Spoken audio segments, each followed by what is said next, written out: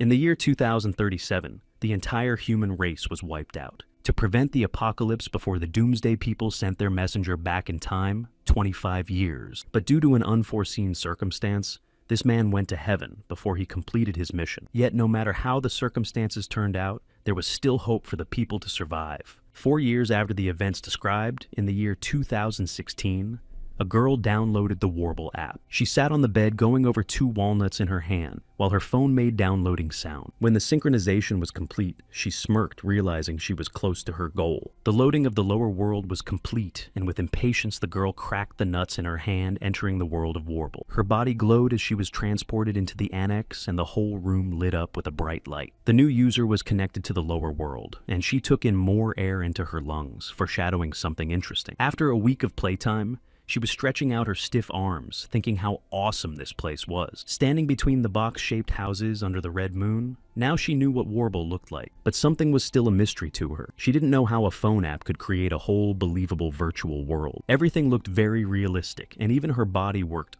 like in a real non-game dimension. When she stopped clenching and unclenching her fists, she came to her senses and started flipping through the app on her phone, because there was no time to waste. The girl opened her profile, where there was her name game time, Warble points, and her awarded human species. Sarah Lee had only gotten 14 points out of 100, at 2 points a day for the week, and couldn't wait to move to the next level. There was a secret in this world, for in a week her body was transformed, and the red rash that plagued her cheeks was gone. Now her face was more monotonous and smooth than ever before, and Sarah felt very strong, like she was ready to compete with a grown man. She was able to move up 10 places on the practice test, because she improved her concentration. It seemed that Warble could reveal a man's true hidden ability. Remembering some of the rules, Sarah started to take off her shirt, leaving only her underwear on. After she took off her skirt, remaining only in shorts, because in the guide to the game, said that the less clothing, the more experience gets avatar. The girl started dancing, realizing how airy she was, and how it would help her in the game. The phone rang, alerting the hostess to the start of a new challenge, and she pulled herself together. Contrary to Sarah's expectations, she wasn't the only visitor to Warble. A man in a black cloak watched her dance intently, sitting on the roof of a tall building. He dangled his feet off the edge of the skyscraper, at the foot of which the girl stood and thought she was crazy. Finishing her strange exercises, she fell to the ground without strength, not understanding why she was so tired if this world was not real. She was resting admiring the moon disk when something strange happened in front of her eyes, and a creature appeared from the dust cloud. The phone beeped that a goblin had been slept on, and Sarah stared at it intently. A green monster in rags armed with a wooden club approached her step by step. It was a magical creature of danger level E with the Tribute of Wishes trait. Sarah covered the half-naked parts of her body with her hands because she hadn't expected Warble to do something like this.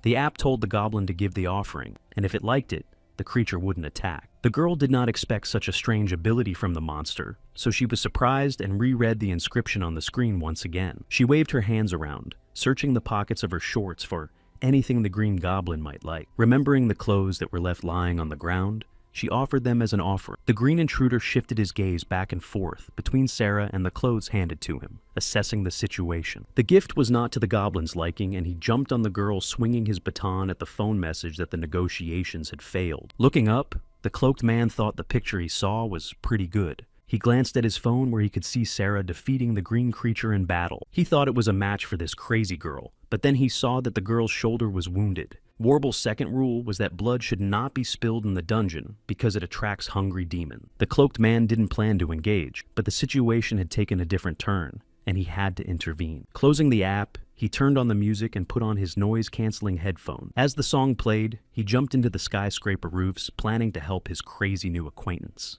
At the same time, Sarah was trying to catch up with a beaten goblin who had lost his weapon. She thought about the fact that the creature was much weaker than expected, and there was nothing to fear. The monster scratched her a little, but the girl was excited to watch the game give her new experience points, which already equaled 32. It was the first monster Sarah had seen in a week, and she was excited to get more experience on it. She couldn't let her prey escape, and reached out in hopes of grabbing it. Almost grabbing the green creature by the scruff of the neck, something made her stop. A bright pillar of light rained down from above, smashing the goblin into mush and severing her left arm. Sarah looked at her hand and the bloodstain in horror, not realizing what had just happened. She couldn't feel the pain of the lost limb because of the shock. Raising her head, she saw the giant and the phone announced that she was facing a Yotun of Danger Class E. The girl was silently horrified, and the appendix finished her by telling her that the creature's peculiarity was a hatred of beauty. Sarah didn't immediately realize that the monster's sharp-clawed fingers were already closing in on her. In one move, the giant pierced the girl through, causing her to hang helplessly on his claws. Blood poured from Sarah's wounds as the creature brought her closer and closer to its toothy maw, intent on devouring her. There was the sound of muffled music and the giant froze. The cloaked man jumping off the roof drew attention, and the monster turned to him. A bright light flashed, and the man chopped Jotun into small pieces, causing him to drop the captured beauty. Watching the pieces of limbs fly by, the creature howled in pain and terror. Swinging for another blow, the swift-cloaked man paid no attention to the monster's suffering. He slashed the monster's carcass with a single blow, and the game notified him of his victory and offered to search the body. A claw of Jotun and 1,000 Jotun ether were obtained after the action was performed. When the monster's carcass dissipated, the man saw something interesting. It was a giant black claw found after the search that the monster used to pierce Sarah's body. The man in the cloak realized that such material would make a good weapon, and pointing the phone at the object gave the order to collect the trophy. The electronic assistant accepted the order and began moving the claw into inventory. The giant fingernail turned into a cloud of black smoke and sucked into the man's phone. After finishing his business, the man in the headphones noticed Sarah's bloody body, which he had already forgotten. She was lying on her stomach with her face in the ground,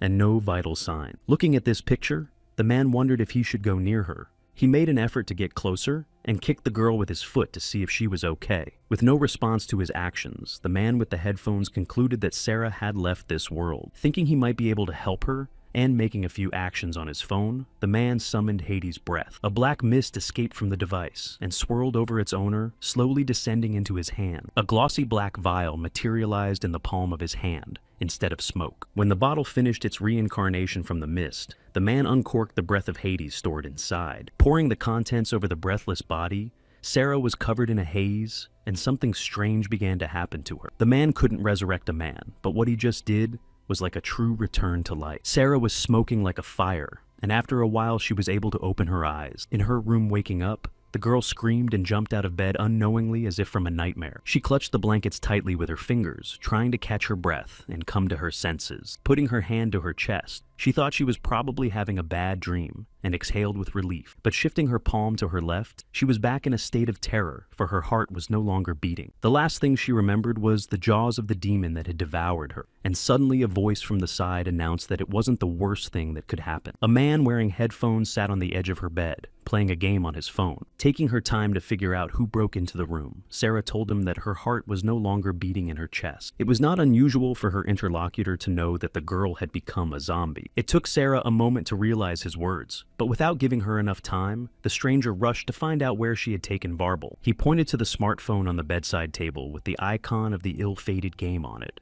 In the lower world, a blonde-haired man in blue shorts massacred Goblin. Carl Kim had just moved up to the second level of the game, which he was overjoyed about. He looked at his body, which had built up muscles during the battle with monsters, and thought that now he could do the Olympics. Suddenly, a stranger approached him and informed him that he would never advance to the third level, fighting only Goblin. Carl didn't have time to fight back before 2 fingers of the approaching man were in his exposed chest. With his arms spread wide, the blonde-haired man fell down due to heart damage. A brown crystal flew out of his body, and the game reported that an etheric pearl had been obtained. Taking the stone in his hand, the stranger concluded that it had a beautiful color and could yield at least 10,000. He threw the stone into his pocket, realizing that ethereal stones were beautiful, but at the same time were this man's source of income. When he looked at his phone, he saw that there were 5 other people alive, 2 of whom he had already eliminated, and Sarah Lee had been eaten by the Jotun. The smartphone reported an incoming call from Sarah, and the man didn't understand how it was possible, since he had just seen a message about her death. The girl screamed into the phone and called him a cheater for what the game she bought from him did to her. Just in case, he asked if Sarah was really talking to him, and when he got an affirmative answer, he stood in a state of shock. When he decided to look into the situation, he offered to meet to return the money or solve the problems with the app. The girl shouted 100. She wanted to see him right now, and a sinister smile appeared on the crook's face. He dropped the call, and Sarah asked the intruder sitting in his room why he was looking for an app dealer. He didn't say anything, but he glanced at the girl who didn't understand anything about the world of Warble. At Seoul Station, people on the subway were rushing in and out of the crowded cars. No one noticed the long-haired game salesman musing that the subway is usually used for two things. The first is, of course, the mode of transportation and the convenient, most frequently used mode of transportation. And secondly, it was the favorite way for the desperate to take their own lives. 118, so this place was often haunted by evil things like demons. While the merchant waited for Sarah, he approached a man of no fixed abode, or, in other words, a beggar. He tossed a few coins to the ground, which clinked and rolled down the subway tunnel. The man in rags raised his head and gave thanks to the virtuous man. But the man didn't let him finish and shut his mouth sharply with the palm of his hand. Grabbing the beggar by the face, he dragged him through the station and wouldn't let go no matter how hard he tried to get away. After the end of the passenger compartment, he pulled the poor man onto the tracks and dragged him along the sleepers. After waiting for the train, he threw his victim under it and made a contract with some creature living in the tunnel. A train arrived at Yeongbu Station, and passengers heard a duty recording about safety while traveling on the subway. When the carriage doors opened, Sarah and the man in headphones leaning against her could be seen heading to the meeting with the dealer. The man was sniffing his nose, and the girl was studying her traveling companion with a sidelong glance. The stranger seemed different to her now than when they had first met, when she had thought he had revived her to re-assassinate her. But now he looked completely harmless and incapable of such terrifying acts. Suddenly, the girl's face reddened against her will when she noticed the long eyelashes of her new acquaintance. The man's lips opened, and through his sleep, he whispered the name of someone named Warlock. His eyebrows drew together at the bridge of his nose, showing that the girl's traveling companion was having a bad dream. He dreamed about a girl who was about to leave this world and told him he was the 13th. She called him Jude, but the young lad didn't know what the unfortunate lady was talking about. Reaching out, she whispered that he didn't have to be virtuous, but there were reasons why they were where they were now. With faith that Jude could change, the girl smeared her steely hand over his cheek, smearing the caked blood. Sitting on the subway, the man replied through a dream that he would do everything in his power. Sarah opened her mouth in interest in what her traveling companion was muttering about, and accidentally woke him up. Jude's eyes snapped open, and he realized the situation. He quickly moved away from the girl's shoulder, and she in turn didn't understand why he was so concerned. Not knowing how to ask if his traveling companion had heard what he was muttering in his sleep, he decided it was better not to say anything. The man turned away and told the psycho girl to call a merchant he knew to find out where they would meet. Sarah was angry at this treatment and puffed up her cheeks. She screamed at the whole car to never call her that again, and Jude agreed to call her Psycho Zombie. When they heard the name of the station, the man with the headphones told them it was time to get off the train. As the girl continued to be angry with him, he got up from the seat headed for the exit. Noticing Sarah slowing down, Jude grabbed her arm and pulled her out of the train car to the sound of her cursing. His face at this moment expressed so the girl got even angrier. She bared her teeth and started to lash out because she didn't understand how he could treat a fragile lady like that. But suddenly Sarah froze and looked around, noticing something strange. There wasn't a living soul in the whole station, and she asked if Jude felt anything unusual. He looked around too, but contrary to expectations, he found that he didn't see anything strange around him. At the same time, Sarah anxiously clung to his arm tighter, no longer eager to let go of her traveling companion. The young people did not notice that they were being closely watched, and when the doors of the new train opened, a cloud of black smoke escaped from the car. The app reported that a Hazard Class E Notcherer appeared with the special ability to link contract. Jumping away from the shattered glass of the train car, the monster appeared before his comrades in full height. It was a skinny, hunched-over creature with spiky growths all over its body. One of the monster's eyes was blind, but that didn't stop the game from proclaiming that Nightsharer wanted to wreak havoc. Sarah covered her mouth with her hands, unable to move at what she saw. Jude stood there with his usual expression, not showing a bit of fear, because he was not new to this world. The girl asked if her companion still felt anything strange, but noticed that he was looking at his phone. He opened a search and found out that the Notcherer is a mixture of a ghoul and a vampire from Germanic mythology who appears after a person has taken his own life. Not missing the opportunity to tease Sarah, Jude noted that the ghoul was probably a relative of the Psycho Zombie. The monster jumped on its prey, whipping its long tongue in different directions, but the man did not make a step aside, continuing to search for information in the gadget. The girl jumped aside and tried to warn her ally to move away from where the creature had struck.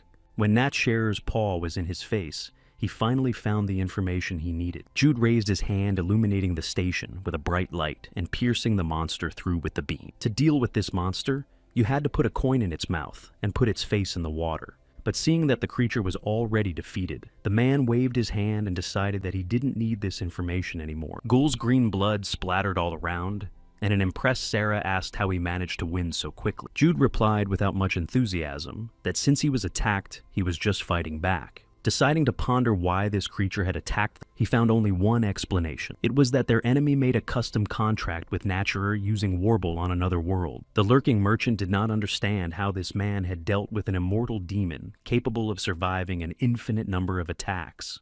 The only thing that could help against the goal was the Ascending Flame ability, and the dealer thought Jude was awakened. A level 5 man wasn't capable of dealing with the awakened one, so the merchant needed to get out as soon as possible. Need at least one performer to beat the awakened one, so the man decided to press the exit button immediately. Before he could make the click, he heard the enemy make the call of Jotun's claw and turned around. The demon's claw turned into a weapon resembling a scythe that was completely black like the original material. Before he could take a single step, the scythe flew past the merchant and severed his leg, splattering scarlet blood all over the station. Jude walked over to his opponent, screaming in pain, and was surprised that he wasn't an apostle. The apostle couldn't have been that weak, so the conclusion was self-evident. The one-legged man wrinkled his face in anger and showed his teeth, asking if the insolent man knew who he was dealing with. Moving on his knee and severed stump, the merchant crawled toward Jude intending to hit him, but he only glanced at his bleeding leg and paid no attention to the lunge. Without taking his hands out of his pockets, the man in the headphones pushed the wounded man with his foot, throwing him off of himself. If the dealer got to level 5 in Warble, he'd know that the smell of blood could attract a swarm of demons to them. But the app salesman wasn't listening, because he was busy drooling on the subway floor. Raising his head, he asked in desperation what this awakened man wanted from him. Standing over the defeated man looking down at him, Jude said he wanted to meet his boss. Besides him, only the 12 apostles had Warble, and the merchant leader was likely weaker than any of their clan. The man in the headphones wanted to crush the man, who didn't want to keep peace in their land. The newly awakened girl slapped her feet on the floor, going to her older brother's room to wake him up for practice. Opening the door to his room, his sister thought the guy had already left, but forgot to turn off the TV. Right now, they're running a report about 100,000 missing Koreans, which could be more, since not everyone has been reported missing yet. The athlete who lived in this house was a blonde guy who was turned into an ether crystal by a peddler. 198. Under the same blood-red moon, the car with 3 passengers stopped in the middle of the forest. The driver's severed leg was held together by the ephemeral threads that make it work. The car's bright headlights illuminated a nearby building that at first glance appeared abandoned. Jude looked at the structure from the window and asked the driver if they were at the right address.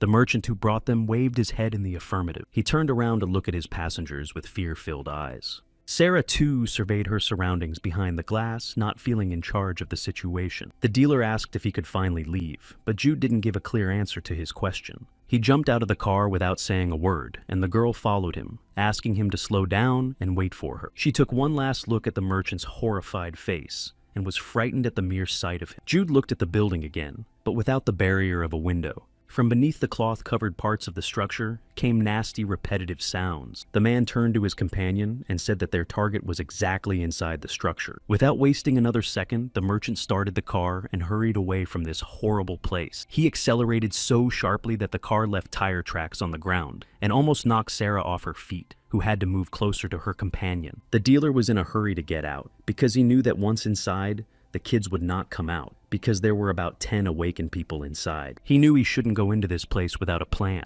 and he wasn't about to follow his captor. Awakened were those who could reach Warble level 10. Their abilities were far from normal human abilities, so the merchant thought Jude was one of them. He was sure that there was no way that this punk could beat a few of his own kind. At the same time, the Jotun Clawmaster summoned the item back into his inventory, and the severed leg of the car driver was no longer glued together. The owner of the vehicle could not keep control, and the car started to flip in different directions. Eventually, in an accident, the car crashed and the passenger inside left this world. The same minute Jude's phone announced that he'd gotten ether pearls for massacring the man. He threw the gadget in his pocket and told his companion to wait outside, because it could be dangerous inside. Sarah didn't expect to be left outside, but there was no time to change her mind as the man was already heading in the opposite direction. Without missing her last opportunity, she asked what Warble was and who Jude was.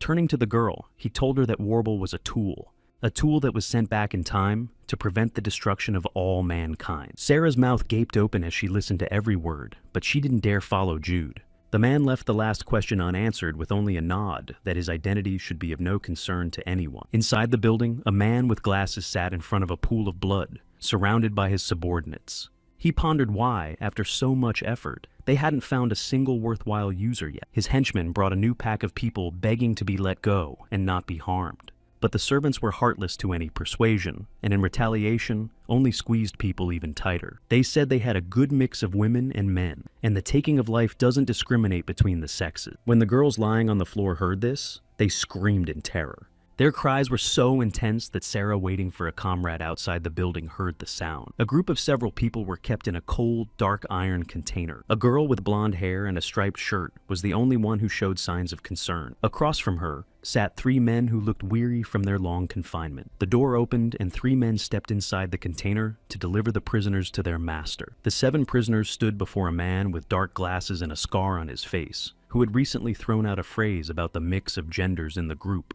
On their knees, the prisoners continued to beg the people around them to let them go, but they were adamant. In response, the gang boss just said that time is money, and they need to get things done soon. The subordinates bowed and began to perform their duties. A new wave of terror washed over the prisoners as they began to stir in the room, for they did not know what to expect. A man in glasses turned on a machine that resembled music recording and extraction equipment. The speakers played music so loud that everyone in the room cringed. After a while, the bodies of the prisoners began to disintegrate into small pieces, and they could only continue to beg for mercy. The blonde-haired girl stretched her hands out to her boss, asking him to let them go, but her body had practically vanished from this world. The man sitting opposite did not make a single movement, for this picture was familiar to him, and now came his favorite part of pleading for salvation. Jude appeared behind the ringleader's back and said he was very curious about what this guy was up to. He realized that there was a training taking place in this room that was very much in keeping with the man with the scar. The boss's subordinates grabbed whatever weapons they could get their hands on and intended to chase the intruder out of their territory. A man in a trench coat came down the stairs and headed for the ringleader,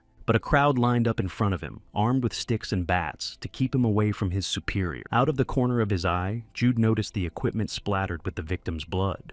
The faction boss answered nothing to his monologue and continued to stand waiting for the intruder's actions.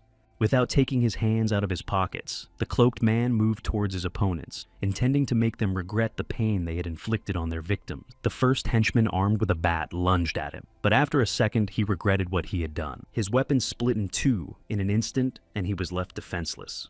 Moving quickly between the boss's subordinates, Jude broke the wooden sticks one by one. One of the batons almost touched his face, but the man was very agile. Before it could reach its target, another bat was cut into 2 halves. Someone in the crowd shouted that they needed to disarm the named guest as soon as possible, but no one could do it. Jude easily dodged all their lunges as he made his way farther into the back of the room. The iron and wooden clubs scattered one after another, as if they were made of paper. After running through the crowd, the man in the trench coat finally reached the main evil in the building. He rose from his seat and clenched his fist in preparation for battle. His hand, covered in a red glow, swept past his opponent but did not hit its target. At the last moment before facing the enemy, Jude asked the boss to wait, and his body split in midair. The scarred man found himself standing in a fighting stance in front of the empty space.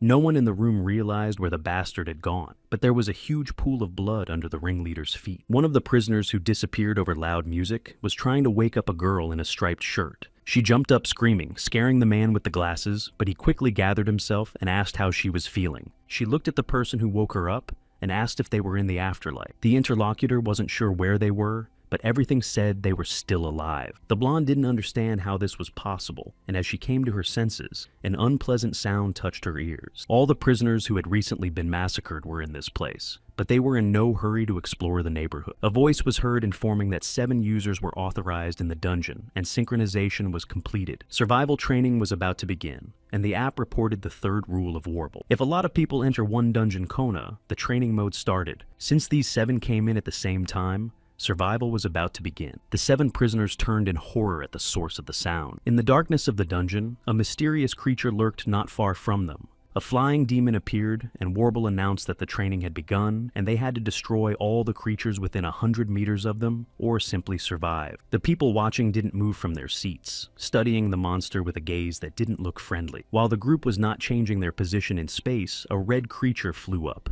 and ripped the head off a man with glasses. The danger level demon D was flying around with his head in his hands, while the game was telling us that his specialty was pleasure-seeking. The 6 hostages stared at the decapitated body of their acquaintance without realizing what was happening. The creature hovered in the air above the man, whose upper body was oozing more and more blood. The 290 observers, whose instinct for self-preservation kicked in, screamed and ran off in different directions. The demon did not pay attention to them, but began to look at the glasses removed from the head that had just been thrown off. He put them on himself, in imitation of the man he'd just taken his life. Through the lenses, the monster spotted 4 more people and rushed after them. In one fell swoop, he sent another prisoner to the grave, and drops of blood sprinkled his already red face.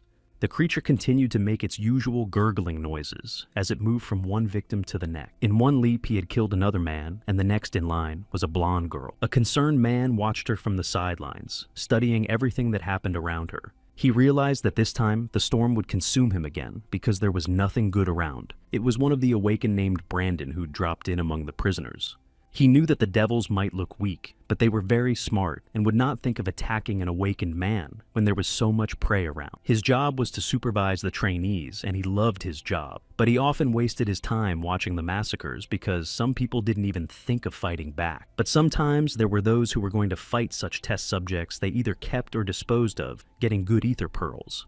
He was staring at his phone without interest, counting how many people were left alive. The girl in the striped shirt was able to escape, but because of that, the monster targeted the old lady covering the child. Grandma and her granddaughter looked at the approaching creature, realizing that soon they would be finished. With nasty sounds, the bloody demon came closer step by step. Brandon, on the other hand, was watching it on his smartphone screen without showing the slightest interest in what was happening. The old woman and the girl were begging to be saved when the creature swung to finish them off in one blow. Suddenly, a bright flash flashed in the face of the unfortunates, and the monster was cut into 2 halves. Brandon was no less surprised, for this was the first time in his practice. The space split, and Varble reported that the awakened one had entered the dungeon for training. Jude didn't like having to break through barriers he disliked so much.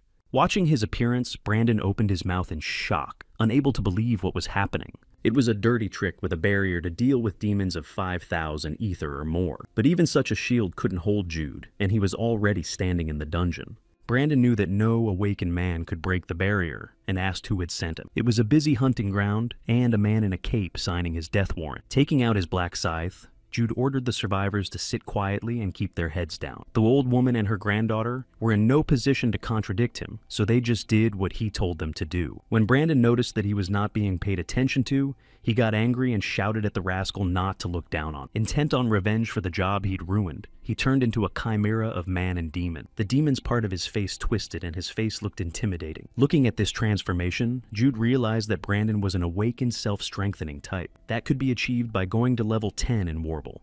There were several types of awakened, and the self-strengtheners were those who could strengthen their own body. Brandon was throwing punches trying to hit his target, but was only pounding the floor to no avail. After another lunge, he realized he couldn't move because something was holding him back. It was Jude's palm that stopped the impact of the awakened man's huge fist. He said all the self-strengthening is just a waste of time. Brandon looked at him with his twisted face, not knowing what to expect from his opponent. Without taking even one hand out of his pocket, the cloaked man turned his palm sideways. The impulse twisted the awakened man's arm and body several times, tying it into a knot. It was eventually torn to pieces by the centrifugal force that was exerted. Confident in his self-reinforcing power, was defeated with one easy push.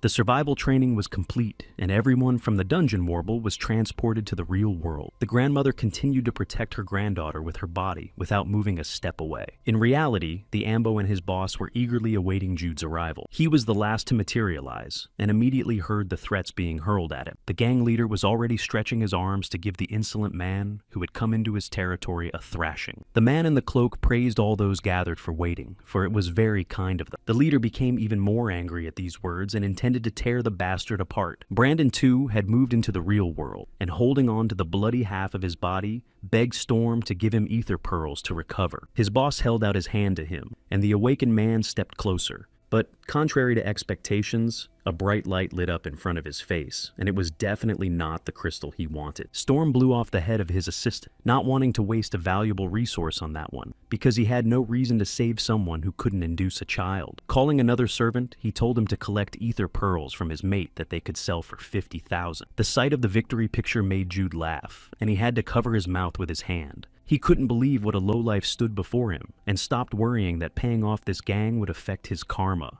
He turned to the old woman and child, and ordered them to wait for him outside the building. One of the mob lunged at Judy from the crowd, intending to hit her with an iron bar. But before he could get close enough, his weapon was shattered, and both legs blown off with a single swing. The cloaked man drew his scythe, and made it clear to his opponent that he was in his way. He looked very intimidating in his desire to kill people who tortured the defenseless. The boss ordered his subordinates to eliminate the intruder, and they rushed in en masse. Every object that could help in the battle was used, but the sticks, bats, and rods fell apart one by one. Taking the phone in his hand, Jude reminded the gang that he wanted to make them feel the same pain that they had inflicted on their victim. Warble completed the synchronization, and the 9 awakened and 10 people excluding Judy from the count were transported to hell. The incomprehensible people looked around frightened, not knowing what had happened or where they were. Storm was the first to realize the bastard had dragged them to Warble. The cloaked man grinned, confirming the gang boss's hunch. The man with the glasses realized that the intruder wanted to save the unfortunate people, but as soon as he got out into the real world, he would deal with all the remaining prisoners. The maximum travel time in the dungeon was only 30 minutes, so the prisoners would not have time to escape. Judy didn't care about her opponent's speculation, because he was going to take them down much faster than the timer would run out. He smiled, bringing that thought to Tempest and making him even angrier. He took off his jacket and ordered his goons not to interfere with their battle. Tempest said Jude is sorely mistaken if he thinks he's a regular awakened. He took off his glasses, and you could see that one of his eyes was burning red. After activating the hidden power, half of the boss's body was covered in fire, and he boasted that he was an awakened magical type. This type was only possessed by 10% of those who reached level 10, and was considered honorable. The magical ones could use psychic abilities like magic, but there were also those who possessed self-strengthening and magic at the same time, with a 1% chance of becoming a combined type, but there were rumors of an even lower chance of becoming a special type. But Tempest hadn't met any special ones yet, so he considered himself the strongest, and Jude had already taken out his scythe, thinking that pearls in the ringleader would be useful. He got into a fighting stance, waiting for the boss to attack. Suddenly, Varble reported that a training raid called a massacre had begun, and people were scrambling. Tempest was also confused because he'd never heard of anything like this before. He's had hundreds of trainings and received many scars, but he's never heard of slaughter, and thought humans were only capable of surviving. A hissing sound was heard all around, and the ringleader began to turn around in an attempt to find its source. He looked up, and his eyes widened with approaching horror. A huge Andromalius serpent loomed over the gathered gang. It was a Class A Calamity-level demon. The monster's specialty was creepy hunger, and frightened screams swept through the crowd. The reptile made hissing sounds as it stared intently at its prey with burning eyes. The bandits were ready to run away, but none of them made a move. The monster opened its mouth and spat out a sweat of purple smoke, destroying everything in its path. All who stood in the way were covered in fog with molten skin exposing white bones.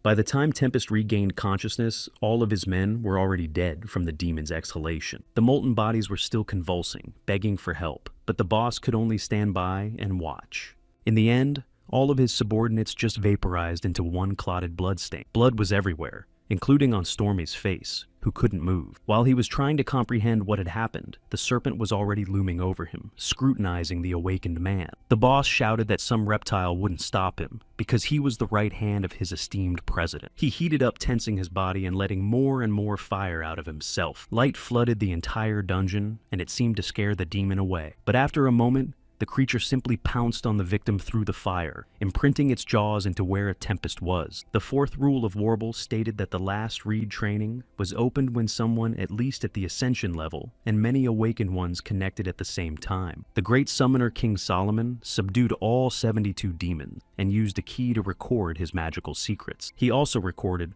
how to summon the demon king that was Andromalius and his favorite black snake. A monster spewing fire and venom, whose eyes never faded, was intimidated by the common man. Jude stood in front of the creature and asked it to surrender nicely. The snake looked majestically at the mosquito under his tongue and couldn't believe it was him addressing her. The man couldn't stand it and asked her to make a decision soon, because he didn't have much time. The monster couldn't stand the insolence and hissed that he would swallow the worm whole. Jude sighed sadly, and a moment later, his scythe was in the reptile's skull.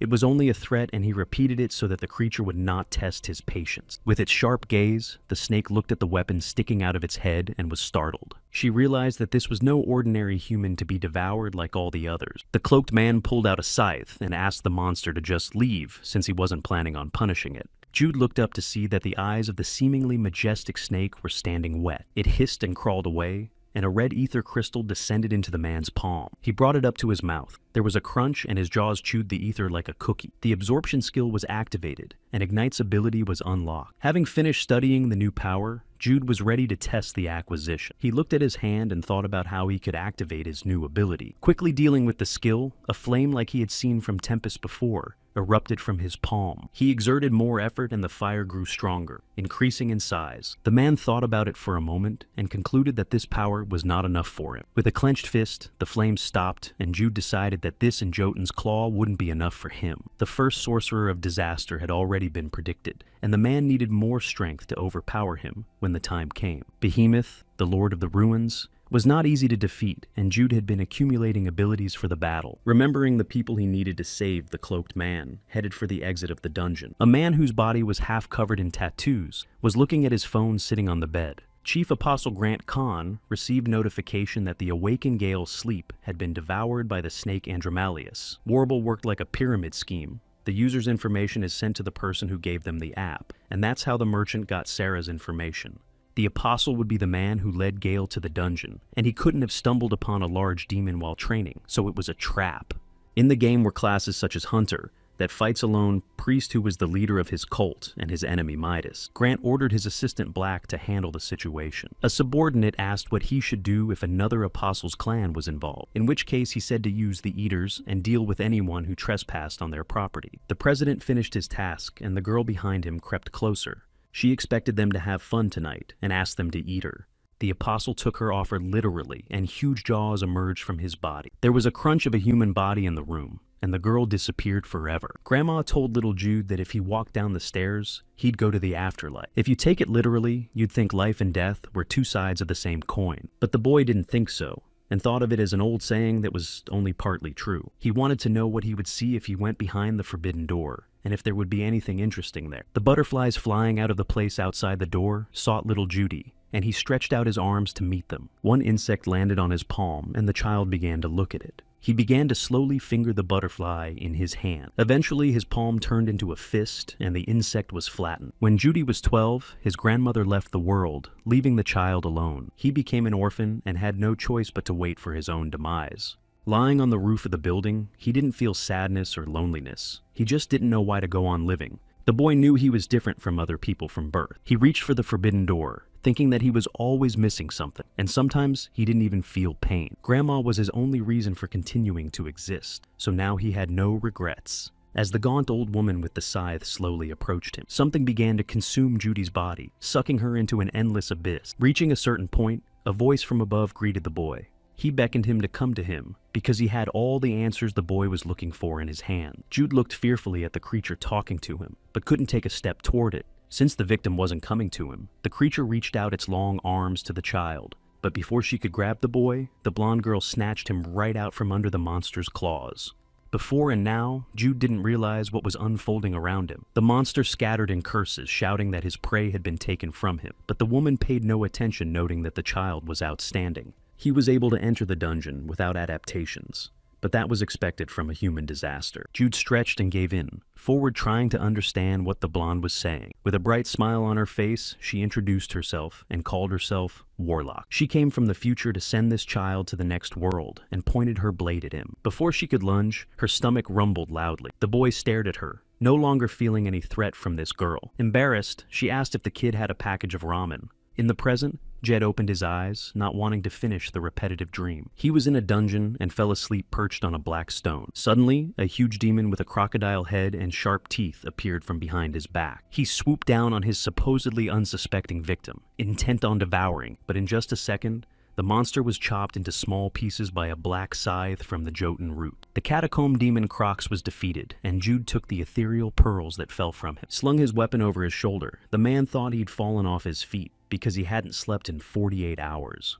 He finished absorbing the 231st stone of the 300 needed to create the weapon and headed for the next target. The car pulled up to another abandoned building, and the driver reported that they had arrived at their destination. Black got out of the car and headed toward the structure where they were already waiting for him. The doors before him swung open, and subordinates greeted the president's envoy. Behind the backs of a group of people, a bound Sarah lay on the cold floor. The masked man asked if this was the girl they were looking for. Sarah crouched down but couldn't get a word out from the duct tape covering her mouth. Her eyes stood wet, and the girl had nothing to do but silently shed tears. Leaving Sarah, Jude disappeared, leaving the girl in a not-so-pleasant position in the real world. She knew that sooner or later, she would be in a similar situation, because the world is a very dangerous place for beauties like her. Now she felt like a damsel in distress in a castle, because she didn't know what those thugs wanted from her. Black stared at her studyingly, guessing that the thoughts in the prisoner's head weren't right at all. He noticed that his subordinate's decision to chain the girl was a bit odd. At his question, one of the men in the room hesitated, but told him that at first they had tried to tie her up with ordinary rope. They wrapped it in twine and thought that was the end of it, but they were very wrong. Breaking the restraints easily, Sarah broke free and continued to fight back against her captors. Black noticed that their guest didn't look particularly strong and clarified if she was a warble player. A subordinate reported that although she was on level 1, she was not a living person. The girl looked at her captors from the sidelines, trying to show that she could be dangerous. When the masked man heard that, he thought she was a familiar created through ritual. Only a necromancer clan could do that, and it would be a big problem. There weren't many people in this clan, but each of them had so many handmaidens they could start their own clan. Deciding to strike up a conversation with Sarah, Black ordered his subordinates to leave the room. They in turn bowed and followed each other out. The door behind the masked man's back slammed shut, and they were left alone in the room. The girl looked at her abuser in fear, imagining the most horrible things he could do to her. In her fantasies, Sarah had already dubbed Black a horny pervert, but really it was a different kind of picture, and he just wanted to get more information out. She cried again, remembering how she had been told that beauties didn't stay in this world for long. At some point, Black realized that his prisoner had misunderstood, but he decided to ask a question. He came closer and removed the duct tape from Sarah's mouth, allowing her to speak. Bringing the phone with the photo closer to her, he asked who the man in the picture was. There was an image on the screen from the car of a guy in the clan's subordinate, and they wanted to know who the man in the back seat was. Sarah got goosebumps when she realized she'd been trapped by Jude again. She told me everything she knew from the moment she accessed Warble until today. Black froze, trying to accept the fact that the girl knew next to nothing about her companion. The prisoner's tears flowed again, for she did not understand what else the jailer wanted from her. The masked man guessed that the familiar couldn't know much about his master, but the information he received was even less than he had expected. Sarah tried to make the most pitiful face she could, and said she wasn't lying in her statement. Thinking about what to do next, Dark concluded that torture wouldn't help him, since the girl was no longer alive. Suddenly, strange creatures began to appear from the shadows behind the man's back, showing first their arms and then their heads and torsos. They became more and more numerous. They were faceless humanoid monsters that made nasty growling noises. They crawled closer and formed a battery behind their master's back. Dark finished his summons and asked if the girl could find her familiar. But suddenly the monsters, without their master's permission, pulled their paws toward the defenseless Sarah.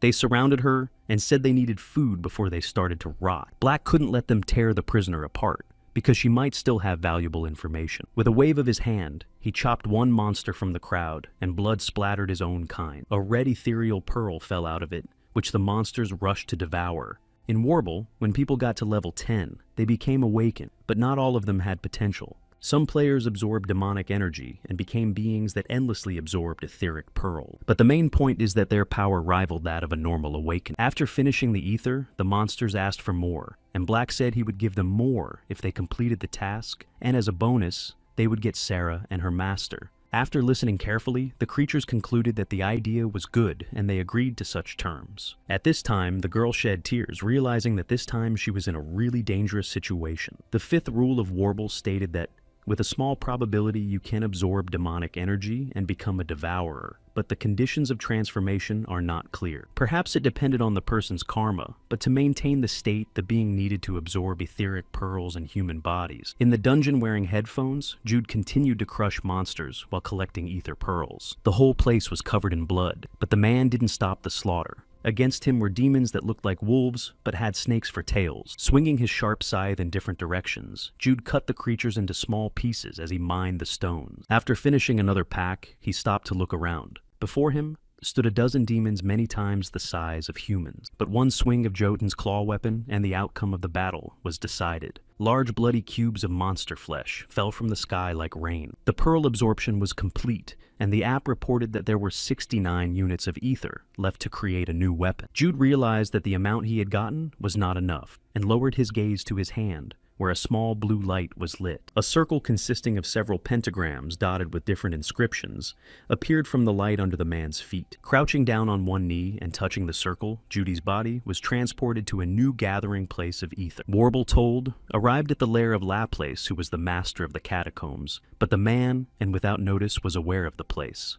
He raised his head and saw a huge shadow above him. It was the nobleman Laplace who had fallen asleep after the stranger had appeared. It was a miasma-type monster of danger level C, and it fed on the dreams of those who seek the master of the universe and prefer sages. The nobleman knew he was the one who had been sent 10 years into the past to prevent the end of humanity. Looking up at the demon from below, Jude asked, "And so what if the catacomb master knows who he is?" No one could defeat Laplace because he knew the future and saw what power his opponent had. The nobleman knew that the man before him was strong, but did not consider him his equal. Unlike the births of other nobles, Laplace's birth was foreseen because he had the wisdom to see through the universe. He saw a future that was constantly changing, and knew that in 10 years, Judas would come along and destroy everything. The nobleman used the time allotted to become stronger, so he hid in the catacombs. Laplace believed he could summon the 72 demons of Solomon and had already lunged at Judy to destroy not only his body, but his soul as well. The man could clearly see every stab of the monster in front of him and was ready to fight back. Dark looked around the domain, watching his devourers devour a huge monster fallen in battle. They crunched the flesh, swallowing piece after piece, sprinkling scarlet liquid all over the place. It was the body of a troll who was rumored to be at war with the gods and needed at least 30 awakened with legendary weapons to defeat him. One of the eaters broke away from his treat and reported that he had picked up the trail of the man who had defeated the Godslayer. One of the monsters was carrying Sarah on his shoulder, and the other was showing her the way to the girl's supposed master. The smell led the travelers to a hospital, not unlike any other. The Warble dungeon was a replica of the real world, so the cities were exactly like the real one. The only difference was that reality was populated by humans and the game by demons. Dark A headed towards the hospital, but one of the eaters stopped him, urging him to wait a bit. With a raised hand, he stopped his master from walking and listened to what was going on inside the hospital. The other faceless monsters also froze, sensing something strange. Darky recalled that the president had asked for this to be finalized as soon as possible and tried to go ahead. The eater reported to the master that there were catacombs under the building in front of them. It was a place inside the Warble with a high concentration of ether, inhabited by demons stronger than those on the surface. The catacombs were the best place for anyone planning to get good stuff. The head of the group remarked that the ruins under the hospital were unusual, but the eater replied that catacombs are always near death. This arrangement was logical, but the monsters that absorbed the demonic energy were not allowed to pest inside the catacombs. The masked man said that if the girl's master is inside, even with the demons, they need to get in. The devourers realized that this place was the home of a demon of nobility, and there was a very strong smell of ether hanging around. After assessing the terrain, the monster reported that the creature inside had the rank of at least a baron. If the situation was like this, there was no chance of getting out of the catacombs alive on your own. Dark asked how many people went downstairs, but the monster said there was only one player inside. He either didn't sense the noble when he went there, or he was blinded by greed. It was a problem because now, the masked man didn't know how to report it to the president. The faceless man said there was nothing to worry about, because the one who entered would either stay in the ruins forever or run out scared. Despite their expectations, a shockwave erupted from beneath the hospital, and the whole area lit up with a bright light. The hospital windows blew out, and the concrete cracked, and the building crumbled like a house of cards. On the surface gave a good view of the hitherto hidden catacombs, and the entrance was now open. The devourer said to get ready, for the man who defeated the noble would soon appear. Dark turned around and ordered everyone to retreat, but it was too late. The demon living in the ruins was too strong for their entire group. Contrary to expectations, not a noble monster, but an ordinary man emerged from the dust of the ruined hospital. The masked man frowned, asking if a demon of barren rank could be in such a guise.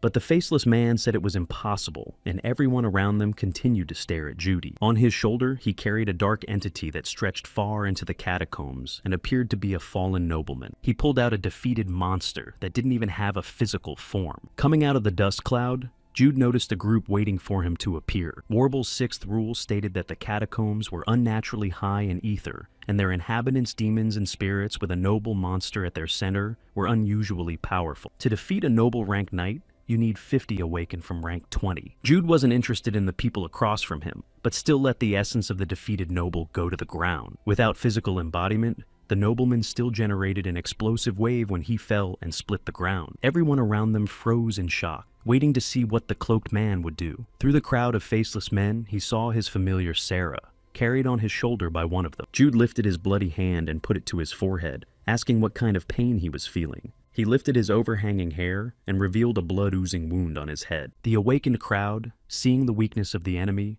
rushed at him all at once. They thought they could survive if they attacked first, but Jude didn't make a move in response to their lunge. The one who defeated the high-ranking demon was strong, but still an ordinary man. And if you blow his head off, he can't recover. So one faceless man jumped to the cloaked man's face. In his usual pose without taking his hands out of his pockets, Jude swung his foot across the tile floor. The bricks lying calmly on the ground flew with such force that they shattered several faceless people. The man started counting how many ether stones he would get from these monsters and got 4 already. Catching one of the creatures by the face with his hand, he slammed it into the ground with all his might, leaving a bloody stain. The 5th ether stone was obtained, and he saw a new pack of faceless ones swarming towards him. Taking out his trusty scythe, Jude cut them all down with a single twist around his axis. By the time the blood of his foes spattered his face, he had counted 10 defeated men. Dark watched from the sidelines as he massacred his subordinates, and didn't understand how this man could be so powerful. Standing majestically over the mountain of bodies, Jude didn't see the guy who'd now lost his army. He'd been training to defend against the other clans. The masked man fell to the ground and crawled backwards on all 4s. The winner took out his phone and started counting crystals, and there were only 8 crystals left to 300.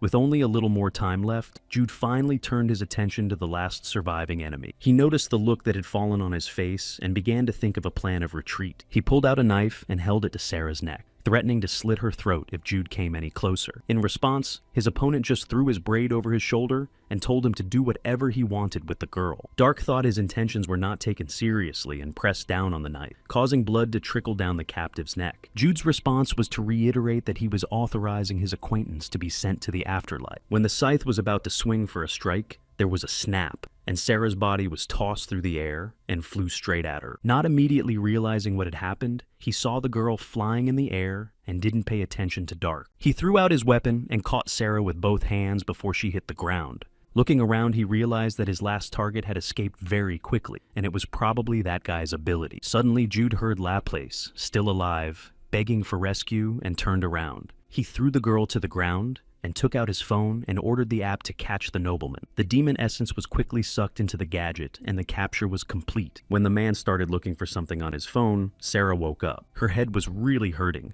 and she sat down remembering that the last thing she remembered was being caught by a strange man. She spotted Jude nearby, and without further reflection, rushed at him, screaming. Without letting her get mad, he pointed his phone at her and ordered the app to catch the psycho. The girl saw a blindingly bright flash in front of her.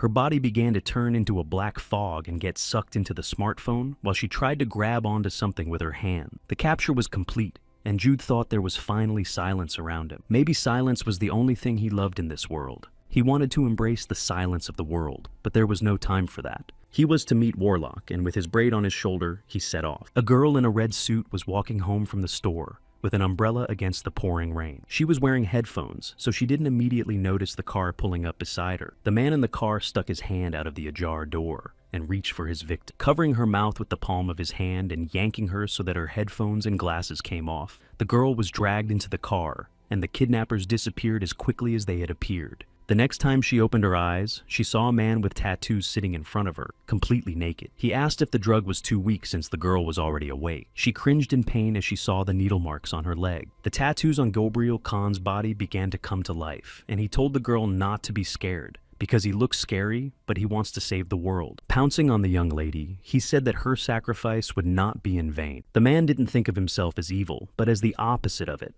and remembered what had happened 4 years ago. A beaten Gabriel was sitting in a barrel with his hands tied and begging his attackers to let him go. The man standing over him grinned, interjecting, asking if the legendary mob boss was really asking them for mercy. In exchange for his life, Gabriel promised to obey their every command. The man with the rod in his hand said to stop the shame and just accept his fate, but he didn't notice Warlock coming up behind him. She got close to the kidnappers, and that's when they saw her. Paying no attention to the men, she walked over to the barrel and asked if Gabriel Khan, the 43-year-old male mob boss, was in it. The bound prisoner heard the voice, but could not see who approached because of his swollen eyes. Warlock congratulated the man sitting in the barrel for being the chosen person with special abilities. In a moment, they were transported to a dungeon where there were no one who could overhear their conversation and no iron prison. The ability she spoke of was the power to save the human world. In the dungeon, Warlock introduced a man capable of preserving the human race. Now Apostle Gabriel is about to devour a defenseless and poisoned girl. He could save the world, and he thought the poor woman should be glad she had a hand in a great cause.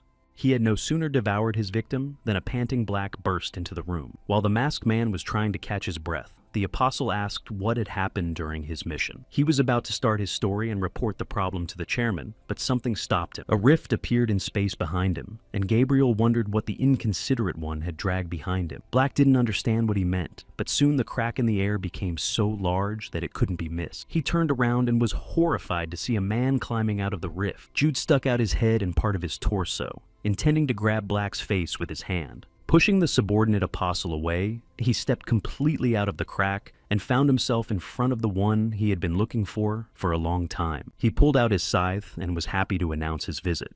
With no sign of concern, Gabriel asked what kind of child had come to his den. At those words, Jude shifted his attention to the man and studied him. His pumped-up body was covered in tattoos that, in some places, resembled the teeth of a predator. And on the bed was a girl who had already passed out and blood was oozing from her leg. For a second, the man with the scythe lowered his head, realizing what had happened in this place before he came. He smirked and answered the apostle's question by saying he was his executioner. Both of his opponents heard this and drilled him with a glare. The rift had reappeared behind Jude's back, and Gabriel had seen such a picture in the past. It was just like the day Warlock dragged him into the dungeon. Since Warlock is not here now, the responsibility for destroying the apostle has fallen on the shoulders of the man with the scythe. He brought a former mob boss and his associate into his world to take them both out. Being completely naked, the tattooed man walked right up to Jude and asked how he was going to handle him if he was a head shorter. The short guy had nothing to say because he was really breathing down his opponent's chest. Gabriel caught on to the name Warlock dropped in the conversation and asked how the brat knew her. Without answering any of his questions, Jude looked up at the apostle and hissed at him to shut his mouth. He didn't understand what hit the kid, so he asked again. Jude repeated that no one with a foul mouth like his should ever utter the name Warlock. Starting with his fist, the cloaked man's body was covered in flames recently obtained in a battle with an awakened one. Gabriel didn't have time to react, so he was thrown back by a powerful jet of fire. A startled Black rushed to his host to see if his president was okay.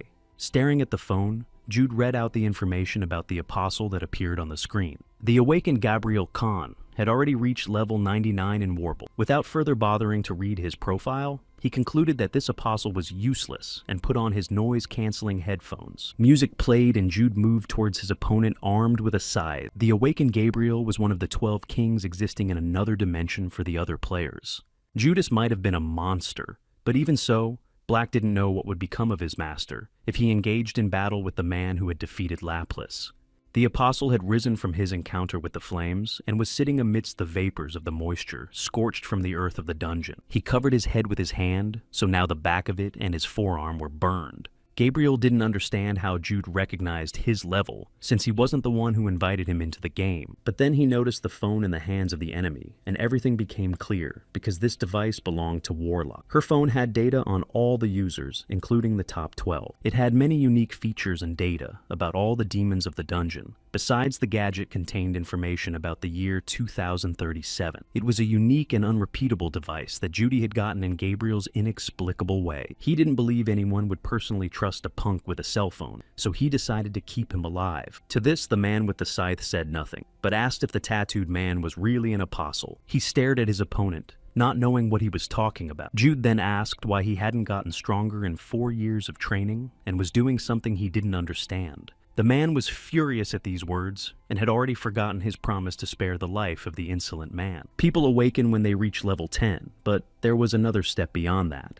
There was a stage called Half God, starting from the 100th level, and ordinary people had to try their best to rise to at least the 50th level. But the Warlock Apostles were different, and of them all, only Gabriel didn't make it to triple digits. Jude thought that even Warlock could be wrong, because she only looked at people's abilities when choosing the strongest, not their personalities. Gabriel got even angrier at this attack and shouted at the little guy to stop talking for nothing. He sat down on the ground and his tattoos came back to life, and he said he was the strongest fighter in South Korea. For the last few years, he's been convinced that he's meant to save the world from destruction. The apostle planned to show all his power to Judy and began to awaken his abilities. The drawings on his chest turned into jaws, and he leapt at his enemy intending to devour. Standing with his headphones on, the man with the scythe turned on his attacker only when his teeth were already in his face. He swung his scythe, and with one blow, he snapped his jaws open and pushed Gabriel away. While the apostle was in flight, he threw him that he was nothing but a weakling incapable of saving mankind. At this time, a crunching sound like the sound of chewing came from the tattooed man's body, and the phone in Jude's pocket sent a notification. Instantly, the apostle's level rose from 99th to 127. It was rumored that Warlock had a little boy in his care,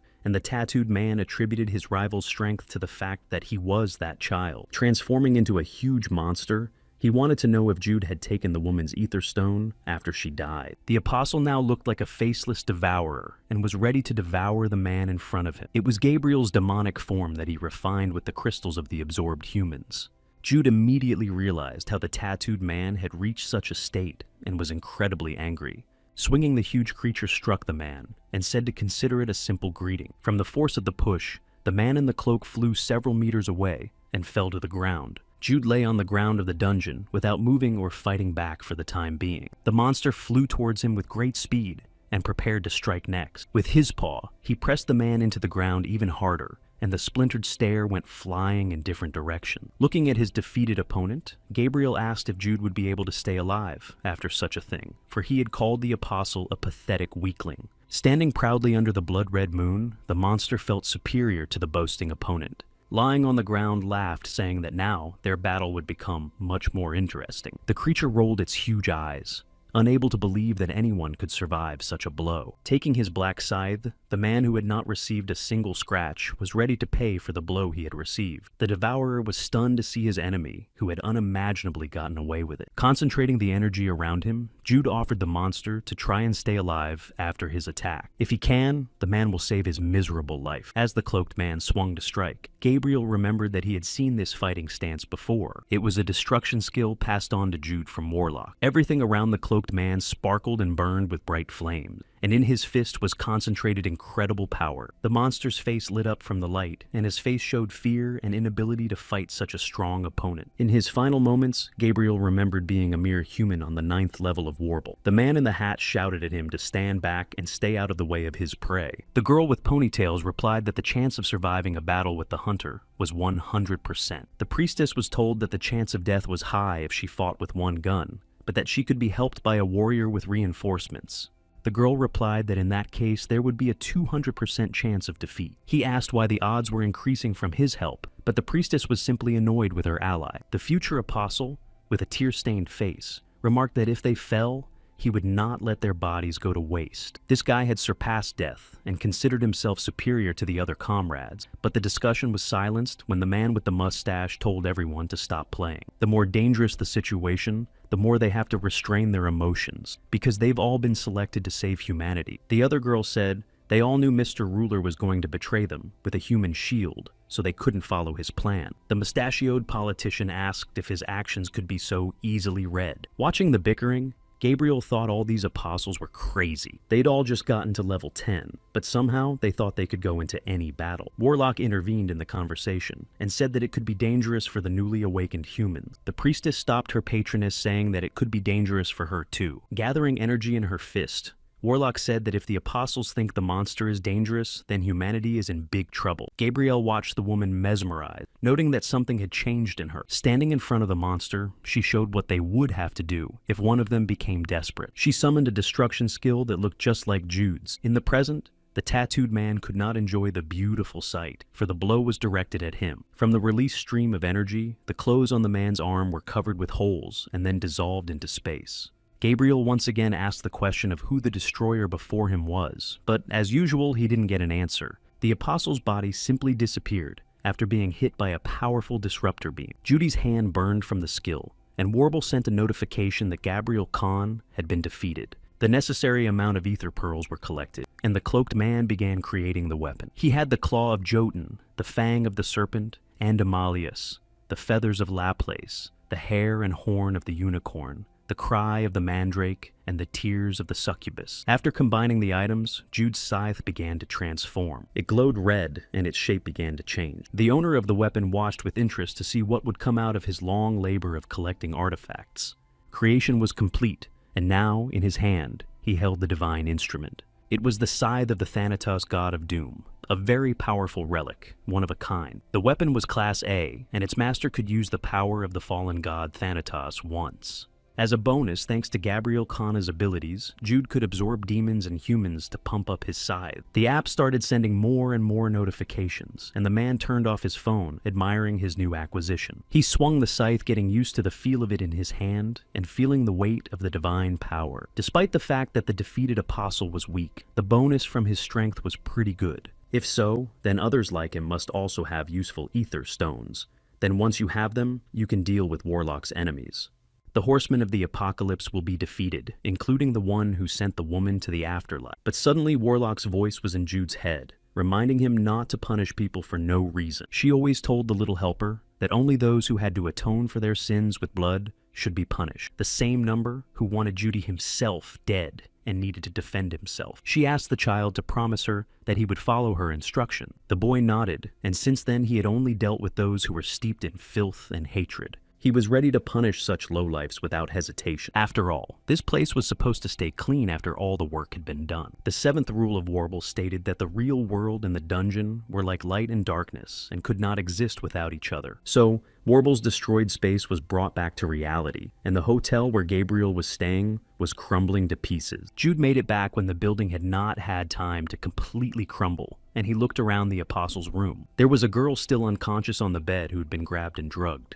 The structure was about to collapse, and Jude made a quick decision to knit the unfortunate one with him. Once out of the trap, he sat on the roof of a tall building, looking at the lights of the city at night. In front of him was the same crumbling hotel with a girl in a red suit lying next to it. With his feet dangling over the abyss, Jude pondered when Warlock would be born in their time. He's bound to feel when they come into this world. Based on her age, she should have been born in the next 2 years, and the man remembered questioning her in the past. She was busy and didn't want to listen to little Jude, much less answer questions. Her big business was eating ramen that she held with 2 feet. The boy remembered that Varrock was born in Korea and wanted to know where her mom was now. She smiled and asked a counter question about why he was interested in this information. She thought the child was planning to dispose of her mother because she couldn't beat her daughter in battle. The woman appreciated the idea, because then she would not be born, and threw a pasta that fell on the floor at him with her finger. Jude dodged the approaching projectile and said he was just curious. The small pasta met the wall and left a huge dent in the brick. Warlock smiled and asked if the child had awakened any feelings since he was asking her about her mother. But the boy simply replied that he wanted to know who gave birth to such a strange, filthy woman as his mentor. The blonde didn't understand what he meant at first and continued to smile softly. But when she got the gist of it, she lunged at the kid, threatening to beat him up. Sitting on the roof, the man was angry that Warlock hadn't told him who her mother was, and now he had to guard every girl who looked like her. If he knew who the one who gave birth to his mentor was, He would surely protect her. He couldn't imagine if the world shattered, and he couldn't protect the one who was her mother, and therefore couldn't meet Warlock again. He looked at the sleeping girl, knowing he shouldn't turn his back on any member of the female sex. Tilting his head, he looked up at the moon disk, which seemed much calmer than in the dungeon, and said he missed Warlock. On June 6, 2012, a blonde woman came to finish Jude off. The boy in his lonely home began to be sucked into an endless abyss. This was the moment Warlock first brought him to the dungeon. The fallen child did not understand where he was, and looked around until he saw a man in armor. She asked why Jude was staring at her, and he couldn't say a word. The woman noticed that the guy looked amused, and was probably thinking something bad. He held out his hand to her, and let out an incoherent mumble like a warning. Warlock didn't understand at first, but then she realized that this child was meeting a demon for the first time. There was a beast with wings behind her back, and she explained what the creature was. After a moment, the monster disappeared from where it was and rushed forward. He wanted an easy meal in the form of a defenseless child and paid no attention to anyone on Warlock. The animal's toothy jaw opened right in front of little Jude's face, and the monster's eyes burned with fire. But the woman behind her did not let the beast eat and cut it in two without moving. The monster's huge carcass fell on Judy and crushed him with its weight. Warlock said it annoys her when the little buggers don't know their place, and asked if the kid had shit his pants. The boy still couldn't say a word, so he continued to lie helplessly under the monster's carcass. The heavy creature began to vaporize, and Warlock told him that if he died in this place, he would also vanish without a trace. She wasn't kidding about dying because she personally planned to send the guy to the afterlife. Jude's first words in the dungeon were an agreement to a quick demise. After Grandma left, there wasn't a day that went by that he didn't want to end his life, although it probably started even earlier, when the boy was stuck in the basement with his father dangling from a rope. On those 2 ill-fated days, he wanted to go after his relatives more than ever. Warlock, watching the desperate child, asked if he wanted to know why they wanted to destroy him. Jude knew that the old woman with the scythe came unexpectedly, so he didn't understand why he would want to know the reason. The listening woman's eyes were wet, but eventually she managed to smile. She shook the moisture off her eyelashes and announced happily that she had changed her mind. Moving closer, she took the ether crystal left from the beast, and Jude didn't know what she was going to do with it now. A red noose appeared around his neck, and Warlock said she couldn't just kill a child like that. Because after all, Jude was a grimoire. A grimoire was someone who sacrificed his kind to demons and was an enemy of humanity, and Jude's future was to be king of the grimoires, so he should have fallen to Warlock as a child. The woman left, and the boy finally got up off the floor, staring into the darkness in front of him. A rock of ether was flying behind him, and Warlock's voice from above said she wanted to see how long the guy could last in this hell. Sprite-type demon Badan sprang to life with an awarded CD class and a characterization for a love of fresh flesh. There was a winged monster in front of the kid, and all he could do was squeeze the ether crystal tighter. The creature struck the first blow with a desire for human flesh, and Jude flew back from the force of the attack. He covered his head with his hands in horror, watching the demon this blonde woman had left him with. The monster hovered in the air, watching his defenseless victim. The demon attacked Judy over and over again, and the crippled child could only cover herself with her hand. The assailant pushed the boy's body away, and he fell to the ground after flying a good distance. Ripping a few tiles from the floor, he threw them at the creature, hoping to defend himself. But then Jude coughed because his wounds were bad enough to cause internal bleeding. A handkerchief thrown at an opponent was like a mosquito bite to him, and Devin began to move closer. Continuing to cough and choke on the blood in his throat, he looked at the monster, not knowing how to gain the upper hand. As the beast came close to him, the boy remembered Warlock's words about shitting himself. That made him angry, and on his bloody face he was very furious. The kid knew he was incredibly easy to teach.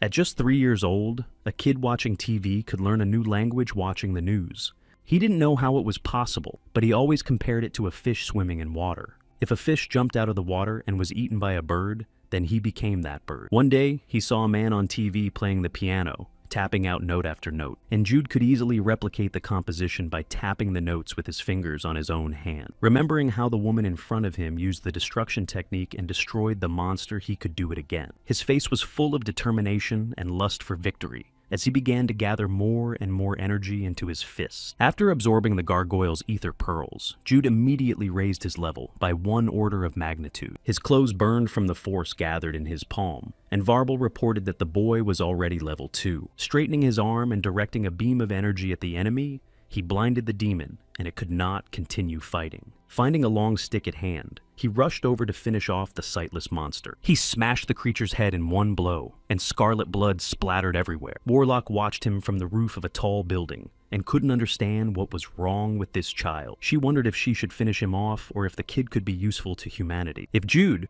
who's supposed to be king of the grimoires, doesn't sin, he'll be a friend of the human. After finishing pounding the monster, the boy looked back because he saw several shadows on the ground. Warble slew the demon troll king of goblins and the demon scarecrow, who were very high-rank Ts. The child couldn't help smiling because he was having a lot of fun. Watching this madness, Warlock changed her mind and decided to keep the valuable instrument alive. She put on the boy the shackles he was wearing even now. They were no longer around Judy's neck, but on her left wrist. He often looked at his hand with the red bracelet and thought of Warlock wearing it. At the time, the man was a little fool who recognized his weakness and therefore loved battles. For someone who didn't experience normal human emotions, fighting was the only way to get pleasure. But his fight with the Apostle was much duller than expected, and probably the others will be disposed of just as quickly. He was now looking forward to only one calamity, the coming of the demon of gluttony, Hippo, who will devour everything around him. The monster's huge blue eye will loom over the human world, and people will be terrified. Normal life will never return, and the human race will be left to survive. Jude imagined the rumbling in the stomach of the ever-hungry demon, and goosebumps ran down his spine. In reality, it wasn't a demonic rumbling, it was just his stomach. He glanced at the ramen pot that had not been used in so long that it was covered in acrid mold. Suddenly, the phone on the bed rang, attracting the attention of its owner, and it was only then that Jude remembered Sarah was trapped in his inventory. He took the gadget and flipped the screen down to shake the girl out of it. With a startled cry, she materialized out of the black mist and fell to the ground beneath. Jude watched her, not knowing how the psychotic lady would behave, but contrary to his every expectation, she huddled in a corner and began nervously biting her fingers in complete shock. She came back from the portable vault that was an infinite dark place in an alternate universe. And Sarah wasn't imprisoned there alone. She was surrounded on all sides by all manner of evil and the decaying remains of fallen demons. It had been a living hell, and now the girl was incredibly happy to be back in reality. But someone pulled her out of her reverie by kicking her in the back. She turned around and saw the foot of Jude ordering the psycho girl to make ramen. Then he added that she shouldn't add eggs to her food, and Sarah was completely taken aback at the insolence. None of the people knew if demons were real, and if they existed. No one understood what they were. These were the thoughts of a girl lying on the ground, in front of a trio of men crowded around her, and she didn't understand why she had to go through this hell. She looked up at the moonlit sky and begged these people to let her live. Tears streamed down her face, and one of the trio asked why she thought they were going to take her life. The leader gave the order to attack, and the other two threw themselves at the girl, but suddenly a crunch was heard from the side. A guy in glasses and hospital clothes with a broken leg and arm showed up. He peered through the lenses with his blue eyes, studying what was happening. One of the gang walked over to the lookout and took him by the scruff of the neck, telling him to get lost, and not to spy on them any further. But a moment later, the guy's healthy hand stuck a knife into his opponent's stomach, and blood gushed from the wound. In his next move, he ripped open the man's belly and swung half his head around. The rest of the bandits' faces were splattered with blood, and they screamed that this lunatic had finished them off Charlie. The guy shook the knife off the moisture and heard the notification that he had stabbed a man with negative karma, and contractor Julian Park's karma had increased. He threw out the Victimo book he'd been cradling and said to begin the sacrifice. The book hovering in the air turned the bandit's body into black smoke and sucked it into itself, and a voice reported that the condition for summoning had been met. He smirked and made a call to the Citatorium. The book replied that contractor Julian could summon 3 types of demons to his liking. He summoned the demon Badaj and ordered him to send the remaining bandits to the afterlife. 2 men stood opposite him in terror without moving from their seats, and in a moment, they were executed. The guy smiled a demonic smile, and the contractor's karma increased again, raising Julian's level by 1 division. He squatted down and asked if the kidnapped girl was okay. Her face flooded with tears of joy at being rescued, and she nodded quickly. He smiled at that and said he was glad she was okay because he preferred free victims. The unfortunate one trembled again with terror and asked what it all meant. Without removing his slight grin from his face, he ordered Victimo to begin the sacrifice, and the book opened again, steaming in the air. By Jude's order, the ramen had been cooked, and now he was greedily eating it, slurping the broth in front of an angry Sarah. She personally prepared the food, but they wouldn't let her taste a bite. When the man threw away the empty pot and said he was full, the girl's face grew even more gloomy. Sprawled out on the floor, Jude patting his puffy belly without noticing it. Watching this, Sarah felt like she was about to reach a boiling point. The man looked at her from under his bangs and said he wasn't full, and now he wanted something sweet. When the girl heard this, she flared up, but could not object to her master. Blazing with anger and a strong desire to beat up Jude, She went to the store to get something with sugar in it. She bought the first $2.50 candy she could find and aggressively threw it in the bag. Sarah returned and threw a package of cookies on the ground, in front of the man waiting for a treat. Her anger was so strong that her hair stood up like an electrified cat. Jude declared that he didn't like cookies, and the girl went shopping again. This time she brought a packet of sweet noodles, but the man refused to eat it because he had just eaten the same thing. Once again, Jude returned from the store and refused the food he'd brought and said he wanted ice cream. Sarah had to go to the store so many times that there was a huge pile of boxes behind Jude's back, and the girl was lying on the floor with no energy. Eating a spoonful of pudding, he caught himself thinking that he liked having a subordinate very much. In addition, he guessed why Warlock always kept it handy. The girl glared at him, but couldn't open her mouth to argue that she wasn't his slave. Jude noticed that Sarah had something to say and gave permission to talk, but at the first curse that came out of her mouth, he regretted his decision and closed her mouth again. Being enlivened by the magical power of this bastard, she couldn't disobey since she was now his familiar. Standing up from the pile of boxes, Jude said he was done with dessert and had some work to do. He started pulling down his sweatpants and his underwear showed. Sarah hurriedly turned her head away and looked anywhere but at Jude, not realizing what he was up to. The girl's head was spinning only obscene thoughts because she considered herself an irresistible beauty in front of which not a single man could not resist. The girl squeezed her eyes tightly shut, imagining the worst-case scenario. She was pulled out of her musings by Jude, who, zipping up the zipper of the tracksuit she'd just put on, asked why she was breathing so strangely. Sarah was a zombie and couldn't be sick, which meant her breathing rate and temperature couldn't be brought down, and that was weird. She looked up and realized that the Mon just wanted to change his old clothes for new ones. Jude assumed that the girl was in such a weird state simply because she's psychotic, and Sarah went on another rampage. Deciding that nothing bad would happen to her,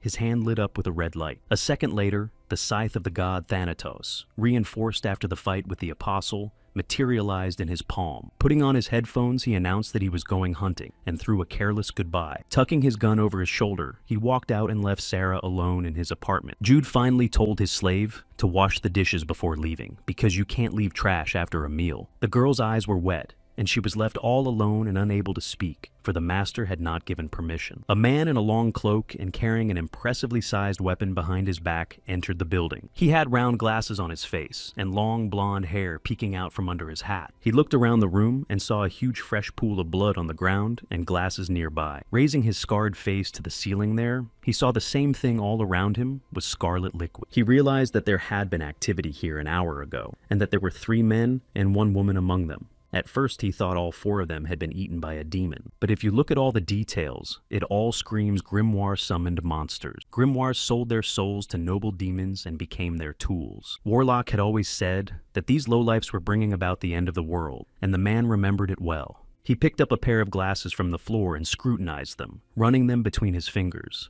Looking up, he laughed gleefully and told the owner of those lenses to look forward to seeing him. He crumpled the glasses in his palm and brought them to his mouth, chewing the crunching glass and promising their owner that the same thing would happen to him. Julian, who had lost his glasses, huddled amongst the crowd of people and remembered the 8th rule of Warble. Players leveled up with monsters or pearls, but grimoires were raised by selling their souls and sacrificing people. They hastened the coming of the apocalypse, so Warble users prioritized massacring the grimoires.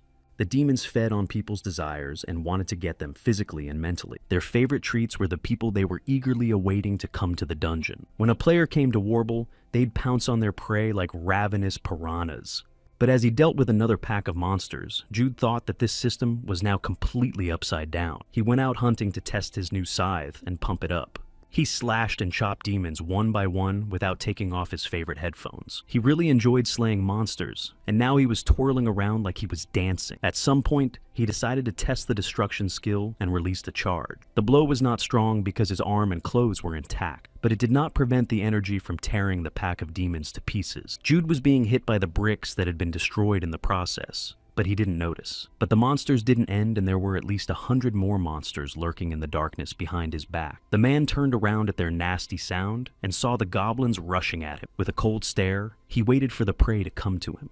But as soon as he looked, the demons ran in the opposite direction because they wouldn't dare to attack him head on. At this point, Jude was ready to chase them down and chop them to pieces. One sweep of the scythe, and dozens of ether crystals sprinkled from the sky, soaking into the weapon and refining it. After collecting all the stones, the weapon level only went up 0.1%. The owner of the scythe realized how long it would take him to pump it up with such small monsters, and thought he should get a new noble. He already had Laplace, but he couldn't feed him because he still needed the bird. There had to be another way, like feeding the weapons to humans, but then it would take at least 300 bodies, or at least 10 virgins, and then he could develop the scythe faster. He only smiled at the thought and said that Warlock would never do such a thing, even out of necessity. She was always an idealist who valued every human life, which is why she died trying to save little Judy's life. He always thought it was stupid, but he never thought of ever sacrificing human life for himself. He promised Warlock to live by her covenants, and he never broke his vow. Jude looked around and realized that the demons were gathering again, including the large Argos Grenipnil and the Gremlin. Getting into a fighting stance, the man ordered the monsters to attack him and not waste time. The creatures stood before him, hungry for human flesh, and hunger clouded their minds. Smiling his devilish smile, Jude reiterated once again that he was in a hurry and the monsters needed to hurry. The group administrator Midas created a chat room, inviting the warrior miracle worker and the ruler, who started a dialogue about the fact that the other apostles would not be able to join. Many of them were abroad, and the others did not like such discussions. And after a few minutes of idle chatter, Warrior asked what they had been gathered for. 1011 Midas reported that Apostle Gabriel had left their ranks, and all who read went into shock. The warrior said that if it weren't for Warlock's ban on fighting each other, he would have personally come for Butcher's head. Even though he was trash among the fellow miracle workers, still wondered who dared to touch him. 10 and Prince Gabriel wouldn't go deep voluntarily, and the girl thought a certain Grammy might have been involved. The warrior was outraged to hear this, but the miracle worker quickly shut him up, asking him to learn to hide his true age. They continued their verbal altercation for a long time, before Midas told them to stop their idle chatter. The administrator thought that the grimoires could not be dangerous yet, and Warlock had killed the one who could become their king. So he suspected that the apostle who hated Gabriel more than anyone else might have done Gabriel in. But Warrior countered by saying that, although he's crazy, he wouldn't break Warlock's covenant, and he's too busy tracking and catching grimoires. Midas said they couldn't ignore the issue anyway, and asked the apostles to bring up their clan members and sort it out. He speculated that it might be related to the first harbinger of the apocalypse. All agreed to help out between raids and training, and soon Midas was left alone in the chat room, resenting the fact that the apostles called him Mr. when saying goodbye. After a long battle, Jude stood covered in demon blood and tried to catch his breath. In front of him lay huge green paws, whose owner had already gone to the other world. It was a huge troll and his helpers who couldn't handle a simple man. Jude exhaled and checked the scythe's readings, which were now 1 whole and 0.1%. He spent 15 hours hunting, and only got a percentage at this rate. He won't be able to pump weapons in time. To fight the first warble catastrophe you need at least a tool of rank C or higher. At the same time, he couldn't go down to the lower level of the dungeon to pump up his weapon, because the scythe was too weak. Jude stood at the entrance to the lower circle of warble. The lower, the floor, the stronger the demons dwelt there. The nobles who lived there were eager to see him, but the man didn't want to give them a chance to kill him. In his thoughts, he didn't notice something watching him from the darkness. A nasty mist touched Jude's neck, making him turn around warily. Right behind him, a huge demon that had been waiting for this man jumped to the ground. It was a huge dinosaur-like creature with huge fangs and claws. On his back sat a black rider who seemed to have spent a lot of time looking for Judy. It was the monster Gamori, one of the great monks of Lemagit Danger Level C, and the man hissed upon seeing him. The demon wanted to take him with him, because Jude had needed the monsters for one conversation for a long time. The Lemagatin was a magical text, and Solomon's little key describing all 72 demons of Solomon, the ancient king of Israel. At Yangjin High School, it was a normal school day, and all the students were in their classes, including Sarah, who was invited to lunch by a friend. But looking around, she saw a very annoyed girl who had been weird lately. The friend wondered what was wrong and realized she'd been acting unusual since Sarah went missing. She looked very pale and used a lot of perfume that went up her nose. But despite the abundance of odors, the girl smelled like rotten meat that had been in the refrigerator for a while. Hearing the rumbling in Sarah's stomach, her friend thought that her classmate was at least feeling hungry. In the school cafeteria, Sarah glared at the tray of food and mentally tried to curse Jude. She couldn't open her mouth since yesterday because the owner wouldn't let her. The girl was very hungry all this time, but she couldn't eat. Looking at her friend eating her lunch, Sarah realized she felt strange. She moved closer to her neck, burning with the urge to take a small bite. But as soon as a classmate asked her what she was trying to do, she pulled away without realizing what she was trying to do. This was strange behavior for her, And Sarah screwed up her face again, starting to blame Judy for all her problems. She remembered what he said about her now being back from the grave, and therefore having to feed on people. Hitting the table with all her might, the girl jumped up, not wanting to think about zombies anymore, because she didn't think she was one. Burning with desire to see her abuser, Sarah headed for the cafeteria exit under her friend's concerned shouts. James had always been a loner, but you couldn't say he was lacking anything compared to other teenagers. He was one of the best students and the teachers could trust him. He was always confident when answering in class and his tutors were pleased, but he had few friends. James's high school life was pretty good until one point. The teacher was ready to hand out the test papers and asked the students to make sure there were no extra items on their desks.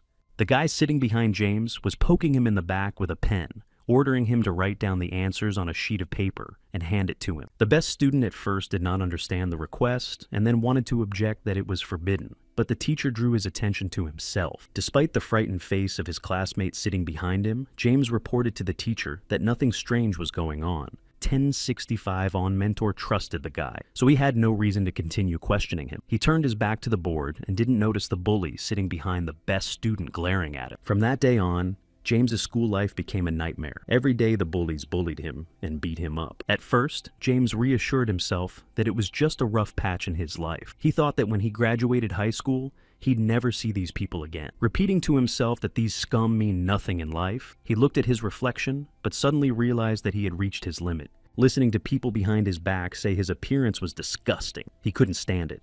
He threw up in the toilet and the taunts only got louder. The man who ended his quiet high school life told him to clean up his mess when he left. The next thing James remembered was standing on the roof of the school looking down. He realized he couldn't go on like this and took a long step towards the inevitable. In defiance, he opened his eyes in a hospital bed, breathing in artificial oxygen through a mask. His right leg and left arm were broken, and his veins were filled with IV fluids. A bully who turned out to be the son of a politician only got a month's suspension from school. James wasn't on TV either, and social media posts disappeared the day after they appeared. It was the end of the guy's desperate resistance to a rotten system. When he got back to school, he went straight to the recording room. The school children inside asked what they could do to help James.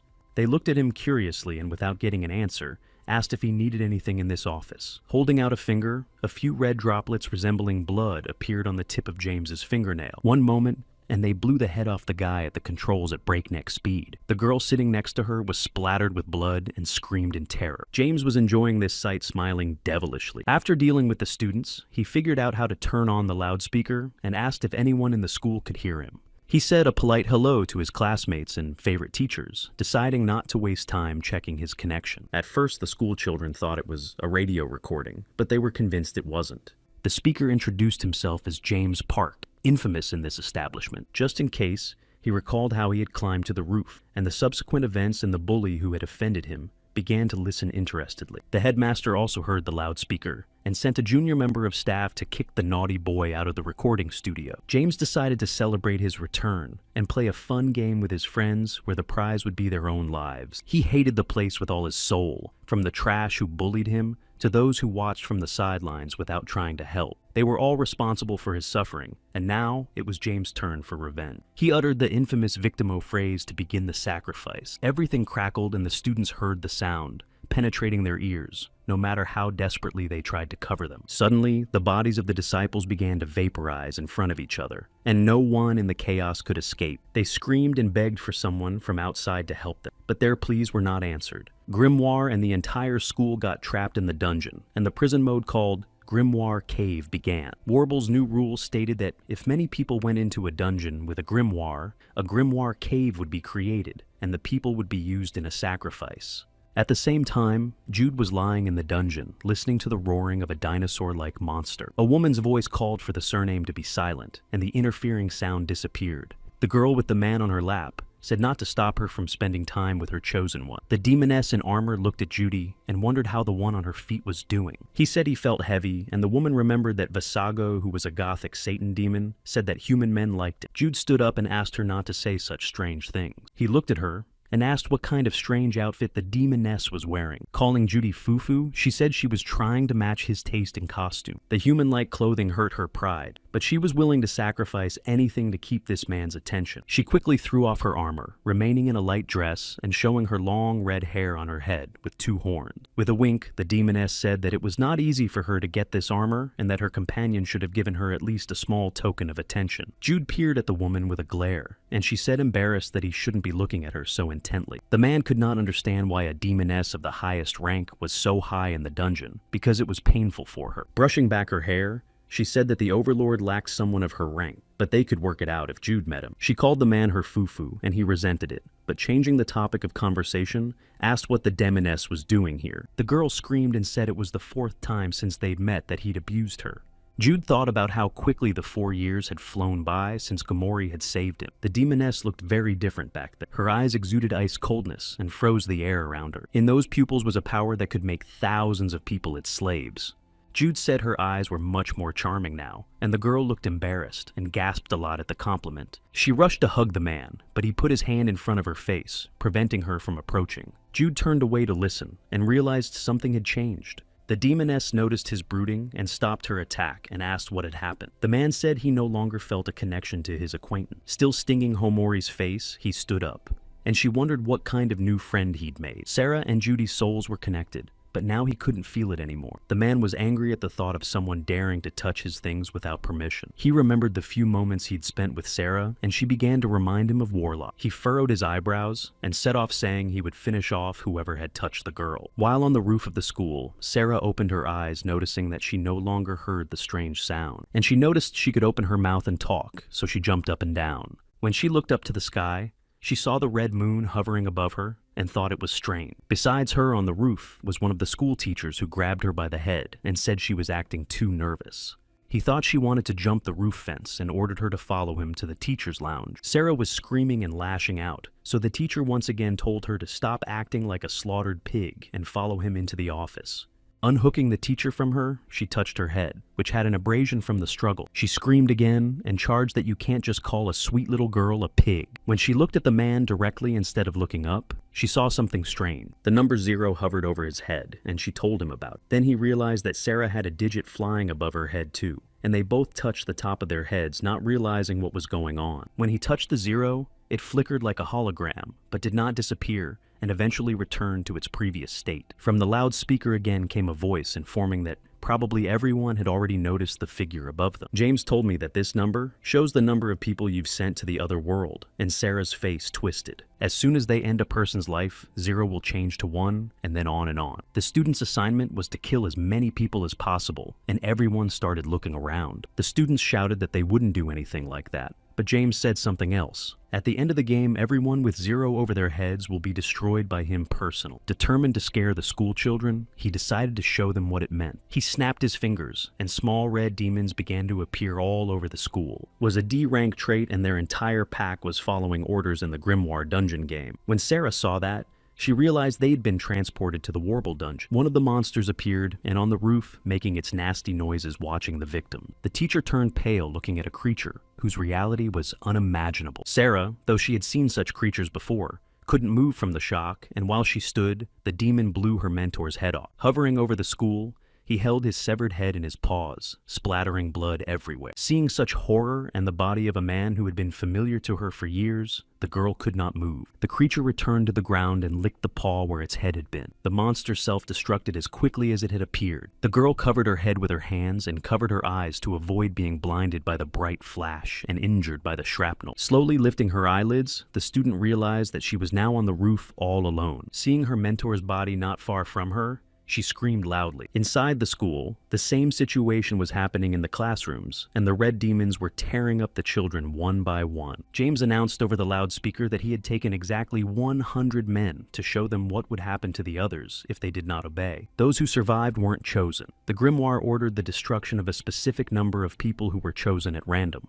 but the remaining 277 should not relax as the game has just begun. James started a timer for 10 minutes, during which the remaining students had to ruin at least one person to avoid being left with 0. If the number stays the same, at the end of the term, the demons will take everyone who disobeys the order. Some students rushed to play, and the girl was already strangling her classmate, saying that she was sorry for everything that happened. As soon as a one lit up above her head, another girl swung a chair at her. Jasmine had always been annoyed by her classmates' braggadocio, and she used it as an excuse for her act. The girls behind her asked why she did it, and she said that they had to hurry to avoid being killed by the monsters. Sarah came down from the roof and searched the classrooms for her friend. She was out of breath from her long run, and tears glistened in her eyes as she swung open another door. Under one of the desks, she saw her classmate holding her head and splattered with blood. She cried and told Sarah that she was very scared, because if the creatures had taken everyone around her, they would come for her. Sarah ran up and hugged her friend, saying that everything would be okay,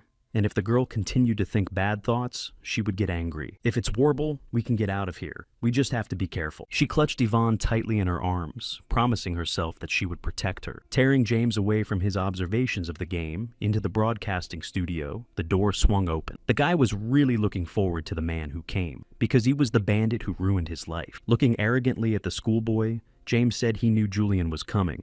Calling his classmate a psycho, Julian clutched his cell phone tighter in his hand as the Warble download window lit up. When James saw this, he picked up his sacrifice book. Raising it in the air, he asked if the bandit liked the spectacle he'd made at the school. Showing the screen with the app, Julian said the guy was over the top, and the little things of water he shouldn't be sticking out. Saying that James was wrong to think he was special for summoning a couple of demons, he waved the phone away, covered in fog. The bandit had Warble's power too, and he wanted to teach the boy a lesson. Bending over, he tore up a piece of floor and threw rocks at his opponent, and while his field of vision was closed, he approached.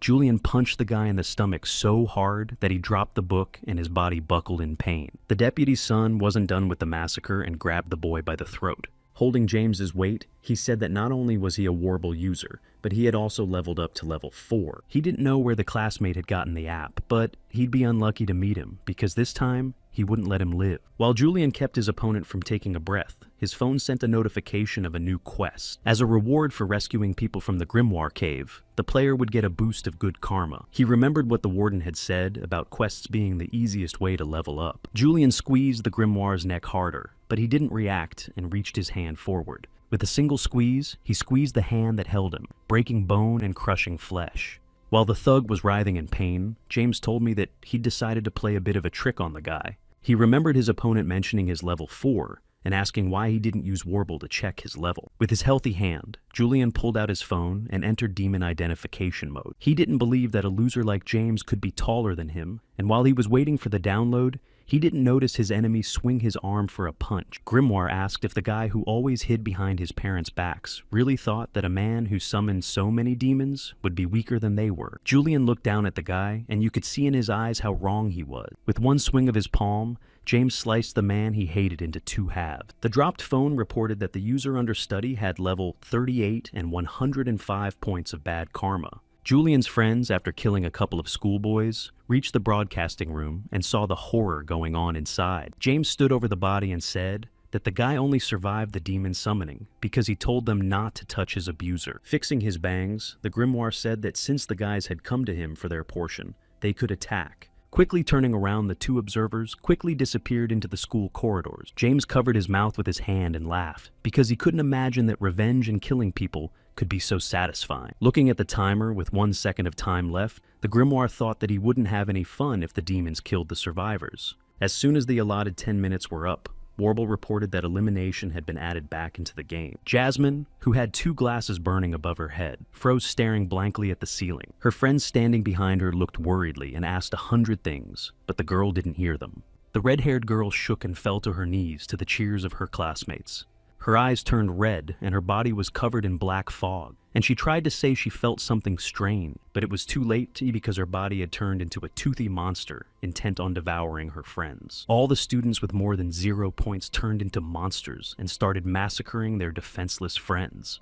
The girl who survived tried to shout to Jasmine, but the monster didn't hear her and almost closed its jaws on her head. Before he could reach his friend's body, the head flew off the monster's body. The miraculously saved student stared at the rift, appearing in space in front of her. An armed apostle came out and shouted joyfully that he had finally found the grimoire. The hunter penetrated the grimoire cage, and Varble announced it, also reporting that this person was a 188th level. Sneaking into the cave of the blacksmith, the apostle saw the monster in front of him and hurried to shoot it. He had already saved one defenseless life and went in search of more monsters. Dissolving into thin air as quickly as he appeared, he moved through space from monster to monster. A succession of shots rang through the school, and the next portal of the Apostle opened right in front of the grimoire's face.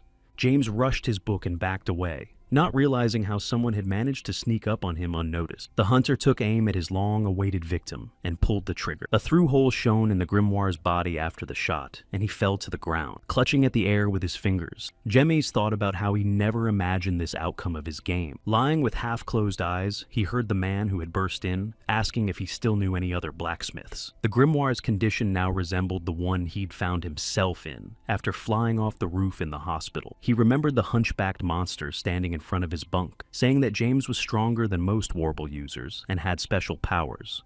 The creature warned him of the danger of the Apostles even then, and so the grimoire inadvertently bumped into one of them, which left it in a sorry state. But it wasn't the end, and from the last of his strength bringing the noble fallen schoolboy's karma to the noble, the blacksmith's karma rose to 300 units. Contractor James Park has been revived and given a new dark power. One of the purge demons got to Sarah and wrapped its tongue around her, intending to devour her. The girl wriggled in the shackles, but couldn't break them. The monster's tongue was unpleasant and wet, and it also tried to lick Sarah's face. Finishing his game, the demon began to curl the muscle, bringing the girl closer and closer to his mouth. Yvonne grabbed a chair and swung it at the demon to let her best friend go. She slapped his huge paw, and thus drew attention to herself. Unfortunately for the student, the demon was ready to lunge at her, forgetting his first victim. Seeing the red piercing eyes staring at her, Yvonne covered herself with goosebumps. The demon had 3 tongues, and he pointed one of them toward the new food. After receiving a whiplash to the chest, the girl fell to the floor, bleeding. Sarah twisted around to check on her friend's condition, and finding her not in the best of health was infuriating. Her eyes burned with fire, and her body burned with anger that the creature had dared to touch Yvonne. Without realizing her actions, the girl sank her teeth into the monster's tongue, tearing it apart. Feeling the pain from the wounded body part, the demon let go of its victim and screamed. Sarah chewed the flesh in her mouth, and suddenly the phone reported that her levels were elevated. She swallowed the contents of her mouth and got level 5, unlocking the feast skill. And now the more she ate, the stronger she became. When she regained consciousness, she realized she needed to check on the injured Yvonne and rushed over to her. She wrapped her arms around her friend, realizing that she needed immediate medical attention. The beast, which had already recovered from its wounds, loomed over the friends, wanting to devour them at the same time. But suddenly the hunter appeared and killed the monster with one shot. Just when Sarah thought this man was on their side, he pointed a gun at her. The Apostle ordered the zombie to let go of the man she was holding, or get shot. Realizing that the demon didn't understand human words, Hunter pulled the trigger, and the sound of a gunshot rang out. Sarah saw the pillar of light approaching her and Yvonne, and thought nothing could save them. But space cracked again, and Jude was able to break into the grimoire cave. He cut the enemy's poon in 2, protecting the defenseless girls.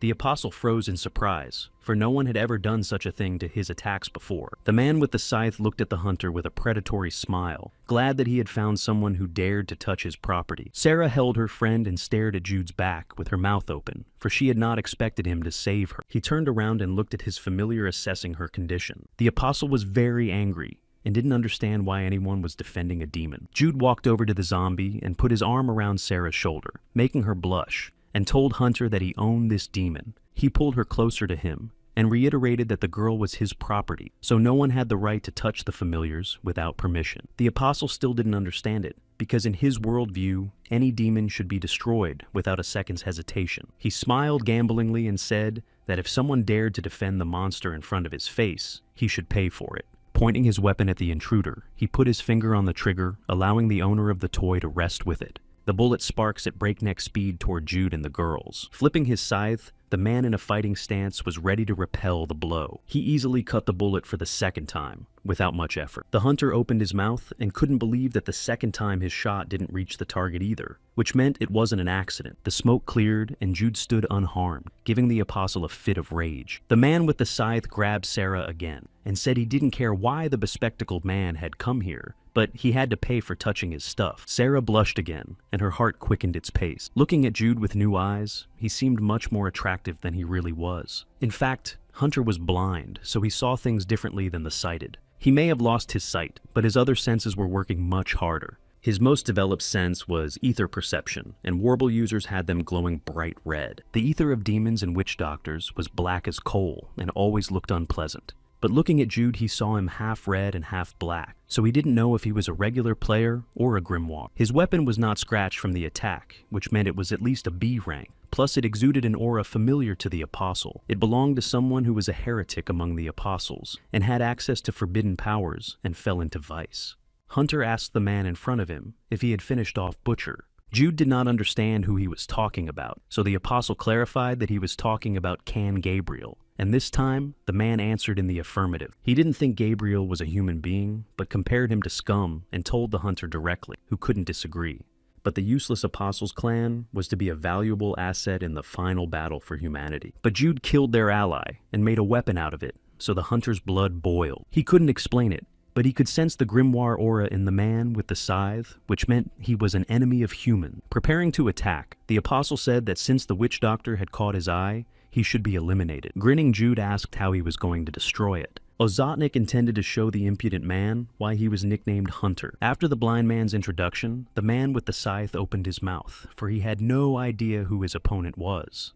It was too late for dialogue, for the Apostle had activated the Goblin Hat ability. Slowly dividing into shadows, the blind man became transparent and then completely invisible. Jude looked around for his opponent, but he was nowhere to be seen. Grasping his scythe tightly, he listened to his surroundings as he prepared for battle. Sarah seized the moment to call attention to herself and asked Jude to do something to help Yvonne. The man didn't care about that at the moment, but he looked back at the scream. The girl's eyes were wet, and her friend was in a sorry state, so she had to think of something fast. He pulled an ether crystal out of his pocket and told the zombie to feed it to her friend. 1312, Sarah wanted to thank him, but didn't have time because the blind man's bullet knocked the man off the spot where he had been standing before. Startled, the girl almost dropped the crystal and screamed. Jude caught the projectile with his head and was thrown back several meters. Flipping over in flight, he began braking with his hand on the ground and soon slowed down. The place on his head where he'd been stabbed was bleeding, and he blamed himself for being careless. The Ascended Man had a hidden skill, and Jude knew this battle wouldn't be easy. He began to listen for the slightest rustle, because the hunter's perfect camouflage could not be detected even by an experienced user. In addition, thanks to the skill, the enemy had bullets that made no sound when flying, and to top it off, stealth guaranteed the ability to teleport anywhere in space. Jude could barely dodge the more and more shots that came his way. 7 shots were simultaneously aimed at the man from different directions, and he seemed to be in a desperate situation. After dodging 6 shells, the last one hit the target and wounded Judy in the side. The force contained in the bullet pushed him aside again, causing him to momentarily lose control of his body's inertia. Sarah, watching from the side, saw the blow and hurried to see if her comrade was all right. The dust cleared, and she saw Judy lying on the ground with a bloody side. The girl ran closer to him and called out to see if the man was conscious or not. But when she got closer, she saw him lying there smiling his devilish smile. One of his eyes lit up, and he started to rise, anticipating an even more interesting battle ahead. Sarah sat back and didn't stop him, but in the back of her mind, she was worried if her ally could defeat the hunter. Jude picked up the scythe again and replied to the girl that he was perfectly fine. Once again, he got back into his fighting stance and turned to the blind man to try and attack him again. He looked out the window at the red moon and listened to the movements of the enemy and his weapon. Deciding that she was useless to Judy, Sarah decided to help her friend and put an ether crystal in her mouth. Her whole body shimmered, and the blood on her clothes began to splinter in the air. The wound on her cheek healed right in front of her classmate's eyes, and she rejoiced.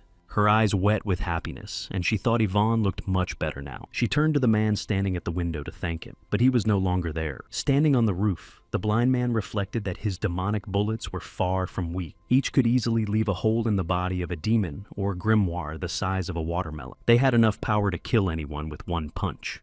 But his opponent was different, and looking at him from the roof, the Apostle decided to take another aim. He was pointing the gun at Judy, and his finger was already touching the trigger. The hunter was 1,000% sure that the enemy didn't know where he lurked. But after taking the shot, his opponent ducked again as if nothing had happened. He confirmed his hunch that this kid gets more and more used after each shot. It wasn't his special skill, because then he would have initially dodged all the projectiles and not been wounded twice. The Apostle adjusted his hat, wondering how he could neutralize such an enemy of humanity. But Jude had already found his ambush site and climbed to the roof. He turned at the sound and was startled, for he didn't think he had so little time to think. The man gave off a dark aura that only confirmed his demonic nature. The blind man guessed he was found because the trajectory of the shots was calculated. By going to extreme measures, the apostle has activated the shadow step skill. He barely had time to bounce when Jude slashed at the spot where he'd been before, and shards of the building flew in different directions. The hunter had no idea what he was fighting, but he guessed his opponent was definitely a monster. He watched the man wave the scythe in different directions,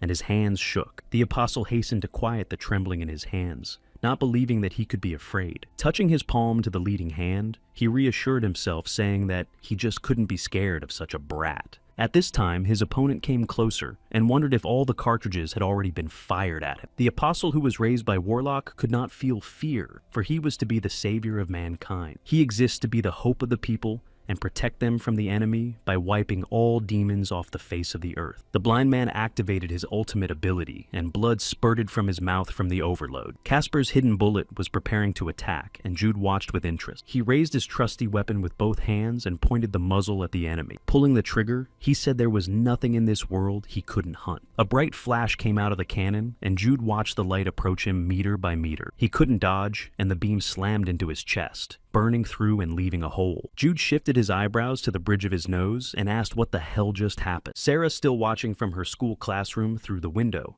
also saw a hole being made in her ally. She turned pale and opened her mouth, unable to comprehend what was happening. Watching from the side, she could see Jude fall from the roof of the building to the ground head first. Varble proclaimed that after using Casper's bullet, the level of the ascended hunter increased from 188 to 253. The blind man fixed his hat, thinking that the matter was over, and he had finally dealt with the demon.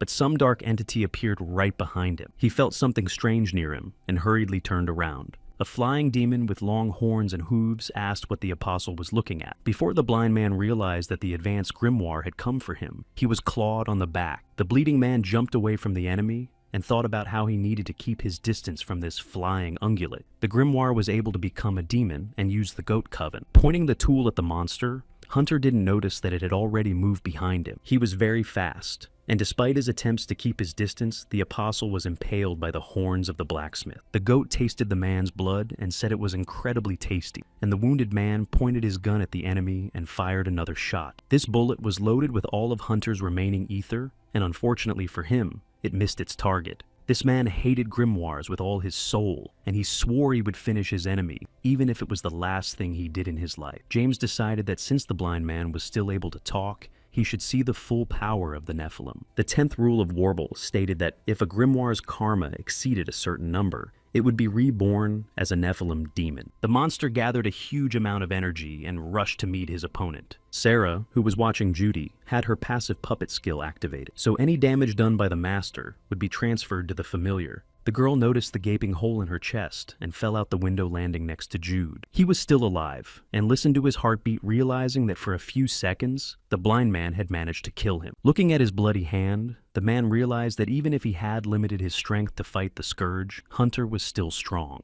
Jude could never have imagined that the person who would send him to the next world could be a simple man. His eyes lit up again, and a predatory smile appeared on his face as he recognized the apostle's skills. Feeling a surge of strength, the man jumped to his feet, wanting to continue the battle as soon as possible. At that time, the blacksmith standing over the body of the defeated enemy laughed, saying that the apostles whom he had been told not to approach were weaklings. In his euphoric state, he didn't notice the man with the scythe coming towards him. He called out to Nephilim, mistaking him for a blind man, and asked for another demonstration of the last blow. The monster turned on him, and all of James' fervor quickly vanished. The demon asked if the man was addressing him and why he dared to speak to him, if the strongest apostle had just fallen by his hand. Jude saw the gunman lying on the ground, and now his attention was only on him. Nephilim, on the other hand, cried out that he might be the prophesied Antichrist and the king who would reign over all demons. He considered himself the world's strongest being and future king. Tossing his braid over his shoulder, Jude walked past the goat without paying any attention to him. He walked over to the hunter and motioned for him to stand under the gaze of the enraged monster. The man in the sweatpants didn't think that hitting such a Nephilim would be enough to overpower him, and ordered him up. James saw the stranger's back with a stare, not understanding how he could not give his important persona his attention. When the blind man mumbled something, Jude got excited and asked him to repeat that attack right into his heart. Only this time, the man promised that he would take the battle more seriously and dodge. The hunter said something under his breath again, and Jude asked what was wrong with him. Since his limbs were still in place and his organs were fine,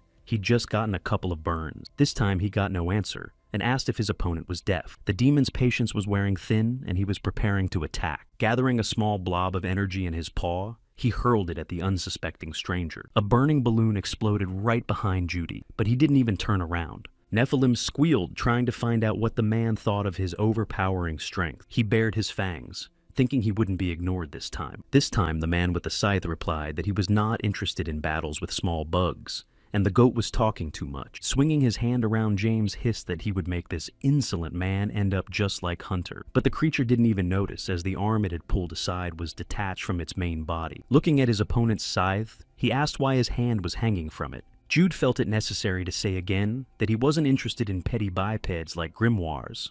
The app sent a message that Thanatos' scythe wanted to taste more of what it had just tasted, and that the level had been raised by 6.1%. The owner of the weapon didn't realize that this poor man's hand would give him a 5% boost. Finally taking an interest in Nephilim, he said that the little demon might still be of some use. The enemy's interest had a different effect on James than he had expected, and his hooves shook. He was surprised that he could feel fear, as he considered himself the strongest man alive. Jude was getting closer, and the blacksmith was beginning to seriously panic. He began to release huge streams of hellfire, wanting it to consume his opponent. Abyss flames burst from his mouth and moved at the man with the scythe. The fire got bigger and bigger, and Jude underneath it got smaller and smaller. After assessing the situation, he realized that with his current abilities, he wouldn't be able to block so many dark forces. With his sealed powers, he couldn't compete, but he pulled his phone out of his pocket and gave the order. The red limiter should have fallen, and the app notified that the ban was lifted. Jude was now eagerly waiting for the approaching flame ball to strengthen his weapon. As he began to swing his scythe, he cut the fire into small pieces against all the laws of physics. The entire sky was covered in a web of its slits, and the ball of the abyss simply vaporized. Nephilim was being showered with his own etherstone shards, and decided that his opponent was a real monster. He saw that this stranger was more powerful than any apostle. Jude looked at the phone that said that because of the broken limiter, his level had been raised from 200 to 300. Also in his profile was the Devourer skill, where he devoured the abilities of the defeated by eating their etherstone. James couldn't believe he was being oppressed, because he thought he was the king of all grimoires. He shouted to his demonic subjects, urging them to unleash their wrath on their abuser. Looking up at the sky, Jude saw groups of trolls, baddas, goblin kings, and gargoyles with harpies appearing. It was the summoning of 610 demons under the control of the Nephilim. The man in sweatpants raised his scythe and prepared to fight. The witch doctor screamed that he wanted his summoners to tear the enemy apart. Hundreds of demons heard the order and swooped down on the victim, planning not to leave a single piece of her. When Jude saw that, he only grinned, saying it reminded him of the old days. When he was a little boy, he used to fight these packs of monsters with just a stick. Jude put forward a fist that was covered in red flames and prepared to use the destruction skill. He fired a volley of an all-devouring beam, and the entire half-thousand creature army vanished as quickly as it had appeared. The blow also hit Nephilim, who had both arms and his lower torso severed. The man with the scythe stood where he started the battle without moving an inch.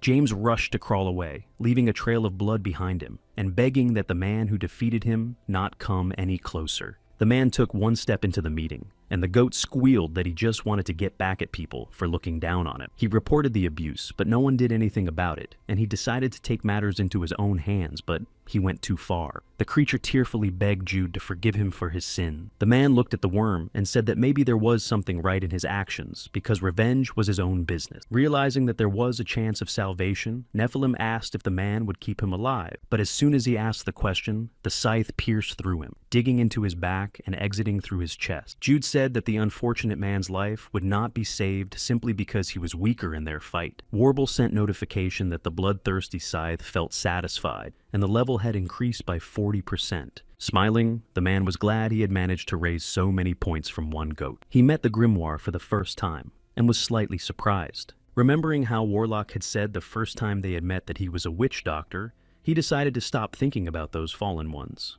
But a few more of them would be nice, since Thanatos' weapon has a taste for them. A hunter lying on the floor in a semi-conscious state said the name Warlock, and Jude turned around. He remembered a woman telling him something about this man. She said that among the apostles was a surly but tough guy who was willing to lay down his life for her. Warlock rested her chin on her hand and asked if the kid was jealous of hearing such a thing. Without much enthusiasm, he replied that the world was much bigger than he thought. The woman didn't understand what that answer meant, and the child explained that he was surprised that there was anyone in the world crazy enough to defend Warlock. It was like an ant guarding a gorilla. She threw a kitchen cleaver at Jude, but he was able to dodge it.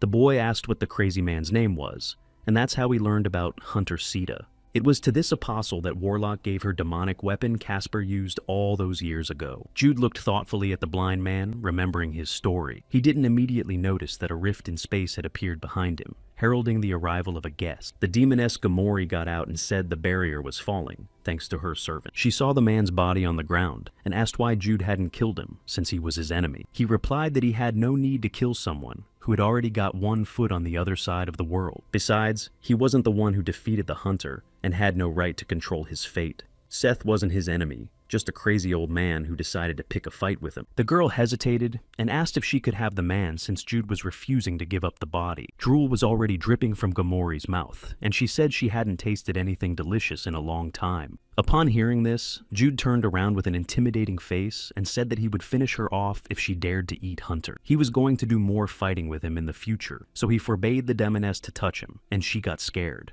The girl decided to say that the man had gotten it all wrong, and she had stopped eating people after meeting him, but Jude didn't plan on believing that. Step by step, a man in a tracksuit descended the long, dark staircase. At the very bottom of the basement, he stopped in front of a locked door. Touching the handle with the key slot, he turned it and the door creaked open. There was a wooden coffin in a darkened room that exuded energy. The lid was unlocked and a red glow could be seen from within, enveloping the space inside. Jude moved closer to look at the contents of the sarcophagus. Sarah was asleep inside, her chest still showing the empty hole from her connection to her master. The man figured the zombie had absorbed enough ether, and now it needed life force.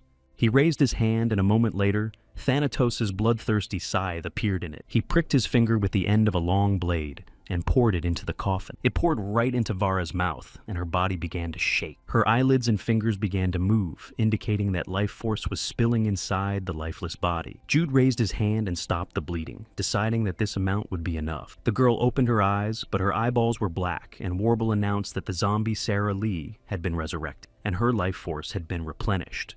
Rising from the coffin, the girl immediately saw Judy and began to growl. Long claws grew on her fingertips, and she lunged at her master. The zombie was hungry and wanted to taste the flesh of the man standing in front of her.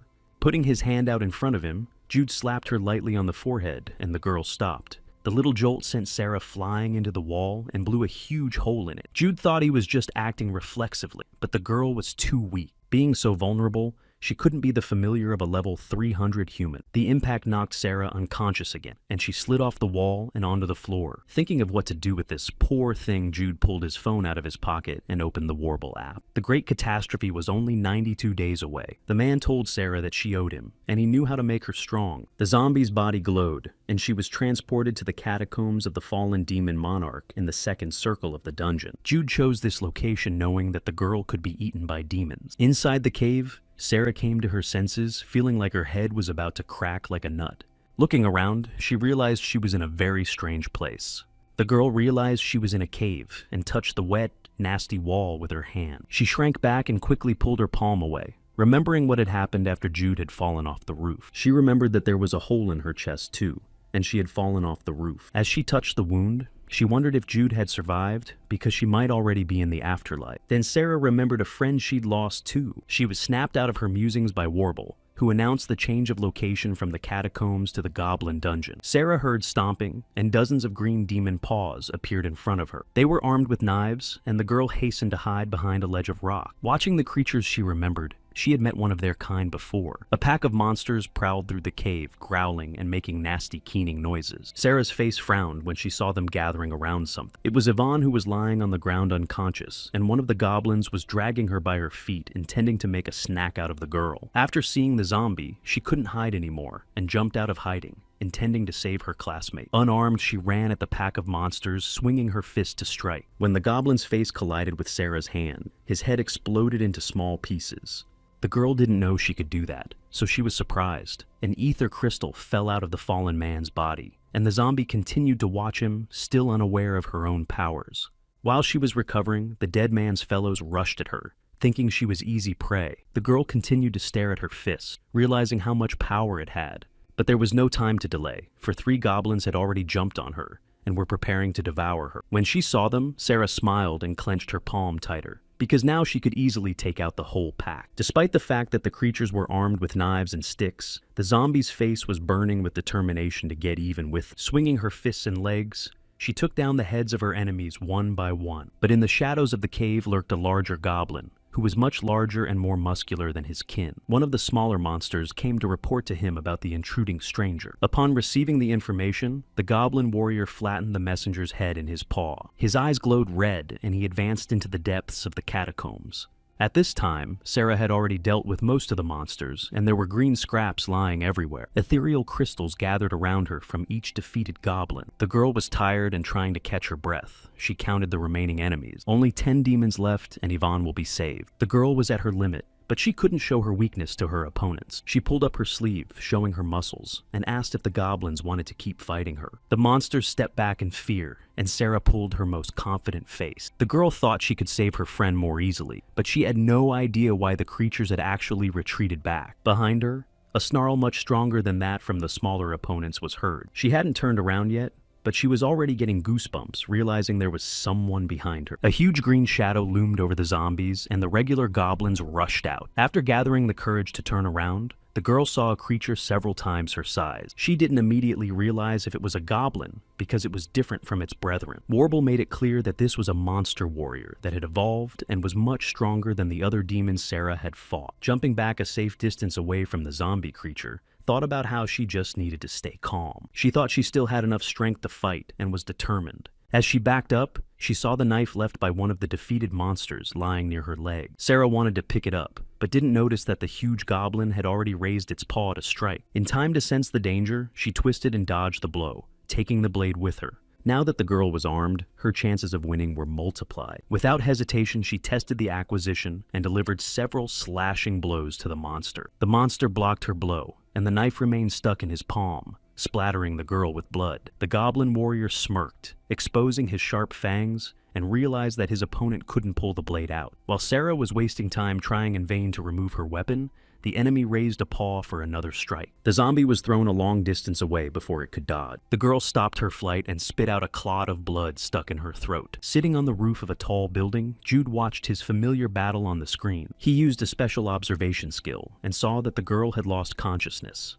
The zombie lay covered in blood, with hungry goblins clustered around her. The small demon approached Sarah and saw an attractive meat part. He reached for the leg of the vanquished, intending to tear it to pieces. But before he could touch his prey, the creature's head split in two, and one of its eyes popped out. His kin were wary, not sure where the new enemy had come from. The crowd of goblins surrounding Sarah lost their heads in an instant. Their large leader turned around at the noise and saw all of his smaller charges lying dead around their prey. He didn't have time to get close enough to check what happened when the chains reached out and shackled him. The goblin broke free of his shackles and fled the battlefield in fear. There was a shadow looming over Sarah's body that resembled Judy. The man used the shadow cloning skill and entered the lower circle of the dungeon. He couldn't let the familiar give up so easily, so he came to the rescue.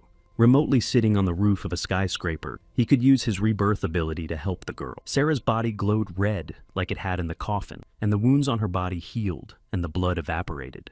The game Jude had in store for his zombie had just begun. With a smirk, the man moved his ward to a new training location. The next time Sarah opened her eyes, she felt even worse than the last time she had woken up. She thought she was in a dream, but it was definitely not her own. Wondering who this reality might belong to, she saw in front of her a little boy she knew well. It was Jude a few years ago, fighting the monsters that scorched him. The Goblin King, Demon Beast Troll, and Bugbear appeared in front of the bloody child. Every demon was at least C rank, and they all wanted to eat the boy. Jude was only armed with a small stick, but he didn't care what he fought with. He just wanted to enjoy the battle. A snarling Bada demon appeared behind his back and was ready to attack. The watching Sarah didn't understand what Jude was planning to do, but he needed to escape the monsters immediately. Not sharing the opinion of a woman he can't even see, he got into a fighting stance and prepared to deal with the monsters. On his face there was a smile of excitement, for now the child was doing his favorite thing. Suddenly, one of the demons raised its clawed paw and aimed an attack at another of its kin. The monsters clashed, and Judy could only wait for one of them to emerge victorious.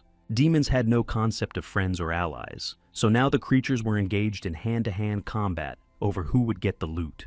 The monsters had no control over where they fought, and one of them, in the heat of battle, approached the boy. He easily dodged the enemy flying at him, but the first demon was being chased by the second. By twisting around, Jude was able to get away from the second creature without getting caught in the hot hand. At one point, the boy was caught between two monsters clashing in a fight. They didn't see their victim between them, but they managed to maneuver between their attacks. Warlock, who was watching the training, couldn't believe that a second-level boy could be so agile. With her mouth hanging open, she watched the fight continue, unable to believe her eyes. Barefoot Jude got out of the monster's sight and rushed in the opposite direction, but right next to his face, space began to crack and a portal opened. Warlock was horrified to realize something big was coming. The portal grew wider, and Varble reported that the great lord of Lamegeton, Gomori, had chosen this child as a tribute. The woman was horrified, for Jude could be drawn to the lower levels of the dungeon, to the high-ranking demons, and their prey would be eaten. She thought it impossible that the lord of Lamegeton could have come here herself. High-ranking demons were not supposed to influence the upper world from the abyss. Warlock rushed to Judy's rescue because she couldn't let him fall into the hands of monsters. Jude, who was half taken by the rift, reached out to meet the woman. She too stretched out to meet the child, but was too slow to save him. Tossing the phone to Judy, she yelled for him to hold it tight. The tool flew straight into the boy's hands, and he sank even deeper into the portal. Warlock shouted for her ward to try to survive at all costs in the place she was about to enter. Finally, before the boy disappeared into the abyss, she shouted that she would personally finish him off if he didn't survive. This kid had to live no matter what, and Warlock had to get to him as soon as possible. Jude thought it odd to threaten him with death if he was already on the other side of the world. He could still see the woman's face and thought his mentor had always been strained. But the boy smiled and thought that he didn't really hate Warlock. The rift closed and the boy was plunged into total darkness. Warble announced the child's transfer to the catacombs of the great Gomori, and the demoness opened her scarlet eyes. Finding himself on the lower level of the dungeon, Jude was lying on the wet ground unconscious with Warlock's cell phone in his hand. A viscous red liquid dripped from the ceiling of the cave and pooled in a puddle near the boy. Hundreds of small monsters lurked around in the darkness. These were F-ranked hellbugs. These parasitic souls of sinners lived in the ruins and lusted for human flesh. With nasty scraping sounds, the insects surrounded the body of their defenseless victim. But the installation of Warble on the Warlock phone was complete, and Jude was accepted as an additional user into the game. Unfortunately, the add-on user could not use the main features of the app, such as crafting and inventory. The game realized that the player's life was in danger and activated survival mode, illuminating the surrounding space with a bright light. From the blinding stream, all the bugs disappeared into thin air. The light was so bright that Sarah, who had been watching the dream, opened her eyes. 1640 girl woke up again in a dark cave, but there were no goblins around. She jumped up, realizing that there might be danger nearby, but she was surrounded only by the carcasses of already fallen monsters. It's been about 3 days since Sarah first saw Jude's past and entered the catacombs of the fallen demon monarch. The girl thought she was stuck in that cold cave forever. She really wanted to save Yvonne, but it was hard for her to survive even alone in this empty, scary place. Goblins kept coming out of nowhere and attacking her over and over again. Sarah was beginning to despair and began to hide from the swarms of creatures marching through the cave. But sleeping with the little confident boy gave her strength, and the girl did not despair. A child who was forced into a dungeon never gave up, no matter how dire the situation. He was like an unyielding weed getting out of any situation. Watching his actions helped Sarah survive and stay alive in the catacombs. The bloodstained girl was sitting on a goblin who was crying and howling pitifully. For a second she felt sorry for the monster, and her fervor faded. But the creature was only pretending because it had a knife in its paw that it wanted to stab Sarah in the back. Without wasting time, the girl flattened the goblin's head with a single blow. Jude's first rule of survival was to never feel sorry for an enemy, because pity would only hurt in the long run. All that remained of the defeated monster was a pool of blood and an ethereal pearl lying on the ground, which the girl looked at thoughtfully. But at that time, Warble reported the appearance of a D-class goblin shaman, who who understood how the ether worked and could use spells. Sarah turned around when the monster with the shaman's staff was already reciting the mantra. Green flames flew out of the goblin's paws and collided with the girl who was trying to cover herself with her hands. The monster chuckled as he watched the suffering of his roasted victim and waited for it to burn. Jude's second rule was that there was a red liquid running down the catacomb walls, and Sarah crashed into it with all her might. It tastes disgusting, but you can eat it or put it out on the fire, which is what the girl just did. She looked at the mage, furious at how much pain he had caused her. Taking a knife shard from a past zombie foe, she headed towards the warlock for revenge. With a single blow, she severed the head of her opponent, and the goblin was defeated with a death cry. Warble reported that a new ethereal pearl had been received by a user. Sarah stared at the bright burning stone and stepped closer to it. Picking up the crystal and bringing it to her mouth, she began to chew on it, crunching the ether on her teeth. After the absorption, Sarah's zombie level was raised and the game space glowed. All the wounds on the girl's body healed, and the missing energy was fulfilled. Jude's third rule of survival spoke of the need to always eat ether stones to heal raise levels and satisfy hunger. Sarah was once again full of strength and determined to continue the battles. The girl thought that this time she'd only managed to survive because of the dream she had about the little boy. She pulled her cell phone out of her pocket and opened the Warble status window. Was now level 9 in her profile, and only one more to go before she awakened and crossed the boundary of human limitation. Becoming awakened would give her a skill that would match her abilities, and Sarah thought she could save Yvonne. A new horde of monsters had spavnavanned and was approaching the girl, who had just gotten the urge to send more demons to the other world. Desperate people need hope, and Sarah had hope to save her friend that kept her going through this hell. But at that moment, she felt dizzy and realized she was tired. After a long battle, she needed a break to rest. Looking around for shelter, she found a crevice in one of the rocks. As we got closer, it became clear that it was wide enough for a frail girl to squeeze in. Sarah jumped deep into the rock and fell to the ground without strength. She took her phone and turned on survival mode, which put a barrier on her body against weak demons. And if stronger monsters approached, Warble would notify her if they came within 5 meters. She learned about this game feature from a dream, and by securing herself, she could rest easy. Closing her eyes, the last thing she thought of was hoping that the dream of little Judy would come back to her.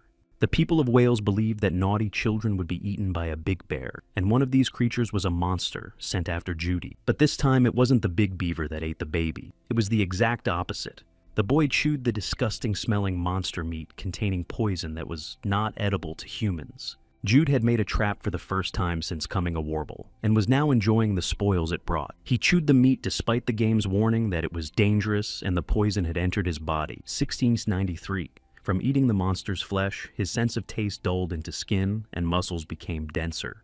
There were still 2 demons out of the 4 who went into the catacombs after Judy, who was physically weaker than them. But he was able to use the dungeon's features and traps to hunt those who outnumbered him. Checking another trap, the boy pondered whether there was only 1 demon left alive, or 2. Turning around, he saw a huge snarling Badaja above him, longing to taste the young flesh. When the monster lunged at him, the child pulled out an ether stone from his pocket, which he had saved for the battle. He started chewing on the crystal and raised his level. Jude was now level 9, and his body had been transformed from eating demon meat. Without becoming awakened at once, the boy was surprised, but it didn't matter much to him.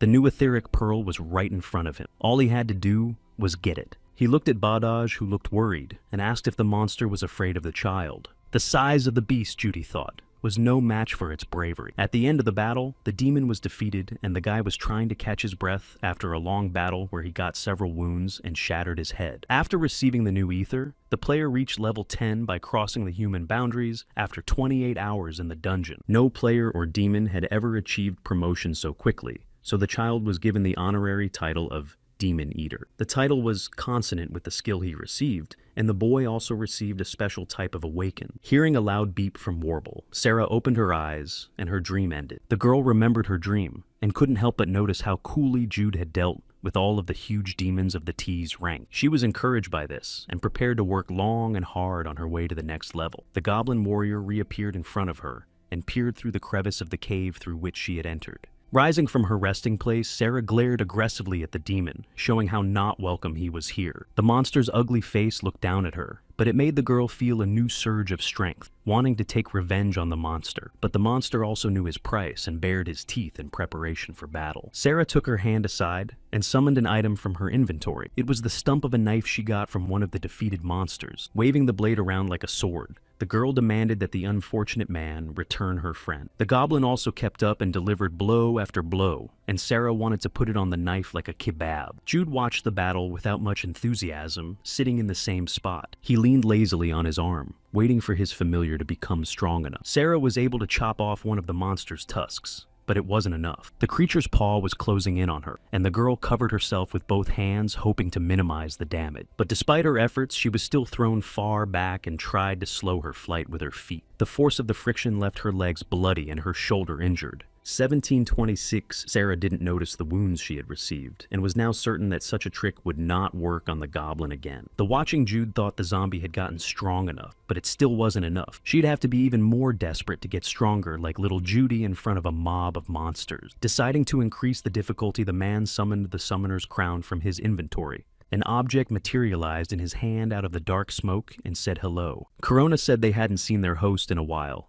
and Jude stared at her silently. 4 years ago in the dungeon, the child first saw the Breaker crown, and the item was much weaker than Bada. He was weaker than Big Bear, and his regenerative abilities were no match for the goblin, but for the boy, it was the worst opponent. Having stopped remembering the past, Jude looked at his palm carefully. Raising his thumb to his lips, he made a bite on it, and scarlet blood poured out. After coating the inside of the summoner's crown with blood, it glowed and was ready for use. Jude ordered the goblin ruler to appear, and a black mist enveloped everything around him. The fearsome face of a demon emerged from the curtain, thanks to the life force and ether given to the crown. At this time, Sarah had already disposed of the goblin warrior, and was sitting trying to catch her breath near his breathless body. She plunged the knife right into his forehead, and thought about how a couple days ago, she would never have been able to do that. The girl picked up the defeated creature's ether stone and tucked the hair that had fallen over her face behind her ear. If that big guy showed up near her again, it meant Yvonne was somewhere nearby. Sarah wanted to save her friend as soon as possible, and hoped she would wait for her. She gripped the ether stone tighter, but Warble didn't let her get far, sleeping the Goblin King. The demon used royalty, and the zombie's face darkened at what was happening in front of her face. The creature summoned 100 ordinary goblins, 10 shamans, and 5 huge goblin warriors. Sarah was surrounded by 100 enemies while she was unarmed and tired after fighting just one warrior. 4 years ago, in the catacombs of Homery, Judy had to go through a similar situation. He only had to defeat the Goblin King who followed him, and this enemy was not the strongest of those who pursued him. But to the boy's surprise, the demon had a summoner's crown, which he held in his hands and laughed evilly. The child's situation was bad, for the king had summoned 200 goblins, 20 shamans, and 10 warriors. The enemies of the group tormented the little guy, and he realized he couldn't defeat them alone. Jude realized that to win, he had to kill the king of this guard, but he was completely impregnable, hiding behind an army of his subordinate monsters. Realizing the battle was much more interesting than he thought, the boy smirked. In the catacombs, Sarah fought monsters, chopping down one creature after another. But no matter how hard she tried, once she'd finished off one goblin, she'd be attacked by a pack of others. One of the demon's blows struck her right in the temple and pierced her head. The girl cursed and began to feel dizzy until eventually she fell to the ground and passed out. A crowd of cheering monsters surrounded Sarah, but no one dared to come any closer. The Goblin King raised his hand and ordered one of his subjects to check on the girl, who was mumbling her friend's name through her sleep. The private demon understood the order and moved closer to the zombie. He grabbed her leg, and Sarah offered no resistance, letting her enemies know she was defenseless. The crowd of creatures turned around and dragged the girl into their lair, dragging her along the ground. While the zombie was unconscious, she saw a new vision, but this time, not of a brave boy. She was sitting in class, and a friend called her to ask her what a classmate was thinking so intensely about. Yvonne turned, and Sarah saw the girl's familiar smile. The classmate repeated her question once more, deciding that Sarah hadn't heard the first time. The girl fixed her hair and said she was fine. She just felt a little tired. Yvonne squinted her eyes and asked again if her friend had been playing games all night, forgetting to get a healthy night's sleep. Sarah claimed to have gone to bed after one game, but she knew it was her typical excuse for a sleepless night. Yvonne stepped in and said that the girl could sleep until the teacher came. Her friend thanked and covered her sleepy eyes, slowly lowering herself onto the desk. Nestled comfortably on her elbows, Sarah began to drift off to sleep, saying she would lie down for a little while. The last thing the zombie heard was Yvonne promising to wake her up when her mentor arrived so the girl could sleep soundly. Sarah woke up for the first time since being overpowered by a mob of goblins. She turned on her other side and saw the same dark cavern from the catacomb. Right beside her lay Yvonne, looking straight at Sarah with her eyes wide open. The zombie was very happy to see her friend and to know that she had been safe all this time. But looking closer, the girl realized that her friend was lying covered in blood, and her lower body had been eaten by monsters. In an instant, Sarah's expression changed to reflect the horror of what she saw. She shouted with all her might, luring a crowd of goblins with her cries. The girl was thrashing and thrashing in agony, unable to accept that her best friend had died in such a horrible way. A voice came from outside, asking if Sarah really didn't know what the situation was about. A dark entity sat over her, and said that because the girl was slow, her classmate went to the other world. If Sarah hadn't been so weak and come quicker, Yvonne would be safe and sound, the girl cried, realizing that she and only she was to blame for her friend's death. Looking at Yvonne, the zombie burst into tears even harder and began to apologize endlessly. She reached up to touch her friend's face, but her head spun again, and Sarah began to lose consciousness. The dark entity asked what the girl was apologizing for if there was no one else to do it for. The shadow turned into Sarah with dark eyes and bright pupils, questioning why the girl was lying there drooling, if she was really sorry. When the girl heard that, she realized how pathetic she was, because she was really lying there, and bodily fluids were leaking out of her. Dark Sarah stood up and asked the unfortunate one if she wanted to eat her friend in the form of a demon, since the girl was a zombie. The objecting woman lying on the ground screamed and began to let out a huge amount of etheric energy. She opened her eyes, which began to burn with fire, but were much darker than her real one. The watching goblins were frightened by the enemy's reinforcement and backed away. Even the Monster King didn't know what was going on, and watched in horror as more and more dark energy came out of their victim. Sarah transformed into the dark entity she was listening to, threatened to finish off all the goblins, and Warble notified that the familiar met the development requirements. Zombie evolved into an arch-zombie, and 1,000 without unit of ethereal madness and rage beyond human. Throwing herself into the fight,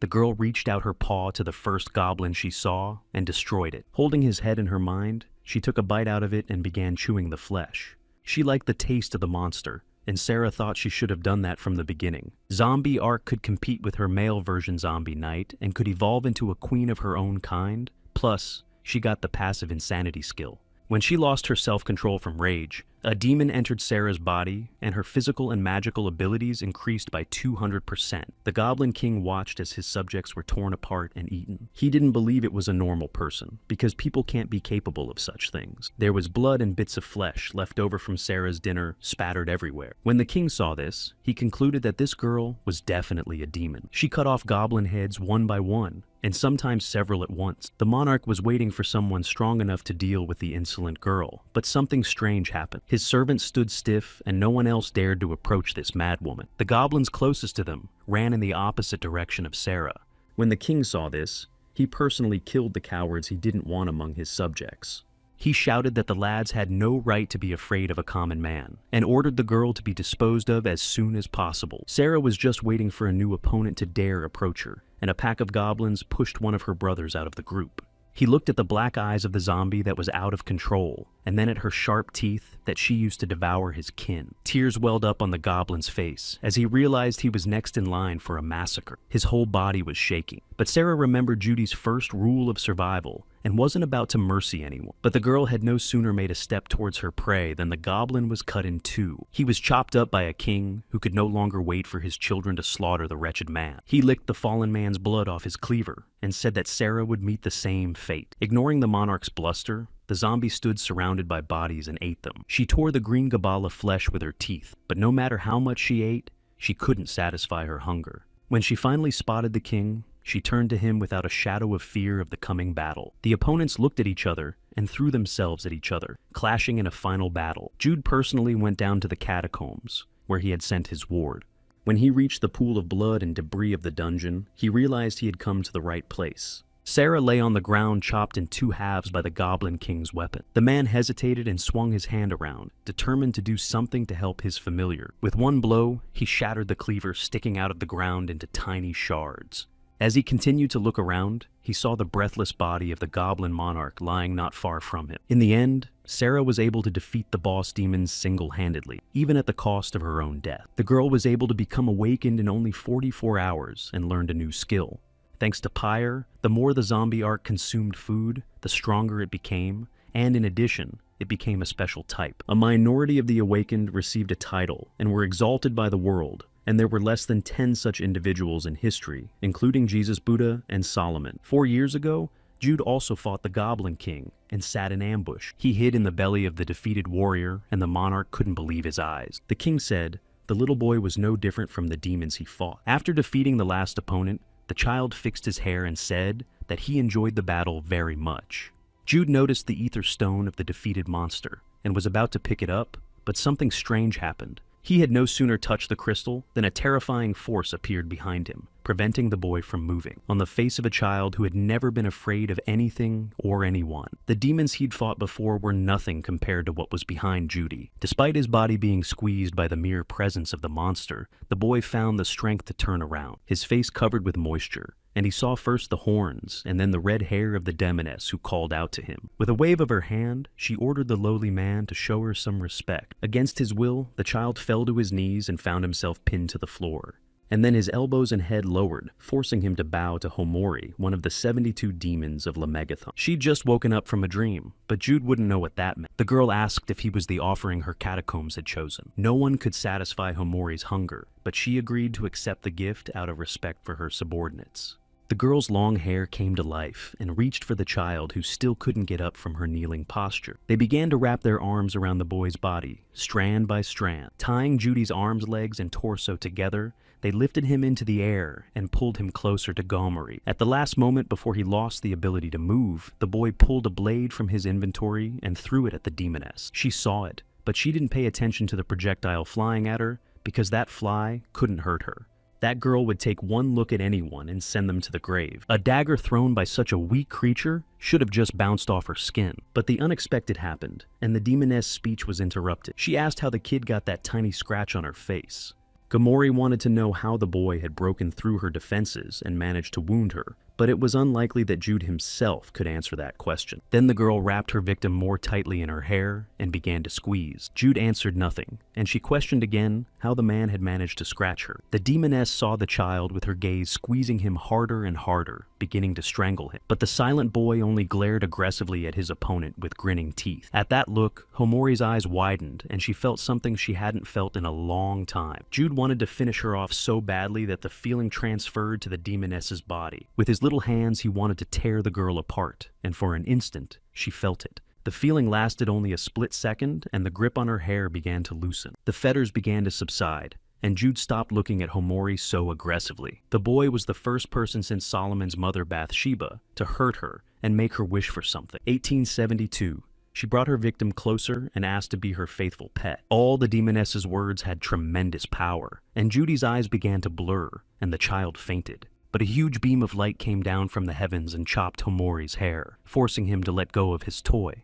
It was Warlock who managed to break through the catacomb barrier. Gomori couldn't believe her luck, as she met a guy who could hurt her for the first time in 1,000 years. And now there was a woman who could cut her hair that couldn't be cut by anything in the world. Warlock walked over to her apprentice and lifted the child who had managed to pass out. Then she told the demoness that the boy couldn't be touched because he didn't belong to her. After keeping Judy alive, the woman wasn't going to give it to just anyone. The demoness immediately sensed that he was her rival's time and space distorting energy. A man who shouldn't even exist has defied the laws of the universe to get into the catacombs.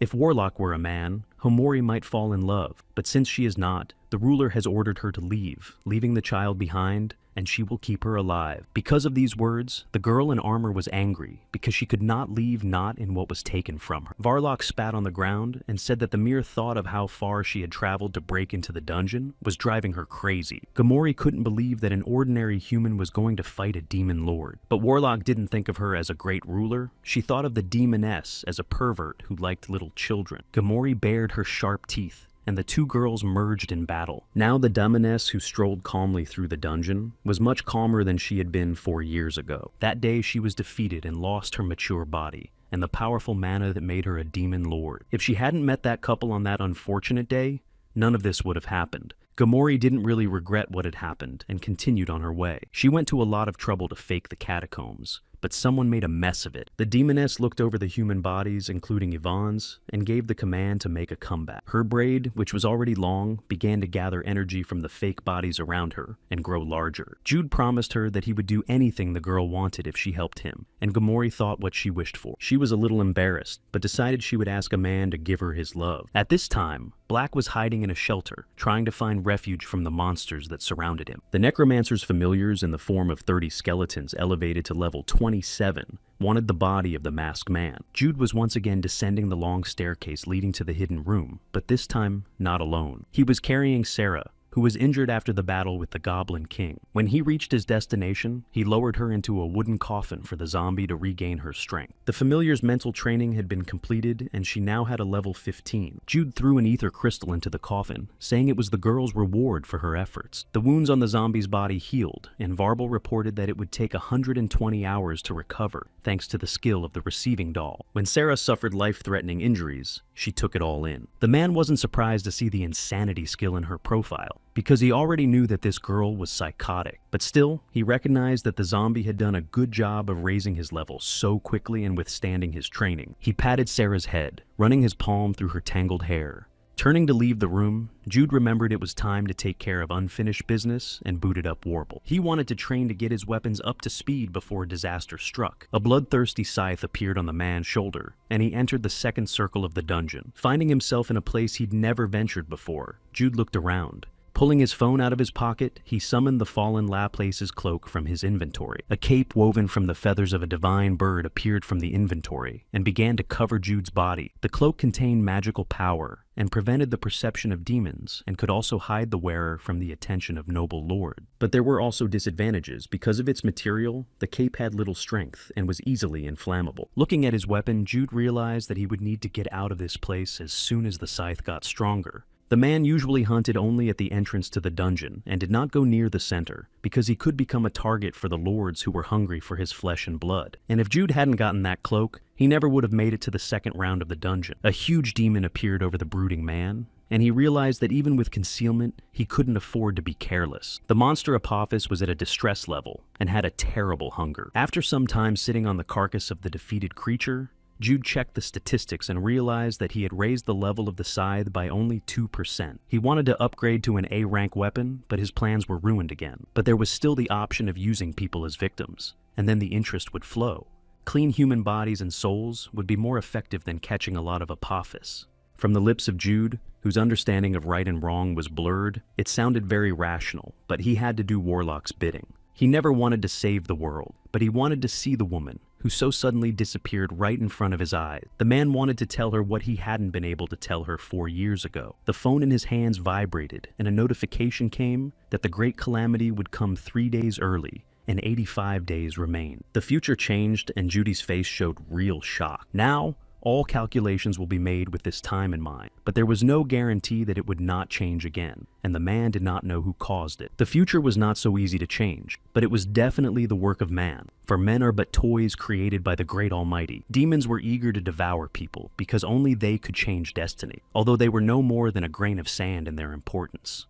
Because monsters couldn't change on their own, they needed humans to do it. To find out who was involved in changing Judy's future, Judy needed to find out information from the real world. Analyzing the situation in his vision, he saw Black. He was Gabriel's weak subordinate who ran away as soon as his master died, but he sure had some trump card up his sleeve. Jude called on his young dog skill to find out more. His head had ears like a puppy's, and his muscles had become stronger and more elastic, for this was a skill for chasing the enemy. Fangs also appeared in place of teeth, and the man was ready to hunt down his target. Closing his eyes, he felt every etheric thread running through the dungeon and the real world. One of them led him to Black, who was trying to hide from his enemies. When Jude saw his prey, he took off in pursuit. In the real world, in the port of Incheon, a wounded masked man ran away from skeletons, leaving a trail of blood behind him. No matter how long he hid or dealt with the bony ones, there were more and more of them. Each of them had the goal of taking over Black's body to turn him into a similar necromancer surname. There was an unspoken rule between the apostles against fighting amongst themselves, but once Gabriel Khan fell, his clan's allies showed their true colors.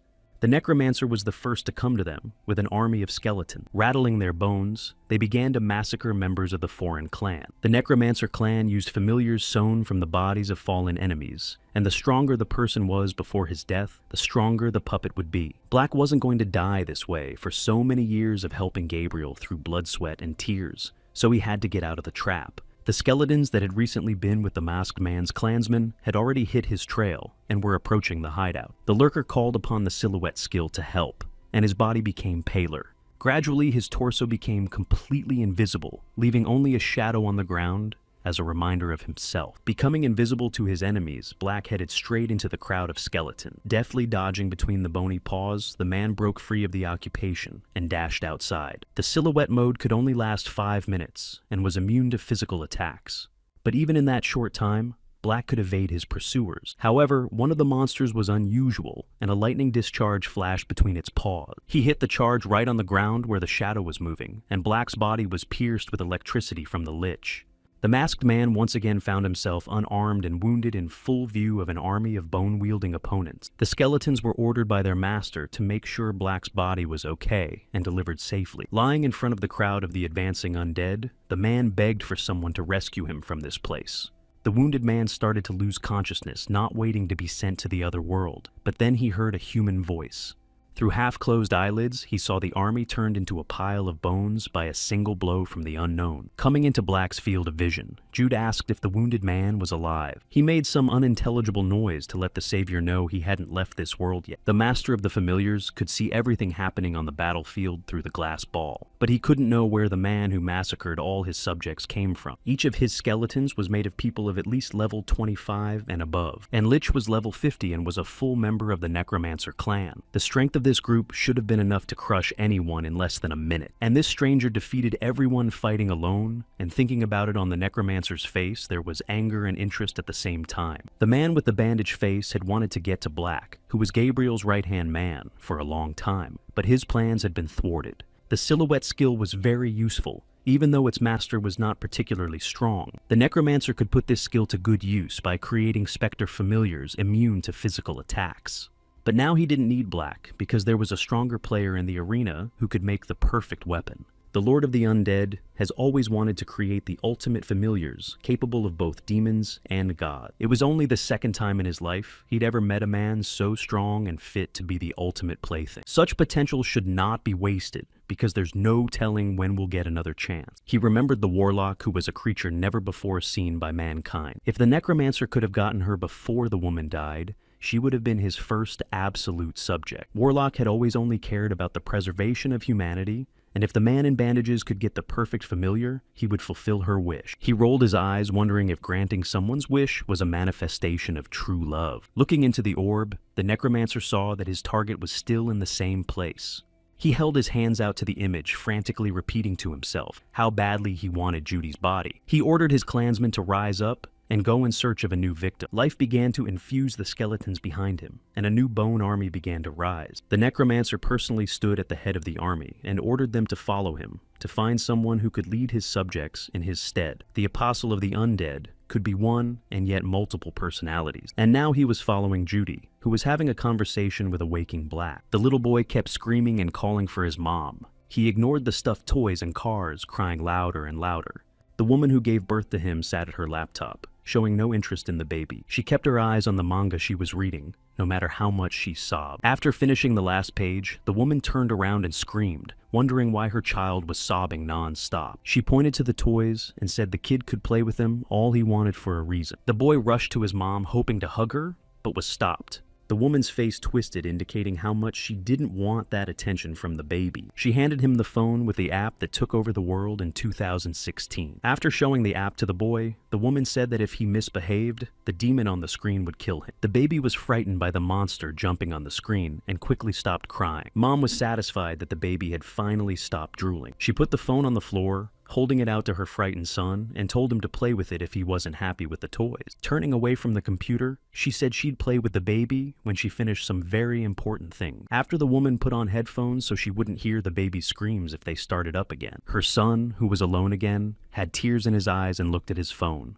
The demon jumping on the demon phone saw a tear streaming down the boy's face and asked if the boy was crying. The monster said the contract was signed and the cell phone flashed. Dark paws burst from the screen and reached out to grab their prey. The baby was sucked inside the gadget and his mother didn't notice, still wearing her headphones. When the woman realized it was quiet, she called out to little Howard. When her son didn't respond, she bothered to turn around but saw only an empty room with toys and a phone. She asked the baby to stop hiding and come out to her, but Howard wasn't in the apartment. The car pulled up to the nightclub, and out of the car came Black and Jude, who had managed to change into some sort of tuxedo. The rescued man reported that he brought him to the right address. Jude decided to clarify if the Sunshine Night establishment was really their destination. Black assured me that what the man was looking for was inside the building. Inside the club was a normal nightlife with music and a mountain of booze. Walking through the throngs of dancing women and men, Gabriel's former jerk opened the door in front of his savior. It was the entrance to the basement where Judy was kept. As they descended the stairs, they came to a dead end, and Jude ordered his new handmaiden to remove the protection. Assuring them that they were already there, Black began to press the bricks in the wall in a specific order. The barrier was dropped, and it was possible to continue to bullet into the basement next. It was a Butcher Clan hideout that only members had access to.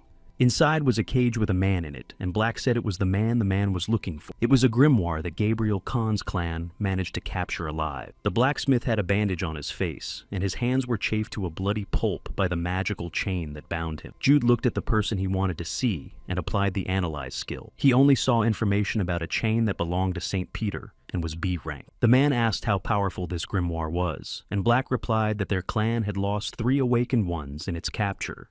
But Jude noticed that if the prisoner was really strong, he wouldn't have been caught so easily. When the door to the cage opened, the blacksmith twitched, not knowing who had come to him, and with what intentions. Jude said he had some questions about the grimoire. The prisoner twitched and screamed that he would tell everything he knew just so he wouldn't be tortured again. Jude thought he hadn't expected anything at all when he told the rescued masked man about grimoires.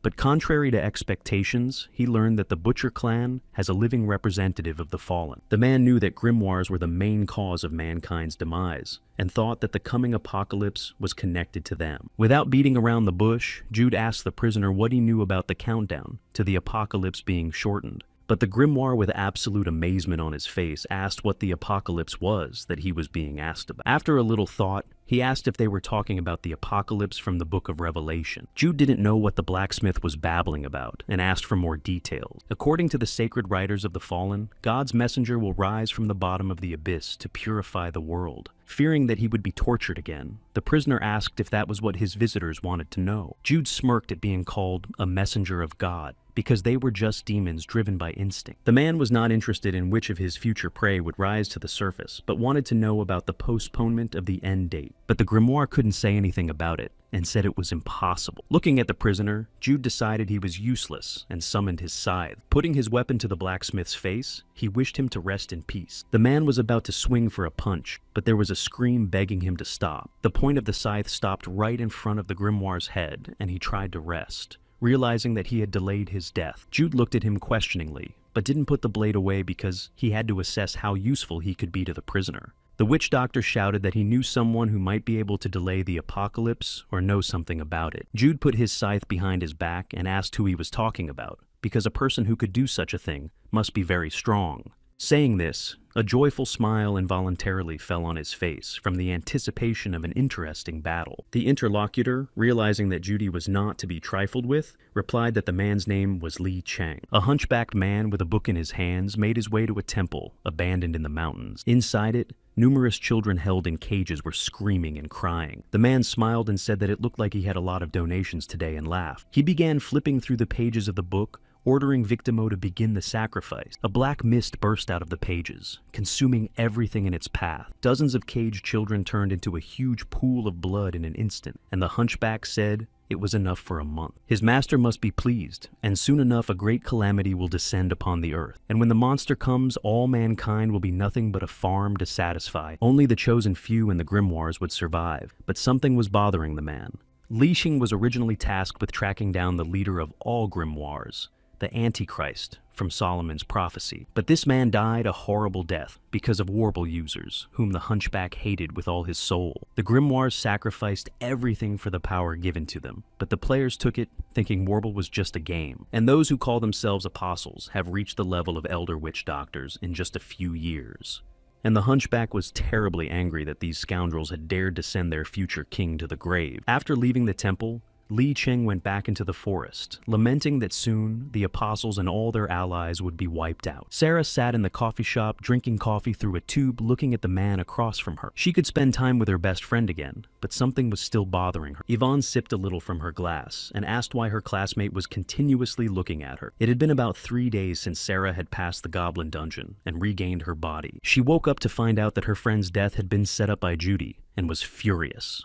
But as soon as the man said he could use the real Yvonne at the next practice, she apologized. She pouted her lips and shouted that she would never cross her master again. Sarah noticed that after she became awakened, she didn't want to taste human flesh. She didn't know if she felt grateful for what Jude was doing, but she was enjoying the time with her friend now. Yvonne said it's not bad to relax like this while their school is being remodeled for a week. With a sad look, Sarah agreed, because she knew the truth about what had happened at their school. Yvonne was not happy that they had only been released for 7 days and not a whole month. Sarah knew that the girl didn't remember anything about what had happened. That's why she was acting so nonchalant. Only the zombie remembered what happened to the school when James broke into it, and the rest of the people who had been transported to Warble had forgotten all about it. And those who died at the hands of demons and classmates seemed to have ceased to exist to the rest of the world. Not only their records and documents and archives, but also all the memories of their departed friends are gone. If her friend had really died then, she would have suffered the same fate. Yvonne turned around and said that the woman next to them must have lost her baby. Howard's mom paced the room like a ghost, tears streaming down her face as she berated herself for leaving her son unsupervised. Yvonne asked if Sarah knew that there had been 100 times more reports of missing children in the last month. The girl also said that when investigators checked the parents' personal files, it turned out that they never had offspring. In addition, the parents themselves, when they found out they had applied, had no recollection of applying. Sarah looked again at the girl, who repeated her son's name over and over again. But at one point, she wiped away her tears and asked herself what she was doing in this place and what Howard was calling for. The zombie's face changed, and she realized it must have something to do with Varble. The 12th rule of the game stated that people sacrificed by the grimoire disappeared from the face of the earth, so the fallen managed to hide their actions for a long time. The missing people could only be remembered by Warble users past level 10. Black drove while his passenger in the form of Judy slept peacefully in the back seat. The masked man looked at him through the mirror and thought about what kind of monster he was carrying. He didn't know where this demon came from, but he remembered seeing it in battles, and a cold sweat broke out on his forehead. Turning around once more and looking at the passenger without the aid of the mirror, Black wondered if there was anything he could do now. He swallowed his saliva and reached for the object in his breast pocket with a trembling hand. Pulling out the knife, he thought about finishing Judy off while he was defenseless. The masked man was very worried that he could be disarmed at any careless moment, but Jude was sleeping like a baby with an earpiece in his ear, and despite Black's dark intentions, he thought of a girl long gone from this world named Warlock. The last thing a child in the catacombs remembers is his mentor urging a demoness to face her in battle. Seeing Warlock made him feel safe enough to rest further. His eyelids slowly closed again, and he didn't know how the fight ended. The next time Jude opened his eyes, the woman was no longer in combat gear but ordinary clothes. The boy's mind was still foggy, but he heard Warlock ask if he was all right. The child was lying on the floor of the room and asked where they were. Turning and looking around the space, he noticed a woman bandaging her arm. He thought his mentor was being nice, but she was furious and asked what the impertinent man was looking at. At this point, Jude thought the lady was lacking in character to match her looks. The child stood up and said he had never seen anyone prettier than his mentor, and the woman was embarrassed. Not confused, she noticed that the rascal had a good taste in women at such a young age. Jude looked at Warlock more closely when his eyes weren't clouded by his recent sleep, and noticed something. The woman's body was bandaged with bloody bandages and her face was scratched, and next to her was a first aid kit, which she used to patch herself up. The boy asked directly if the mentor had lost the fight, and she flinched. In an attempt to save her reputation, Warlock shouted if the kid had any idea what state the demoness was in after their meeting. Gamori could call herself whatever powerhouse she wanted, but the woman would finish her off if she didn't need to save up her strength to face disaster. The mentor bragged that she might have lost the battle, but would have won the final battle in the end. But the child didn't understand that. But Jude was smart and didn't pursue the subject. just asked why Warlock had decided to save him. He was supposed to die by her hand, but the woman said she believed people could change. She gave the boy a choice to either fall in battle with her or help save all mankind. Jude froze looking at her, because now he really didn't understand the meaning of what she was saying. Warlock stopped joking and made a serious face and said that in 4 years, 7 messengers of the apocalypse would appear on Earth. The human world will fall, but she came from the future to prevent a great calamity. The mentor first introduced herself to him as Warlock and told him that she was a time mage and the last hope of mankind. She looked at the child who was destined to become her greatest enemy and king of grimoires, wondering what choice he would make. He had to either help the woman on her way or fall down and not stand in the way. The boy never wanted to be seen as the protector of mankind, and he would have liked to disappear from this world himself, but he felt comfortable around Warlock. He didn't care about saving people, but he gave the woman his hand and said that if she wanted him to, he wouldn't mind helping. Judy only cared about his feelings for his mentor, and she began to hug him in gratitude. She squeezed him so tightly that the child couldn't take a breath, but he didn't care, because now he was really happy and smiling. Opening his eyes from sleep, Jude realized he was still in the car with Black. The masked man, who had already pulled the knife out of his pocket, hurriedly put it back and asked if the passenger had slept well. He said, trying to get out of it, that Jude was so stiff he was embarrassed to wake him up. But the awake man said he'd kill Black if he got another idea like that, and the driver was covered in sweat. Jude removed from his ear the earpiece that had been his trophy from the nest of the dream demon that could by its power transport its master into a dream of the past. He opened the vault and transferred the succubus queen's crystal back into his inventory. After getting out of the car, the man entered search mode and realized that the area looked like a haunted house. Black, who realized that he should definitely be on the side of this monster, said he would look around and ran first into the forest thicket. He feared for his life, so he rushed to the building in the mountains that Li Cheng had visited earlier. But as soon as Black touched the handle on the door, his hand was cut into several pieces. The injured man screamed, and Jude got an urgent notification on his phone about an unidentified demon warning for lack of data. A huge snake-like monster appeared, who called himself a guardian, and said that all who seek entrance would be devoured by him. It was the first time that Varble had failed to recognize the level of the creature. Jude smiled and swung his scythe at the beast, thinking that perhaps he had finally met a worthy opponent. Demon and man merged in a duel, destroying everything in their path, and destroying the forest, tearing down hundreds of trees per blow. Black, who had lost a limb, saw the dragon, and in a semi-fainting state, thought the monster was about to devour him. The battle was fought high in the sky, and Jude was not harassed at all in this aerial battle. He looked at the three-eyed monster and thought that there was something strange about this battle. Without letting the monster's paw grab himself, he spun around and struck the creature's torso first. After reaching the head, the scythe aimed at the dragon's eye and hit the target, causing the monster to scream in pain. But the demon could still fight and pointed its many paws at the man, forcing him to dodge. Jude deftly dodged each attack and thought he had misjudged the beast's abilities because of its size.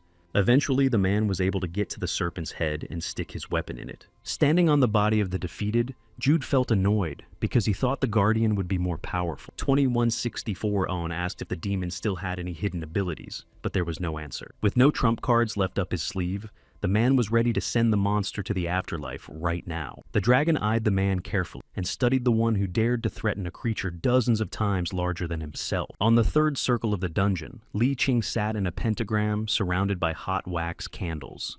He watched the gates of hell made up of the souls of thousands of people. The grimoire paid no attention to the screams of the martyrs and flipped the pages of the dark book thoughtfully. The people in the third circle sculpture were continuously shouting for help and stretching their arms outward. They begged someone to give them some food, but the sorcerer didn't care about the gates of hell. Each grimoire had an ability tied to the demon they contract, and the power that Li Qing had was linked to the apocalypse predicted by mankind, and he could accelerate or postpone its date. The blacksmith had gotten the information that the gatekeeper had run off with his tail between his legs and couldn't believe it. If so, the man who invaded the temple must have been one of the apostles. The spell to accelerate the coming of the apocalypse was 80% complete, and Li Cheng couldn't believe that the apostle himself had come into his hands. With the number of offerings he'd made, dealing with a select few wouldn't be a problem for the grimoires.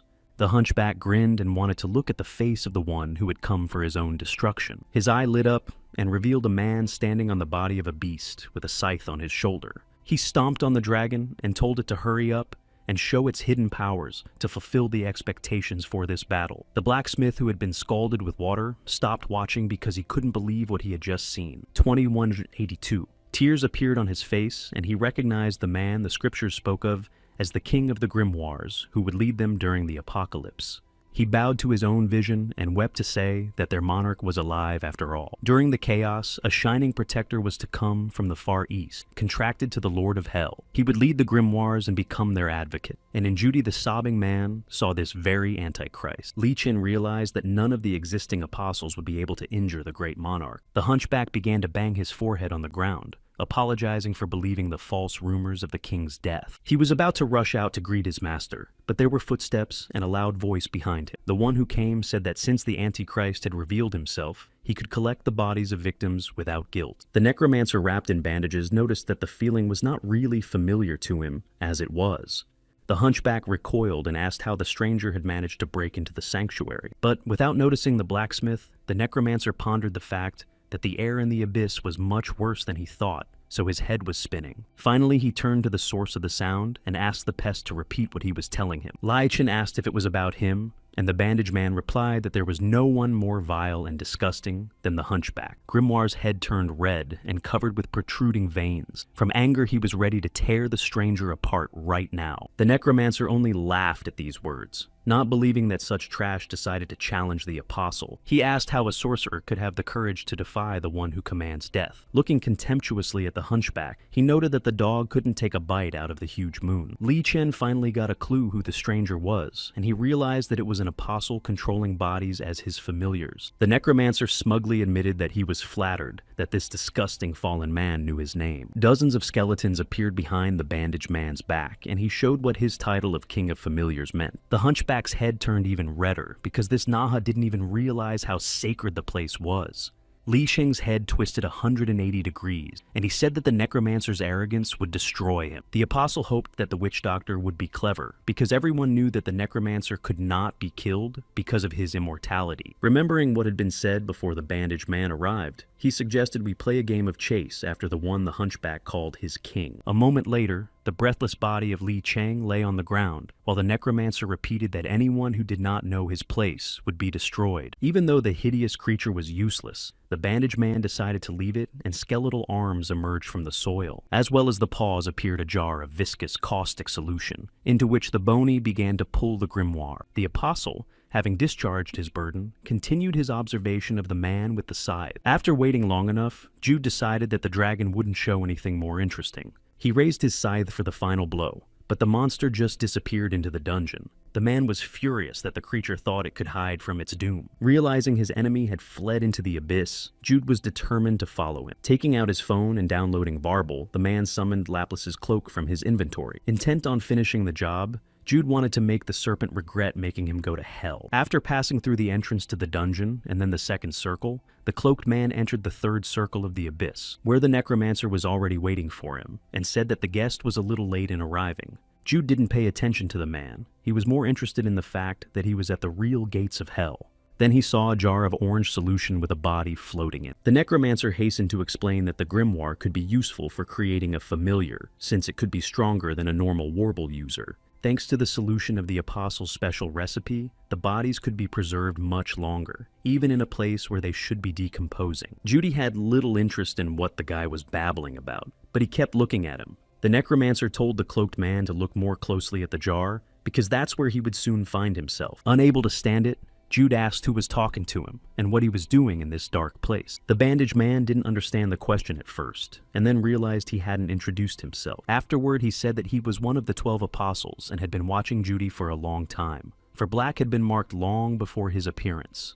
He wasn't hard to find, which means he could just as easily have been watching his companion. After some thought, Jude decided that the man in the bank might be the master of the familiar that had torn off Black's arm. In any case, after another glance at the mortar, he realized he was too late and turned around and headed for the surface. The necromancer asked where he was going, but Jude replied that he had no more unfinished business here, and the apostle could take Black if he wanted. But the Lord of the Unclean had other plans for the man, so he made a snapping sound with his rewound finger. Numerous bony familiars began to appear in his path before he could go any further. He looked around and realized he was taken in by the ring and became annoyed. Without beating around the bush, the necromancer said he wanted Judy's body. He could use it to create a familiar stronger than any he'd ever made before. He saw the ether spreading over the man's body, and him, the strong muscles that desired him, the perfect ingredient for the apostle's experiments.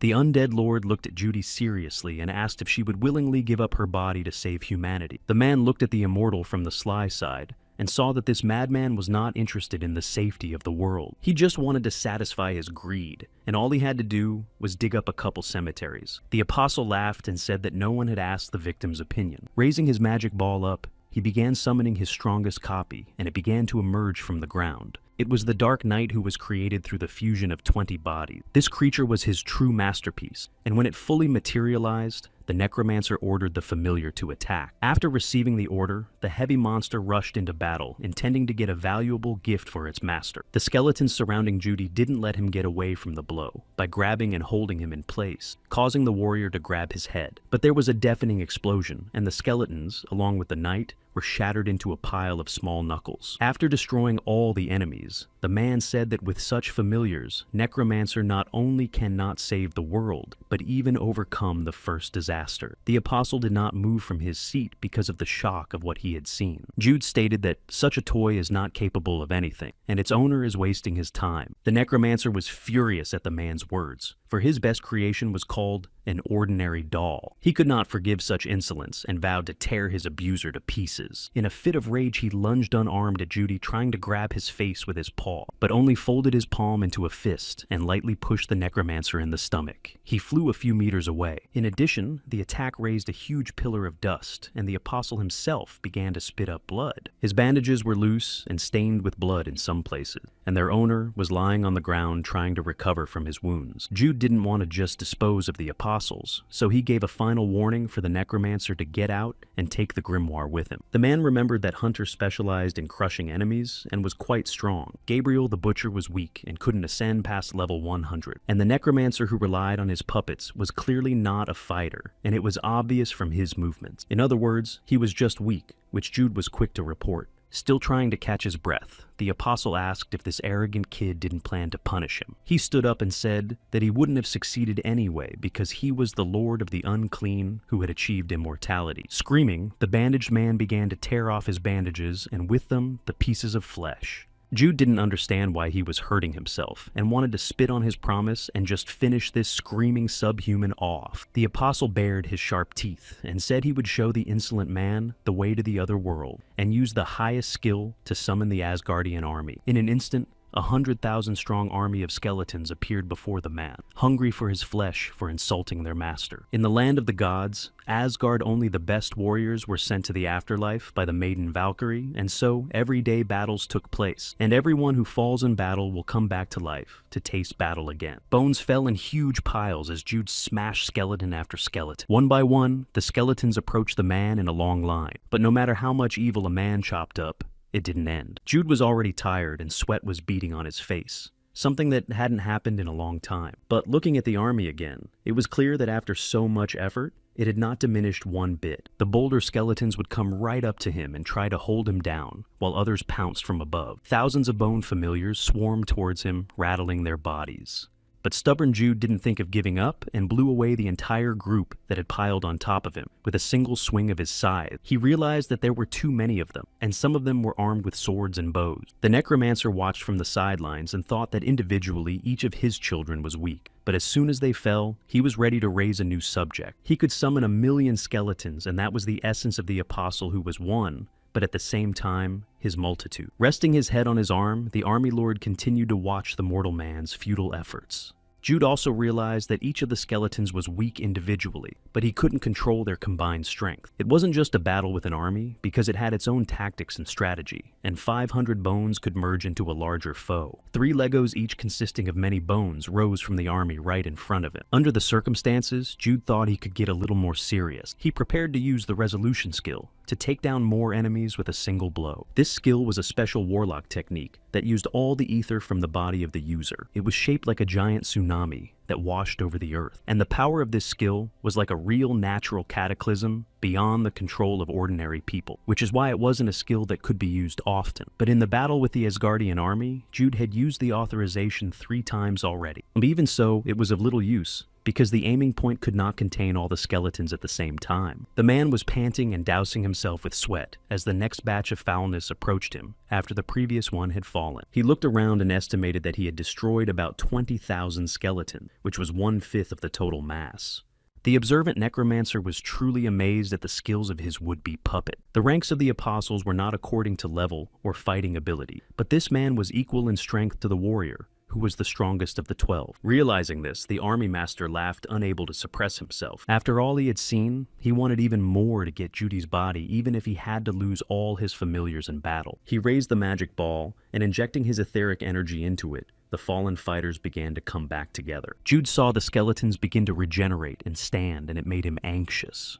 The necromancer's army was immortal, and it wouldn't stop regenerating until he stopped giving them ether. In the blink of an eye, Judy's 80,000 strong army turned back into a 100,000 strong army. The apostle went back to watching, waiting for the man to run out of energy for the fight. No one could know what would happen first. Either the army would fall apart, or the fighter would be exhausted. Li Chin fell at the hands of the necromancer's skeletons, but it is said that the human brain can still work for some time after the heart stops. 2305, this grimoire created a devil phone and kidnapped children who were the most innocent of offerings, all to bring the day of calamity nearer. But he was killed early, but at the moment of his death, the curse he had placed on himself was activated. It was his second way out if the spell wasn't completed by him before the end. Victimo began the sacrifice, and he was the final offering, bringing the apocalypse 100% closer. Jude, on the other hand, who had not yet run out of ether, continued to cut the skeletons into shards. But no matter how much effort he put into it, they recovered and lunged at him time after time. The necromancer watched the man in silence, but something remained unclear to him. He pondered on why Jude didn't attack the master of the immortal army of thousands. Because when it came to familiars, it was obvious that you had to fight their master, but the man continued to crush the dolls. Apostle thought this was an understandable solution to the breaker problem and took some action. In case of an attack, the necromancer has gathered most of his troops around him, so he can't be approached. But Jude never once looked back at him, and before that, he had used the dangerous destruction skill 3 times, and the necromancer wondered what would become of him if the last blow was aimed at him. As the apostles looked closer, the man's actions became clearer when he saw the devilish smile on his face. He was horrified to realize that the bastard just liked fighting so many enemies and stumping himself. The Lord of the Undead immediately jumped up from his reverie upon learning that his creations were once again being treated with disdain. Taking the balloon, he wanted to make Judy's life even more difficult. But suddenly the apostle fell to his feet and his whole body shook. Wanting to know what happened, he looked at his profile, where his level 289 and combat skills were displayed. Of them was active Asgard army summoning, which allowed to collect more ether than the number of summoned to control the crowd of undead, but it worked only in the abyss. Defeated skeletons could be regenerated, but only as long as there was ether left to do so, and the apostle had plenty of it now. The master of the army did not believe that he, the man with the most ether, could lose in a battle of attrition and could soon lose. He strained, gathering his remaining strength, and was ready to use his last supreme skill. Slowly, he began to unwind the bandages covering his body until his black flesh showed, marking the beginning of his then terrible. Bandages fell to the ground, and he summoned a Death Eater. Jude, who was standing with his back to the necromancer, did not dignify him even after the reinforcement, but something made him turn around and contort his face in utter horror. Warble cried out that the spell of the approaching apocalypse was complete, and danger was coming. The gates of hell opened, and the demon entered this world, but its level and skills were impossible to determine. Without completing his skill, the swinging door made the necromancer turn around as well, but it was too late, for the demon's jaws swooped down on him, and in a second slammed shut, devouring the apostle. Jude recognized the creature at once, for he had met it only recently. The skeleton breaker was swallowed by a dragon who still had a scar on his eye from a collision with a man with a scythe. Seeing their master's feet on the ground, the bone army trembled in terror, making nasty creaking noises. All those who had previously tried to overpower Judy ran for their lives to escape the calamity. The dragon, who had lost one eye, scrutinized what was beyond the gate. After each blow, he smashed tens of thousands of skeletons until there was nothing left of the army. While the monster was busy with his favorite army, Jude looked at the gates of hell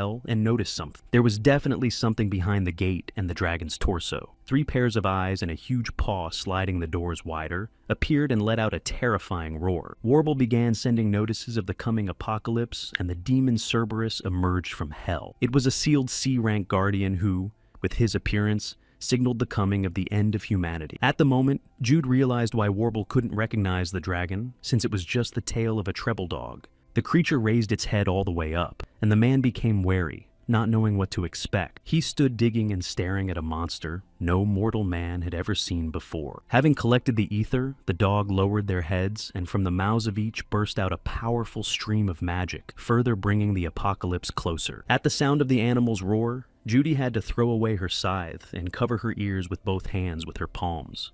The beast calmed down, and to his misfortune, the man noticed something even more horrifying. All over the monster's body were long threads linking his body to the souls of the sacrificed children. They were always yelling and calling for their moms, promising that they'd always behave. The man's face paled at the sight, but there was nothing he could do about the sacrifices given to the demon. Among the sacrifices united with Kerberos was Li Chen, who called upon his king to appreciate his exertions. The hunchback completely merged with the harbinger of the apocalypse and regained his life. Jude lowered his head, unable to watch this horrifying sight. The grimoire noticed this and asked what his master was so sad about, since things were going so well. The man with the scythe pulled the most terrifying face he could make and looked at the scum who spoke to him. Li Chen asked, wasn't the king happy to have all those souls of ordinary children as an offering? But Jude answered nothing, and the grimoire said that his monarch should not give in to unnecessary emotion by being cold-blooded and judicious. The blacksmith begged his master not to look at him like that, for he might change his mind about the king's greatness and be disappointed. Speaking to the trash for the first time, Jude ordered him to stop opening his mouth and yapping. Li Chen was angry and enraged because his master didn't appreciate the effort. Jude was quick to deny the title and said that he would never be the king of the fallen. The grimoire stared at the man silently for a while, not knowing what to say. His eyes glazed over, and he asked His Majesty if he knew how long all their brothers had been waiting for this moment. Sobbing, he begged Judy to tell him what he needed to lead the army. Touching Thanatos' bloodthirsty scythe behind his back, the man told the grimoire to cut the crap. Li Cheng was once again enraged, and with him, the beast with which his body was connected. He lunged at Judy, and before the man could dodge all the way, the Cerberus teeth struck his torso. The clothes in this place simply tore, and the scythe managed to pass near the demon's face, hitting it with its tip. The grimoire shouted, urging the king to surrender, for even he could not defeat the gatekeeper. In saying this, Li Cheng at the same time wanted the monarch to show the strength he was capable of. Without wasting time, Jude began to cut off the long strings of children's crying heads. The hunchback saw what the man was doing and thought his actions were ridiculous. By filming these innocent babies, Jude was trying to save the souls of the offerings. And it worked, because once disconnected from Cerberus's body, the children were sent back to the real world. Meanwhile, the mother of one of the children who had passed away sat on her knees watching the downpour outside the window and thought the world had gone mad. Turning on the news on her laptop, she listened to the news about paranormal weather events happening around the world that didn't match the current seasonal pattern. She looked at the dresser with the stuffed toy on it and thought it was strange because she and her husband had never had children. There was a frame with a picture of her lover and herself holding a strange empty package in her hands, and for some reason, tears flowed. She took the frame in her hands, not understanding why she was crying when she looked at it. At that moment, memories of her young son calling his mother to play flashed through her mind. She screamed and sobbed even harder when she realized that she was holding her newly born baby in that photo. In the dungeon, Li Cheng continued to try to persuade the man who cut off the threads on Cerberus's body, since it couldn't hurt him. Weak attacks could only provoke the beast, and the grimoire couldn't control it either. It was just a part of it. When the man heard that, he only grinned his teeth. His scythe glowed, and he was to activate his second unique skill called Slaughter. At that moment, he remembered Warlock holding a sword pointed at him and saying she'd kill the guy with it if he had the courage to betray her. By aiming the blow in the opposite direction, she showed her slaughtering skill. Jude had adopted it too, and was now ready to use it on Cerberus, the herald of the apocalypse. Li Chen asked him what he was going to do, and the man replied without a shadow of a doubt that he was going to return the beast back to where it came from. His scythe was glowing to an incredible temperature, and sparks and lightning were flying in all directions from it. Jude's first destruction skill released ether outward to slice enemies apart, but Massacre was its opposite, because it was a skill that gathered ether at a single point in space. It was like pressurizing water through a diamond. Unable to speak anymore, Li Cheng stared mesmerized at his king. Cerberus's head, along with the grimoire on top of it, was cut into hundreds of pieces, and the blacksmith had time to shout that Jude was really the true king of grimoires. The hunchback was honored to be part of his great journey, and then laid to rest with the rest of the demon's head. Warble reported that the man had managed to transport the children's souls outside the dungeon, and now the savior was trying to catch his breath. But before he could regain consciousness, he noticed that his scythe had not withstood the last blow, and had begun to crack. Realizing what it was all about, Jude could only roll his eyes and slick back the hair that had fallen over his forehead. The man freed the souls that served as offerings to Cerberus, and all that remained to his weapon was scraps. And everything Jude got went into regenerating him, so he didn't get anything of value out of this battle. To develop weapons and bring the apocalypse back to normal, he'd have to use children and grimoires. But he would never do it because it wouldn't be in keeping with Warlock's principles. Remembering the woman, he noticed a drop of blood dripping from the edge of his mouth and hurriedly removed the evidence of his wound. Jude was already planning to return to the real world, but he heard someone grunting behind him. It was the necromancer lying among the beast's remains, who asked him if the impudent man knew how many familiars could be created from the energy he had expended. The apostle thought Judy was a fool who didn't know how to control her own power and was wasting air. He thought that this man couldn't be trusted with such abilities and would have used them better, but the bloodthirsty scythe had already pierced his body. Holding the necromancer's body on the tip of his blade, he realized that it was just a clone, and that was the reason he boasted so much about his immortality. The bandaged body of the apostle, after being wounded, began to crumble like sand and then disappeared altogether. Seeing this, Jude vowed to finish off the undead lord without hesitation the next time they met. Putting away his weapon and taking his cell phone out of his pocket, the man ordered him to bring it to reality. In the nightclub that was the butcher's hideout was a real bloodbath. People ran outside in a panic, screaming that they were being chased by a monster. One of Gabriel Khan's clan members yelled for someone to call Black, but his head immediately flew off. The skinny man who had been in the cage before came out covered in the blood of those he had now killed. It was a grimoire that Jude had managed to communicate with, and he broke free noting that it was raining outside. He'd experienced what it was like to get out of prison, but he'd only been out for 4 months. His theatrical performance was delayed, but he was glad he let himself be caught on purpose. It accelerated the countdown to the apocalypse, and he met someone he'd been wanting to see for a long time. The man thought that his assistant Li Cheng had done his job well and helped him with the approaching disaster. This grimoire was the one-eyed Jack of the 7 Stars Estrella, who were the elders of the Witchfinders. The man in the bandage waved his arms and disappeared into the black fog, carrying him away from the parking lot of the Butcher's Club. 4 years ago, little Judy was fortunate enough to enter the catacombs of Dullahan, the high-ranking demon knight. It was a headless horseman in armor riding a horse that also had no head. The child fought him with a tiny knife, while the demon was armed with a steel spear. But despite the odds, Jude, as usual, didn't back down even when the enemy was stronger than he was. At one point, Dullahan's spear nearly pierced the boy through and through, pinning him against the concrete wall. But he broke free and jumped up to hit the rider from the air. In flight, with all the force he could muster, he began to scatter shards of the wall he had just been near. Many of them hit the target, and the knight's head that was in the hands of the main body screamed.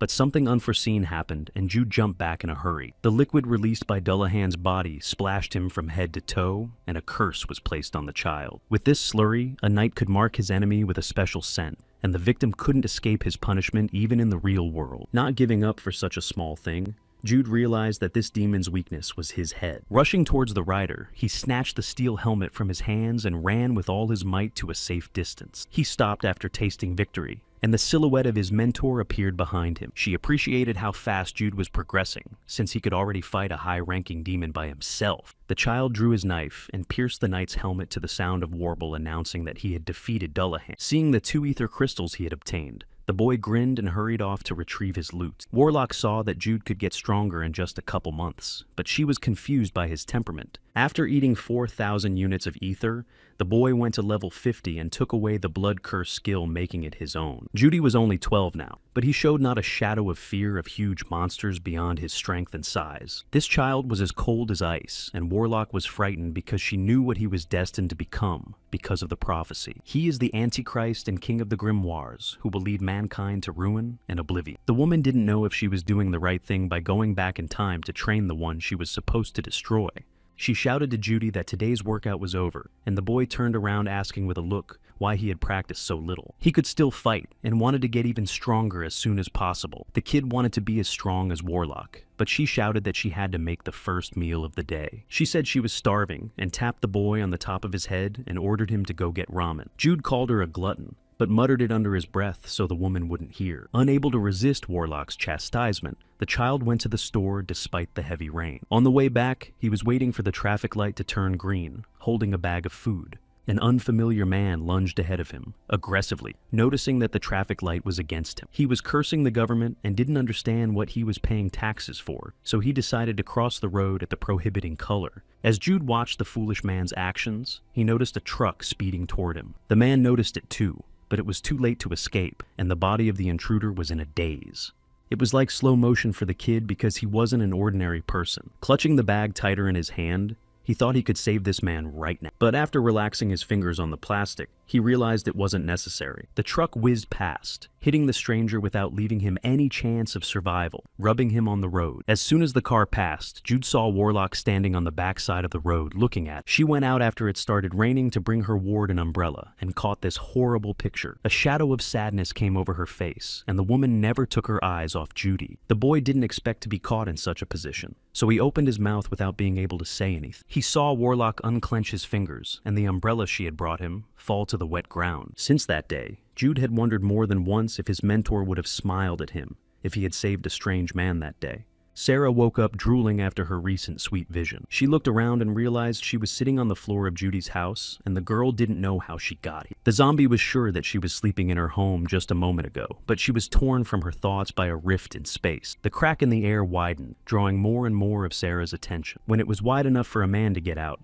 the injured landlord appeared. He saw his familiar and turned around, even though he knew the girl would be here. Sarah rushed over to him, noticing his scarred body, and asked what was wrong. She hadn't gotten up when Jude bent over and leaned on her shoulder, kneeling in front of her. The man moved closer to her face, and the zombie panicked again, thinking something bad. She yelled to herself that she wasn't ready for something like this yet, and squeezed her eyes shut when Jude dropped his chin on her shoulder. He said he was going to get some sleep and asked Sarah to protect him while he recuperated. Slowly opening one eye after another, the girl realized there was nothing to be afraid of. The sleeper's body couldn't stay on the zombie's shoulder for long and fell to the floor. A click sounded, and Varble notified that the familiar had been placed in defense mode by order of its master. The girl didn't realize what was happening, but her body rose up and stood beside her master. She couldn't control her body, which was standing guard over Judy's peace. At Seoul's Ganja subway station, there was a mechanic working on the tunnel.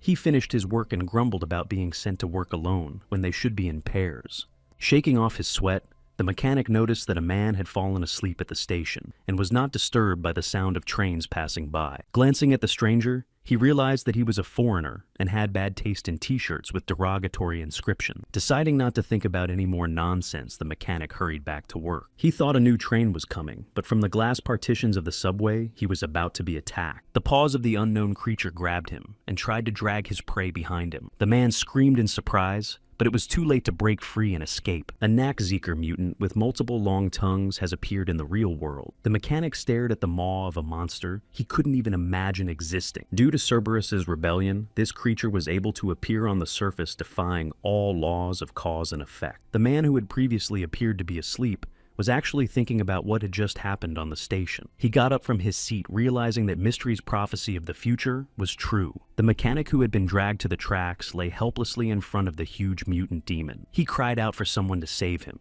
but in the depths of his breath he realized that no one could handle what he was seeing. A pumped-up man with tiger tattoos jumped out into the tunnel and prepared his fist to attack. With a single blow, he blasted the nutsharer, who had already opened his mouth to swallow his prey. The man took the ether stone and noticed that despite the prophecy, only a small thing appeared in the real world. He shoved his hands in his pockets and asked how the kidnapped mechanic was feeling. The helmeted man looked up at his savior, who asked if he would keep what he had just seen a secret. The mechanic sat down on the rail and asked who the foreigner was, but the interlocutor had already turned away to look at the approaching train. The tattooed man offered to change the terms and said he would keep the rescued man alive if he would forget what he had witnessed. In response, the helmeted man only shouted, asking if the hero standing before him was God. Bringing up his fist to strike the train, the stranger replied that he was a warrior and the strongest man in this world. Metro workers gathered at the station looked at their comrade, The mechanic sat as if in a trance and did not answer any of the questions put to him. All he could utter was the last phrase to the tattooed man, signifying his name and title. After the warrior stopped the train coming at him and left a dent in the train, he entered the dungeon.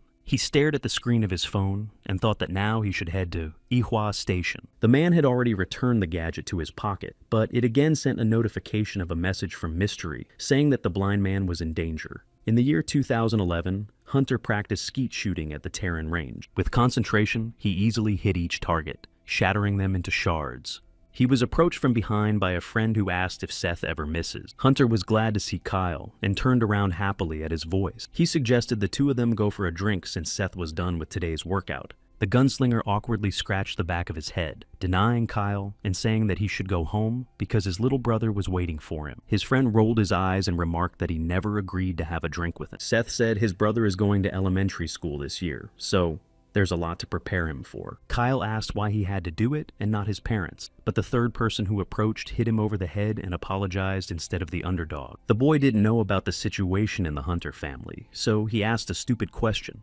Seth's parents passed away in a car accident 3 years ago, and his only family was his younger brother, who he was 10 years older than. 25 to 29, Senior tried to give him the best of everything and never bent under the pressure of fate. Now Seth was one small step away from competing in the Olympics, so he practiced every day. When the boy returned home, he noticed that the door to his and his brother's apartment was open. He figured Jake had just forgotten to lock it, so he went inside without fear.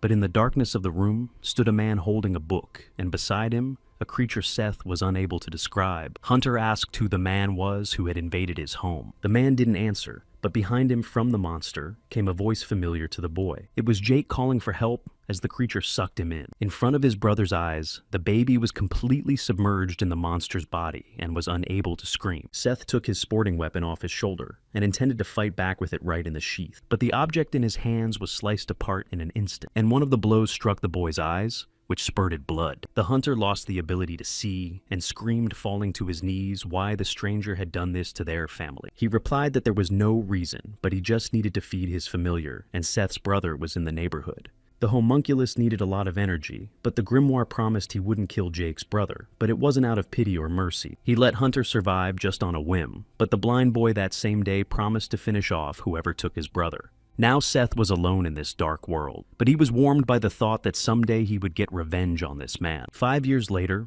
a blind man lay in the hospital breathing air from an oxygen mask. His whole body was in a cast from his neck to his leg. Across from his hospital bed stood a girl in a white dress and cape of the same color. She felt sorry for Hunter, realizing he was having a bad dream while he was out. The girl gathered a clot of light in her palms and told the patient not to worry, because soon he would be cured. It was the apostle priest whose hand was grabbed by a man who came in, asking what she was going to do.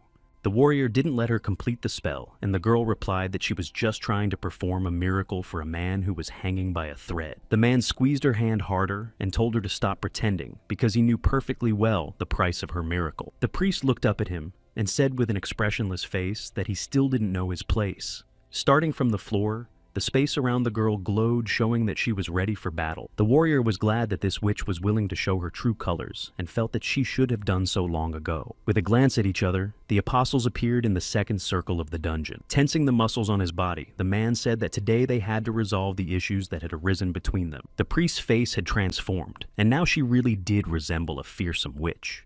2560. She shouted that for his insolence, the warrior would fall by the flames of her mighty Holy Spirit. The apostles clashed in battle, intending to match their strength. After a while, a warrior appeared from a rift in space who was all wounded and in ragged clothes. Trying to catch his breath from the battle, he walked over to the hospital bed where his friend was still unconscious. Looking at his comrade, he said that no one dares touch his friends while the warrior is around. The priest was also not at her best after the battle. She too was covered in blood and feeling a lot of pain. Holding onto the wall to keep from falling, she cried and asked why no one understood how she felt. The girl just wanted to heal the wounded apostles who were saints saving the world. They were all brothers and sisters, destined to walk the same thorny path. But they always suspected her of something and despised her, which made the priest's body hold a grudge. She regarded Warrior as a heretic apostle with only animal brute strength to spare. Even if she had to mobilize all her white ghosts, She intended to finish him off. A voice behind her said that the girl looked upset about something. Afterwards, he asked if there could be any disagreement among the apostles, and the priest tried to understand who was speaking to her. Turning around by the man's obviously dark aura and the book in his hand, she realized that a grimoire had come to her. Entering the emergency situation, Priestess used the healing skill, and the wounds on her body began to heal. She easily healed all the cuts and abrasions, suspecting she was facing another fight. Jack clapped his hands in surprise, recognizing this apostle's talents. The girl possessed a real miracle that could even bring people back from the grave. Still standing in front of him in ragged clothes and scowling her face, Priest asked if the grimoire was laughing at her. Even if she used some of her power to fight the beast, she still had energy left to deal with a couple of heretics. She swore in the name of her goddess Warlock that she was ready enough for a second battle. Watching the apostle gather more and more energy, the grimoire asked to be understood correctly and threw the book on the ground. Jack didn't come to fight tonight, and he's got a gift up his sleeve. The priest's face became even angrier, for she knew that the grimoire book was more valuable to them than their flesh and blood, and this man was treating it so carelessly. When she saw this, she was convinced that the witch doctor could not be trusted and told him so. She assessed her opponent and realized that he was definitely not weaker than her, and the girl would not be able to say for sure if she would win the second battle after the first one was over. Seeing so much contradiction in Priest Jack's face, he reiterated that he had not come to fight. As a senior grimoire, he swore in the name of his soul master, Asmodeus, that he would not raise a hand against this girl. Upon hearing this, the lady tempered her fervor and asked why the blacksmith needed her. He reached into his inner pocket and said he had an item he wanted to ask her to recover using her power. Getting angry again, the priest asked if he really thought she would treat any of the filthy heretics. Jack glanced at her again, clarifying that he meant an object, not a creature. Fumbling for an item in his pocket, he pulled out a small box and a book with charred pages. Looking at it, the girl was more interested in the contents of the wooden box.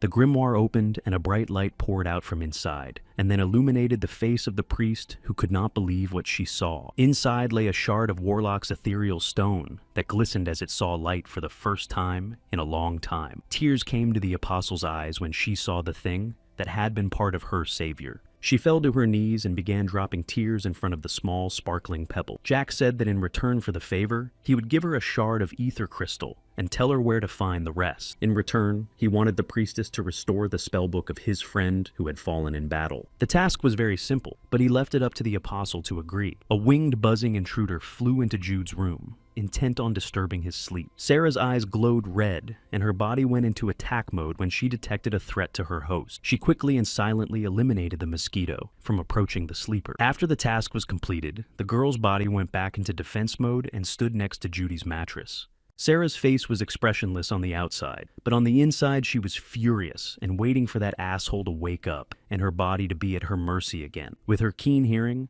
the zombie heard someone approaching the back of the door. The stranger's hand knocked, and the man asked if anyone was in the apartment. The replacement function was activated, and the girl asked in the owner's voice who was talking to her. But noticing the door was unlocked, a man entered the house and asked if Jude Park lived here. Sarah realized from the shape of the person who entered that she was dealing with the police and replied that they had the wrong address and that a person with that name didn't live here. The man thought it was strange because he was sure he'd come to the right place. Looking around the room, he saw that behind the girl's back lay a sleeping man who was the one he was looking for. The policeman pulled the gun from behind his back and pointed it at the victim and pulled the trigger without a second's hesitation. The bullet was aimed at Judy, who was lying there, but it had yet to get past Sarah, who was in defense mode. At this time, Jude was dreaming of a battle he had already survived, but now everything was going according to his own personal scenario. He was once again crushing the necromancer's 100,000-strong army of skeletons, advancing from all sides. The apostle himself behaved very plausibly for Judy's fiction, and laughingly said that his soldiers were immortal, and any attacks against them were useless. Even in this reality, the undead lord wanted the man with the scythe to give his body to him for dark experiments. Seeing the new crowd of skeletons in front of him, Jude gripped his weapon tighter. One slashing motion, and all the bones in front of him were destroyed, their bodies being shredded into little pieces flying around. But a gunshot rang out from behind the man's back and made him turn back around, distracted by the new army of undead. He slowed down so much that the bullet was almost next to his body. With a deft twist of his bloodthirsty scythe, Jude used its base to push the projectile in the direction it had come from. It was the hunter with his trusty weapon who chuckled at having trapped the grimoire. A new shot rang out that hit Judy's feet and made him jump back from the point of impact. Once he was far from his previous location, the man noticed that he was now standing surrounded by bony enemies. The crowd of undead towered over him so high that the sky was partially obscured by the bodies of familiars. Jude thought that fighting two apostles at the same time was harder than he thought it would be. But smiling, he concluded that he was only in trouble because of his battle-scarred body. Unable to deal with the hunter and the necromancer at the same time, he wouldn't be able to come one step closer to saving humanity. Not to mention the creature that took Warlock from him, and at that moment, Jude decided to use the destruction skill again. At the time of this battle, the man was in his apartment reactivating the Succubus Queen's crystal, unaware of what was happening outside of his dream. Sarah easily intercepted the bullet, flying at her master with her bare hands. A girl with abilities far different from those of a human was ready to defend Jude to the end. The policeman, who probably wasn't really a policeman, was shocked because he didn't know who he was going to meet in the house.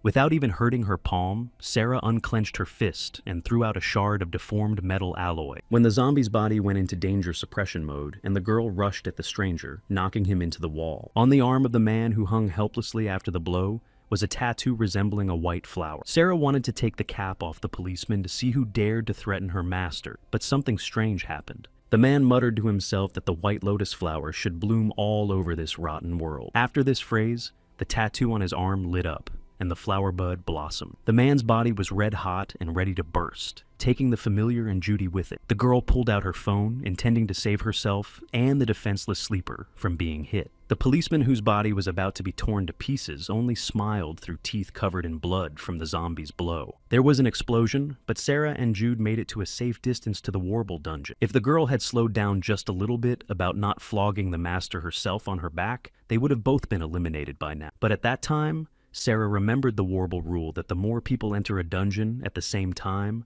the stronger the monsters appear. In front of her, the girl saw a hungry demon-rank sea beast that was a chimera. A creature with the body of a lion goat and a snake fused together growled and came closer, step by step.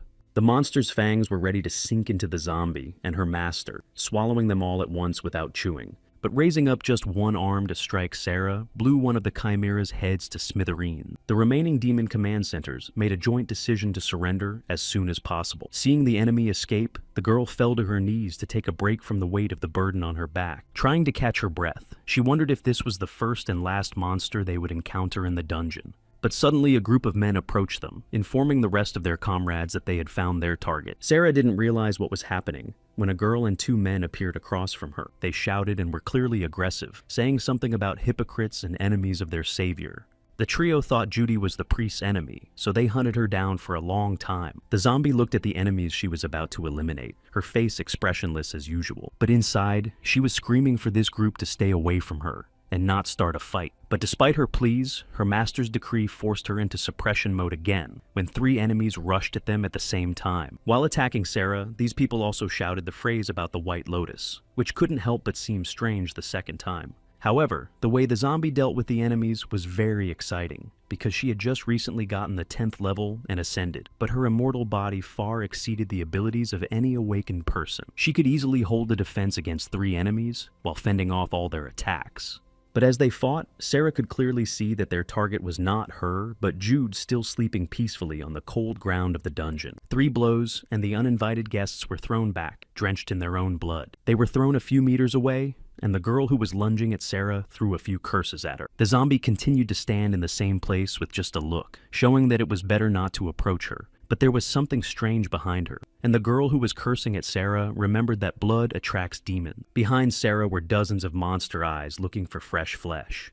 The zombie turned around, but didn't give the gathered creatures much credit, because their target was the bleeding human. The enemies exposed their tattoos with white flowers and said that the demons had come in time. because now they too could be cleaned up. Sarah saw the white flower still blooming and realized she was dealing with the same problem she had just escaped from. The petals on the trio's hands began to bloom and their bodies glowed with a blinding light. Before bursting into tears, a group of people shouted that the white lotus flower should bloom throughout the rotten world. The zombie once again escaped the explosion by transporting herself and her master into the real world. She was tired of opening one passageway after another and fighting the enemies that pursued them. Warble had taken them to a rather strange place this time, and Sarah started looking around. She saw a boy kicking a ball and realized they were probably in the park. When she saw the bench, the girl dragged Judy toward it, thinking that the fight that had taken place after the explosion had gone on long enough. She sat down next to her master and tried to regain her composure, as the transfer from the dungeon and back took a lot of energy and strength. The girl has sent them to Warble and back many times to escape her pursuers. I think it happened about 20 times, but she never managed to figure out who their enemies were. The zombie was already at her limit and saw the boy's ball coming towards them. As he flew closer, he stopped right at their bench at Sarah's feet. The boy yelled if the girl could throw the ball back to him, but the zombie didn't even move because it wasn't part of its program to protect its master from danger. Rolling his eyes at the snooty lady who was having trouble helping him, the child approached to pick up his toy. As the boy ran up and crouched down to his ball, he froze like a halt. Sarah continued to sit and watched his actions until she realized that the child was acting strangely. From beneath his bangs, he glanced at the bench and began a phrase about the white lotus flower. Sarah's face contorted with horror, and she internally begged the boy to stop his mantra. Before he could even finish the sentence, the girl blew up and ran towards him to eliminate it. The suppression mode activated again, and gave Sarah the command to destroy the guy before he exploded. Her body moved against the girl's wishes, and her hand was already starting to rise for a punch. The zombie inside her was screaming for someone to save her from destroying a small child. The claws on her hand had already come close to cutting the boy's neck. But the familiar's hand was stopped by Jude and activated the cursed transfer skill by touching the child. The small enemy stopped glowing, and Sarah exited dangerous target kill mode. She finally had control of her body again and could talk. The boy also came to his senses and asked what was just happening. Stopping the massacre, Jude calculated that it had taken him 10 minutes to defeat 2 apostles and a 100,000-strong undead army. It was 18 seconds longer than the man who didn't notice the flower tattoo on his arm had expected. A blushing Sarah stood in front of him and didn't take her eyes off his hand. Following the familiar's gaze, he too noticed the acquisition imprinted on his body. Extending his arm at full length, he began to look at the flower from different angles, studying it. Upon reflection, he gave the order for his new ally to appear before him. From Judy's shadow emerged the surviving Black, who was left without an arm.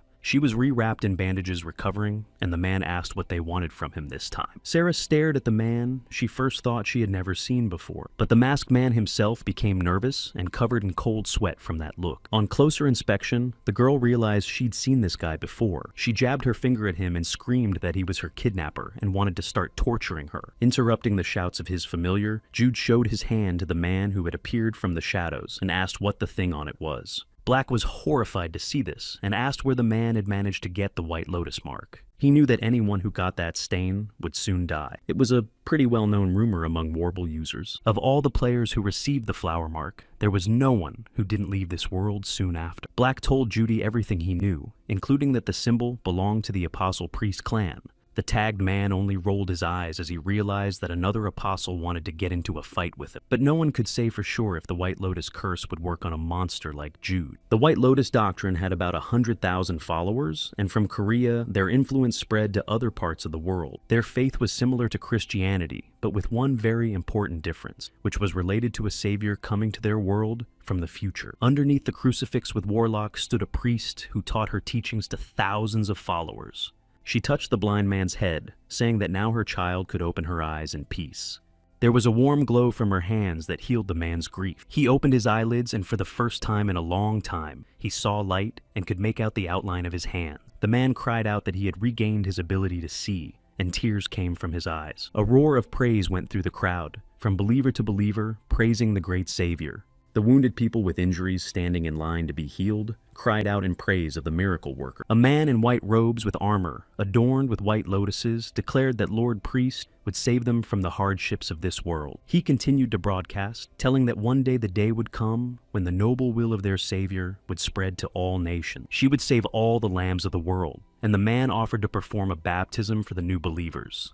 The people who had not yet recovered were surprised to hear this and looked at the man in armor with interest. He explained that only after baptism will people be freed from the rotten saints of this dark world, only so that the new followers could fully commit themselves to the teachings of the Lord Savior. The man extended his hand and pointed to the place where the initiation would take place and asked me to follow him. The three newcomers walked into the room unaware of what would happen inside. The priestess smiled, and Warble notified that survival mode had been initiated. Upon hearing the news, the woman recognized that all the believers she had sent to Judy had failed. She finally resigned herself to saying that the bait would forever be just bait. She stood beneath the cross, raising her shining eyes to her goddess savior Warlock. The priest was looking forward to meeting her saint again. Black led Sarah and her master to the White Lotus Church, which looked like a Gothic temple. Jude took a look at the cathedral, and then looked back and asked the masked man who had been following them all this time. Behind him, a dozen men in dark suits sat in a kneeling posture. Black replied that these were the remaining members of the Butcher clan who had not participated in the training mode.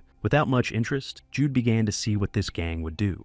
They all knelt down and expressed their humble request for a man to take them in. The armless man bowed as well and asked for everyone to join the ranks of the non-existent Judy clan. Sarah shivered and hid behind her master's back. The man looked away and replied that he wasn't interested in hiring labor.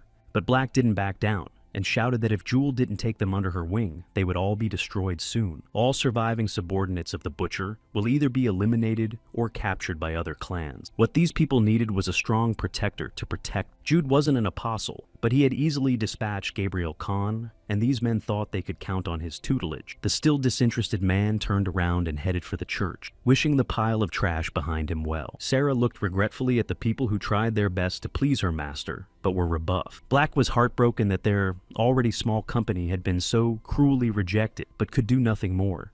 The zombie turned to the armless man, and he looked up at her expectantly. She awkwardly asked the survivors of the Butcher clan to watch the baby until she and Judy returned. Pointing to the boy lying unconscious in the car, Sarah asked if they could handle it. It wasn't just Black anymore. All the people were looking at her with hope in their eyes. They bowed to ma'am and shouted that they would protect the child with their lives. Sarah was furious at this treatment since she was only a high school student. Jude didn't comment on her actions as she silently walked farther and farther away towards the White Lotus Temple. She realized that no one would wait for her, so without dealing with the insolents who misidentified her age, she followed. Sarah ran after her master, yelling for him to wait for her for a bit. Turning around, Jude asked why it was the surname that had followed him. The zombie got angry and kneaded her fingers, and said she wanted to see who was manipulating innocent people so easily. The man agreed to her company, saying she could do whatever she wanted. With that said, Jude disappeared at a run, leaving Sarah to swallow the dust behind him. When he jumped on the cathedral, separating them from the church, the girl screamed if he thought he was a bird.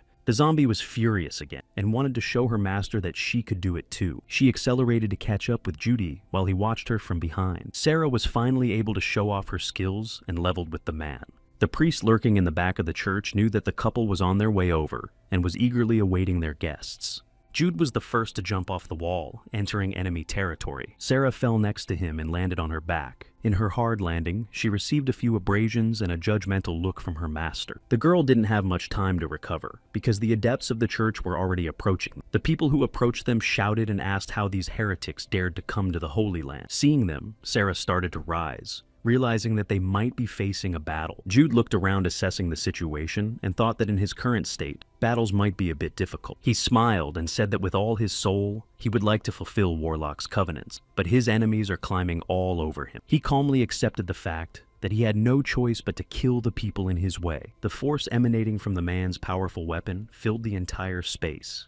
The runners sensed this and clenched their teeth tighter, trying to resist the energy of the scythe. Before the battle could begin, a man in white vestments who was conducting the baptism appeared and politely asked everyone to stop. When the small church employees saw him, they immediately obeyed the order. The leader of the knights and the guard behind him bowed to the guests and introduced themselves as ministers defending the White Lotus Church under the priest's rule. One look at that bunch was enough to know they were all Warble players.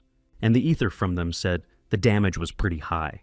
The head knight asked Judy to follow him and informed him that the priest was already waiting for him. Sarah and her host were walking down a long spiral staircase that was quite creepy in the girl's opinion. She wanted to ask how deep they should go down, but didn't have time, for she was shivering in the wind. The knight silently led them forward without telling them anything about the final destination. Along the way, Jude scrutinized the walls, which had many patterns and inscriptions on them. The murals depicted inscriptions and dungeon-dwelling demons known to Warble users. He touched them with his hand and realized that the place looked quite familiar because it looked exactly like a dungeon. It was made up of spirals called circles, and the lower the spiral, the more dangerous the creatures that lived there. As Jude continued his inspection of the walls, he noticed that at some point, the writings and drawings stopped appearing. But then he realized that the mural hadn't disappeared, just that one demon was so huge it couldn't be seen at close range. This creature eclipsed thousands and millions of lesser demons. The knight noticed that the guests felt something, and told them that on the wall there was a picture of Behemoth from an old will. He was the first scourge mankind would face, and was the source of the evil that had to be destroyed first.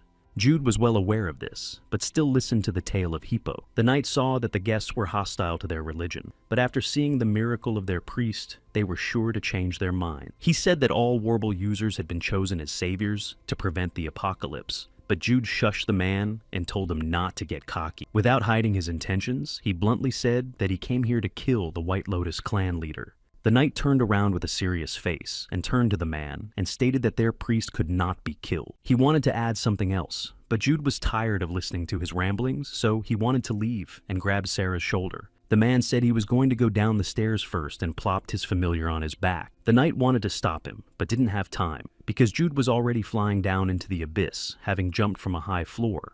Sarah cried out as she felt the benefits of freefall acceleration and clung tighter to her master. She had been screaming the whole flight, and realizing that she had a long way to go to be useful, Jude used the grappling ability. The zombie was transferred to the man's cell phone, and he continued to fall alone. At the bottom of the stairs was a priest who folded her hands and prayed to her savior. Behind her, splinters and dust sprinkled, heralding the arrival of a long-awaited guest. Jumping down, Jude hurried to see if this woman called herself a priest. Without changing her posture or turning around the head of the church, stated that she had been waiting for this man's visit for a long time. Judy's gaze went straight to the cross on which Warlock's body hung. Immediately the blood boiled in his veins with rage, and he asked what kind of stupid joke this was.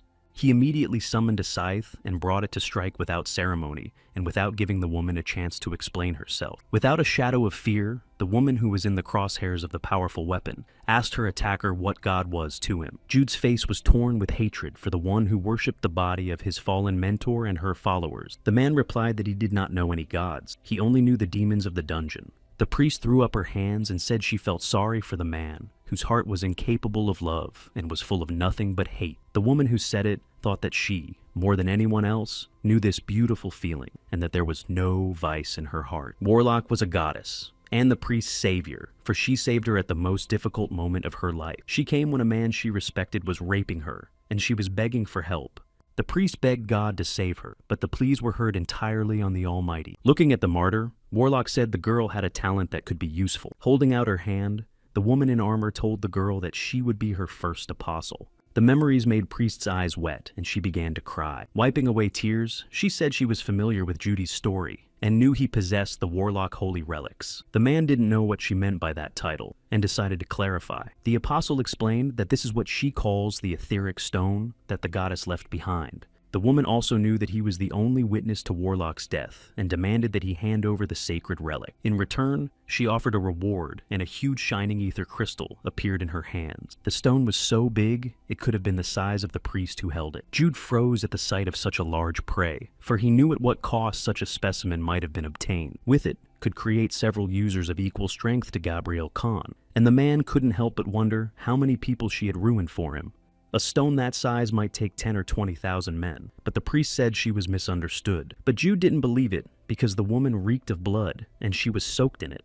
Behind the man came the knights who came down the tall staircase rushing to their lord, asking if she was all right. The eldest of them gave orders to finish off the heretic who dared to invade the sacred place, and the crowd rushed upon Judy. After assessing their level, it became clear that among them were about 10 awakened people, whose average level was 50. He quickly calculated that it would take him a second and a half to take out a squad like this. With the scythe, he rushed to his prey, for he could not fall behind schedule. Jude had already drawn his weapon to cut off the knights' heads at once, but he was stopped by a voice from behind him. The priest standing in the same spot shouted for everyone present to stop the futile battle. He reiterated that Jude had misinterpreted her intention. The woman decided it would be easier to show the other person, than to try to explain in words. She wanted to show him the White Lotus Council of Honor Sanctuary and created an anthill training stage. 500 test rooms opened up, where 10,000 people were transported, including Han Kim. In front of the group of frightened students stood a golem, with all its appearance showing that it was reality and not an illusion. Warble informed the subjects that the demon wanted to kill them to get their flesh. But the knight who entered the room with them said it was just a fake they had to defeat to join the White Lotus. The students had to be brave enough to face their fears, but one of them had already had his leg torn off by a golem. But after a moment, the wounded man's body recovered, as if it had never taken damage. The knight said none of them would die, because they were protected by the priest's miracle. Each of his fallen friends would rise and heal their wounds, becoming capable of throwing themselves into worthy combat again. Worthy warriors of the Savior were ready to defend this world and crush the demon that stood in their way. After the victory, the training rooms closed, and the priest asked Jude what she thought of what she had seen, for she worked very differently from the heretic Gabriel Khan. The woman said that all lives matter, and her followers would recover time after time if they didn't receive wounds incompatible with life at one time. Jude said her methods were funny, but quite effective, and Priest smiled when she was able to clear up the misunderstanding. She spread her arms wide and asked if the man would agree to become one of them and join those who wished to fulfill Warlock's wishes. Looking at the bunch of people smiling at him, Jude decided to play along and said he wouldn't mind being one of them. Smiling, the priestess asked the goddess Warlock to bless their new adept. After examining Judy's body, the woman noticed that he was injured and wanted to offer her help. The man asked, "And so what if his body wasn't fine?" And priestess decided to take care of the injury. She said that with her touch, she could instantly heal any wound. Realizing it might be helpful, Jude let her work on his arm. Using the healing skill and asking the blessing of the Lord Priest for her actions, she brought the warm glow of her palms to the injury. As soon as the light touched her shoulder, she asked how the man was feeling now. Twisting his arm around and touching his shoulder, Jude said he felt pretty good. The priest smiled and said that their session was over, but she didn't have time to finish her sentence. With one swipe of the scythe, the man sliced her into two halves exactly in the middle of her torso. The blood of a woman who wanted to ask one last question about why she'd been done to, sprinkled on the face of a smiling Judy. The priest's followers had no time to do anything to save her, and could only watch in silence. They realized what had happened only when their leader lay bloodied on the ground, unable to move. Jude put on his favorite noise-canceling headphones and turned on the music, starting the fun. The White Lotus adepts came at him from all sides, but the man was glad of it.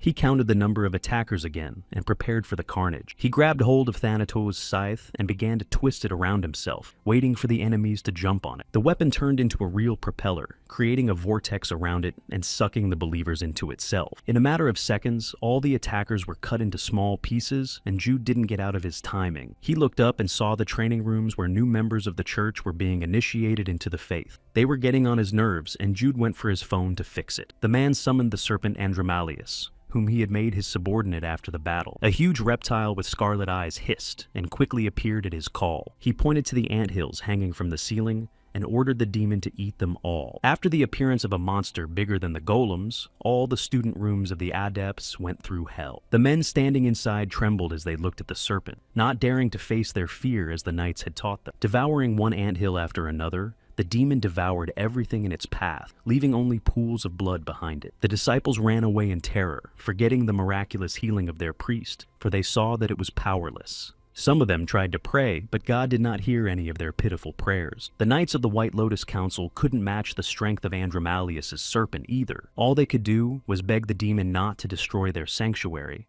But God wasn't the only one deaf to the situation. Devouring more and more prey, the monster brought Judy more and more notifications of destroyed classrooms. The man looked at his phone and realized that his subordinate was doing well. Jude turned around when he heard footsteps behind him. It was the priestess who had already recovered from her injury. She recovered faster than the man expected, and he thought he should have chopped the apostle into smaller pieces. A bloody knight crawled up to the head of the church. He had lost a limb, begging her for a miracle of healing, but the woman could only hiss at this useless trash begging for help. Raising her hands, she began to treat the wounded who scattered in gratitude. But after a moment, the skin began to peel off their skulls. She completely split their bodies, drawing their inner ether to herself and using it for her own healing. In a moment, all her wounds healed, and the priest's face showed its true skewed appearance. When Jude saw that, he realized that this blasphemer had surprised him. Apostle looked up, looking at the anthills she had worked so long to perfect. In her haste to save her offspring, the priest moved to Warble, infiltrating the classrooms. She stepped out of the rift of space, meeting the gaze of the demon devouring her subordinates.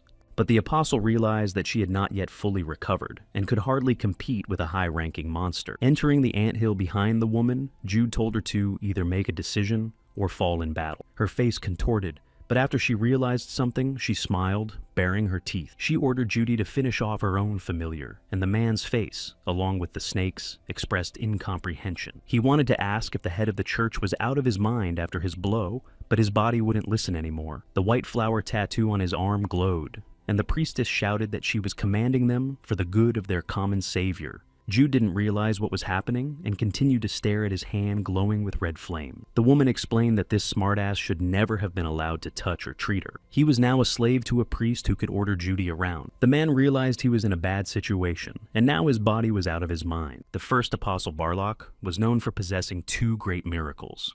She had the gift of ignition known as the sacred spirit fire, and a healing so powerful that no one had reason to doubt its divinity. She really only had one skill, which was controlling a swarm of small, barely recognizable parasite bugs. Millions of them would speed up their body's metabolism and explode, setting fire to everything around them. And when she healed them, she implanted bugs into their bodies that sewed up the flesh and made new organs. Priestess could control billions of such insects at a time, and that was her gift. The curse of bugs in her system was payment for her healing miracle. Jude could feel the swarming parasites spreading from his shoulder, climbing toward his brain. They embedded themselves in the man's pupil, completely subjugating his body to their control. After that, Jude couldn't stand on his feet anymore and fell to his knees screaming. He stood in a prostrate posture before the priest and bowed his head and called his mistress, called her his savior. He signaled to the woman that the brainwashing was complete. The woman's first order of business was to kill the demon she couldn't handle in her current state. The snake hissed questioningly, not understanding how it was the last one in this situation, because it was just being controlled.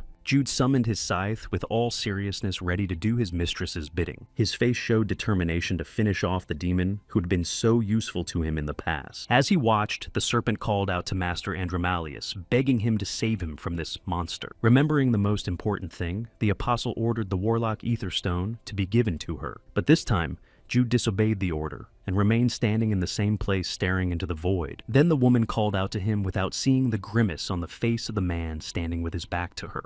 Turning around, he hurriedly chopped his enemy in 2, but now starting at the head and piercing the woman to her feet. She didn't know how he got free, and Bloody asked again what holes in her skill she didn't know about. Jude hovered over the fallen apostle, and she thought that since she couldn't control it, she could still blow it up. The priestess shouted that the white lotus flower should bloom all over this rotten world. After repeating the mantra a few times, she realized that bugs don't explode and thought it was simply impossible. Nothing worked on this monster, and it was the first such incident in the woman's possession of insects. She begged her enemy to tell her what tricks he was using, and he simply replied that he had eaten all her monsters. With his devourer skill, he learned the priestess's innate skill of controlling white vermin. The apostle's dress was pulled up, and Jude couldn't help but wonder if the head of the church was a man or a woman. A moment later, she escaped back into the real world. Jude turned to the intimidated snake and ordered it to finish what it had started, or he would indeed send it to its favorite master. On their return, a group of knights met the lady and, noticing her poor condition,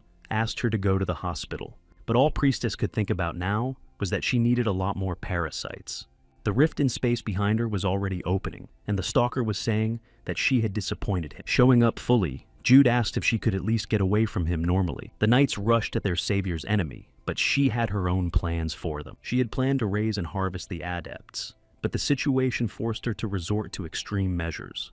The priestess stored her supreme skill for Ippo, but if she fell now, it would be useless, and she started to collect insects from the knight's body. It was a plague of parasites that split people layer by layer from skin to bone. Trillions of bugs gathered in one place, and this woman was their true queen. Apostle ascended and became a demon going to the 399th level of Varble. Jude stared open-mouthed at his crazy opponent, realizing that the battle would be much more interesting. Looking up, the man saw that the sky was completely covered with swarms of insects.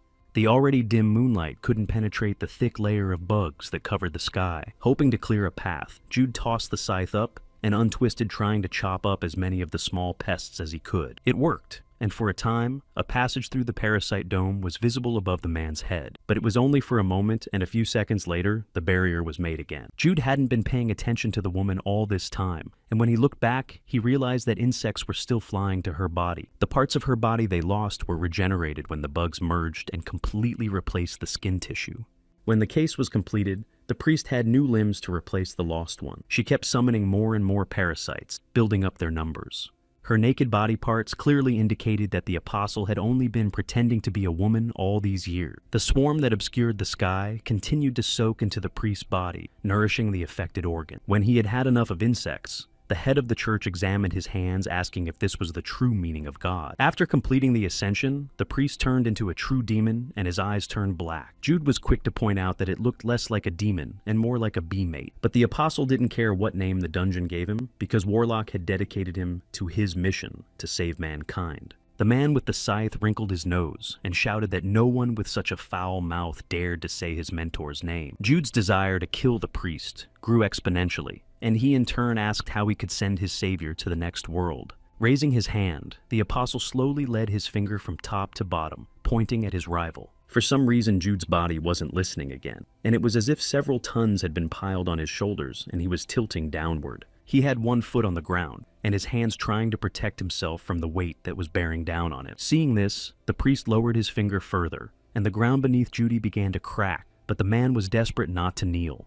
A rift appeared into which the victim of the apostle's strength fell, and the apostle asked if Jude could feel the difference in their powers. The man was standing at the bottom of the pit, and his feet had fallen into the rocks under the ground and got stuck. Destroying the opponent would take the priest a couple of minutes at most, but if the Warlock ethereal stone was quietly given to him, the situation might change. He promised he'd take pity on the sufferer if he got what he wanted for so long. But Jude, climbing out of the rubble, just threw her a few insults without wanting to compromise. Up to this point, the apostle's face had been calm, but as soon as he refused so rudely, the situation changed. The priest's face transformed to reveal a truly demonic face. After realizing there was no way out, Jude decided to move to the war bead to fight. When he disappeared, the apostle could only roll his eyes, not understanding how this insolent man could think that he could escape from the rector of the church. At this time, one of the surviving knights, whose skin had shriveled and hair had fallen out, crawled to the priest's foot and begged his savior for a miracle. But all he got from his benefactor was a kick and a fractured skull. The apostle's face contorted with anger, and he said that he would get the Warlock Etherstone by all means. Soon enough, he will be reunited with his savior and realize his secret desire that arose at the first meeting with a woman from the future. He needed to be reborn as a true savior to meet Warlock again, and the priest entered the dungeon to meet Judy. Expressing extreme surprise, the apostle asked why his opponent had not fled the battlefield and waited for him. But Jude didn't understand the point of the question, or why he had to run away. Upon hearing this, the priest mocked the man's pride, saying that he possessed one of the deadly sins. Stopping the demon's joyous howls, Jude ran around it and wanted to hit it to get the fight started. He clenched his fist and wanted to hit the apostle from behind, but he didn't notice the smile that appeared on his enemy's face. Realizing that something was wrong, the man hurriedly jumped away from the priest without completing the attack. And it was just in time, because right in front of him, in the place where he was a second ago, flew a pillar of light, exploding the space around him. The apostle was surprised that the man had dodged his attack, so he offered to try something better. He used the ultimate Sodom and Gomorrah skill, and thousands of red-hot rocks fell from the sky over Judy's head. Sodom and Gomorrah are two cities mentioned in the Old Testament, and according to the Bible, they neighbored each other, being known for their decadence and promiscuity. After hearing Abraham's prayer, God ordered Lot, who lived in Sodom, to find 10 decent men to prevent the city from dying out. 30:16. But it was impossible to find so many people, and Lot fled, condemning Sodom to death through a rain of fire. 3017. God then asked him to look at Behemoth, whom he had created eating grass like an ox, with strong stomach muscles and a tail like a cedar tree. 3018. He wondered if anyone would be able to trap him, for the rushing river did not disturb him in the lotuses resting in their shade. One-eyed Jack sat on a mountain of fallen bodies and read a book of the Old Testament. He concluded that most of what was written was garbage, but that there were a few truths in the text. Jack turned to Li Cheng's book, lying on the carved pentagram table, and asked if he thought the same, but the comrade from beyond couldn't answer him. 3022. The man didn't really have a name, but because of his eye patch, other grimoires called him One-Eyed Jack. Closing his Bible, the blacksmith thought he must be getting old. But Jack knew that Li Cheng's will and power would always be in his body, having made a vow to the demon Cerberus to lead mankind to the first calamity. Staring at the book, he shouted that it was time for the hunchback to show him an old grudge and prove who the true king of grimoires was. He began to pour energy into the sheets, and the book began to flip open to reveal a page with the demon Behemoth depicted on it. Surpassing Judy by almost 100 levels, Priest knew it would only take one hit of red-hot rain to win. Hot blocks were approaching the man, who was preparing to bomb Sodom and Gomorrah.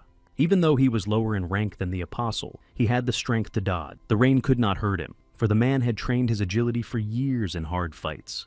One of the hot rocks fell right in front of his face, making a crater under Judy's feet. Looking around and seeing that the entire ground was broken with holes from the fall of these meteors, the man thought that this skill was quite impressive. The priest was burning with rage, realizing that not a single blow had hit the target and brought the long-awaited victory. 30-30. Even though he was superior to his opponent in every respect, Jude still seemed much faster than he was. He clenched his teeth so hard that he crunched them. Before he knew it, the priest realized that his opponent was getting too close.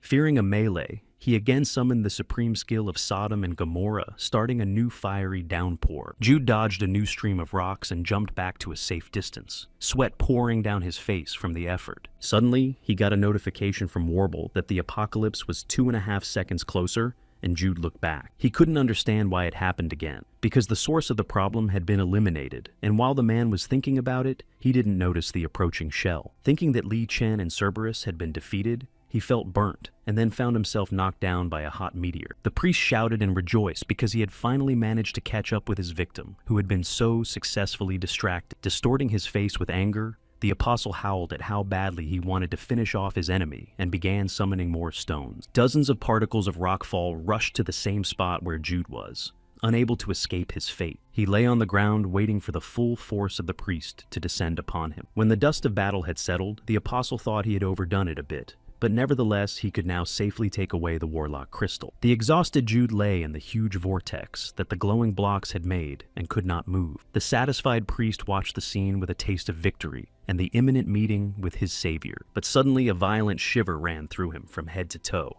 making him forget his prey for a moment. He turned around, not realizing what kind of monstrous energy he had just felt on his body. It was like a beast of distress. But that was impossible because mankind still had 3 months to awaken. Jude appeared behind the apostle's back, climbing out of the pit, and the apostle looked on, not understanding how he had managed to survive Sodom and Gomorrah.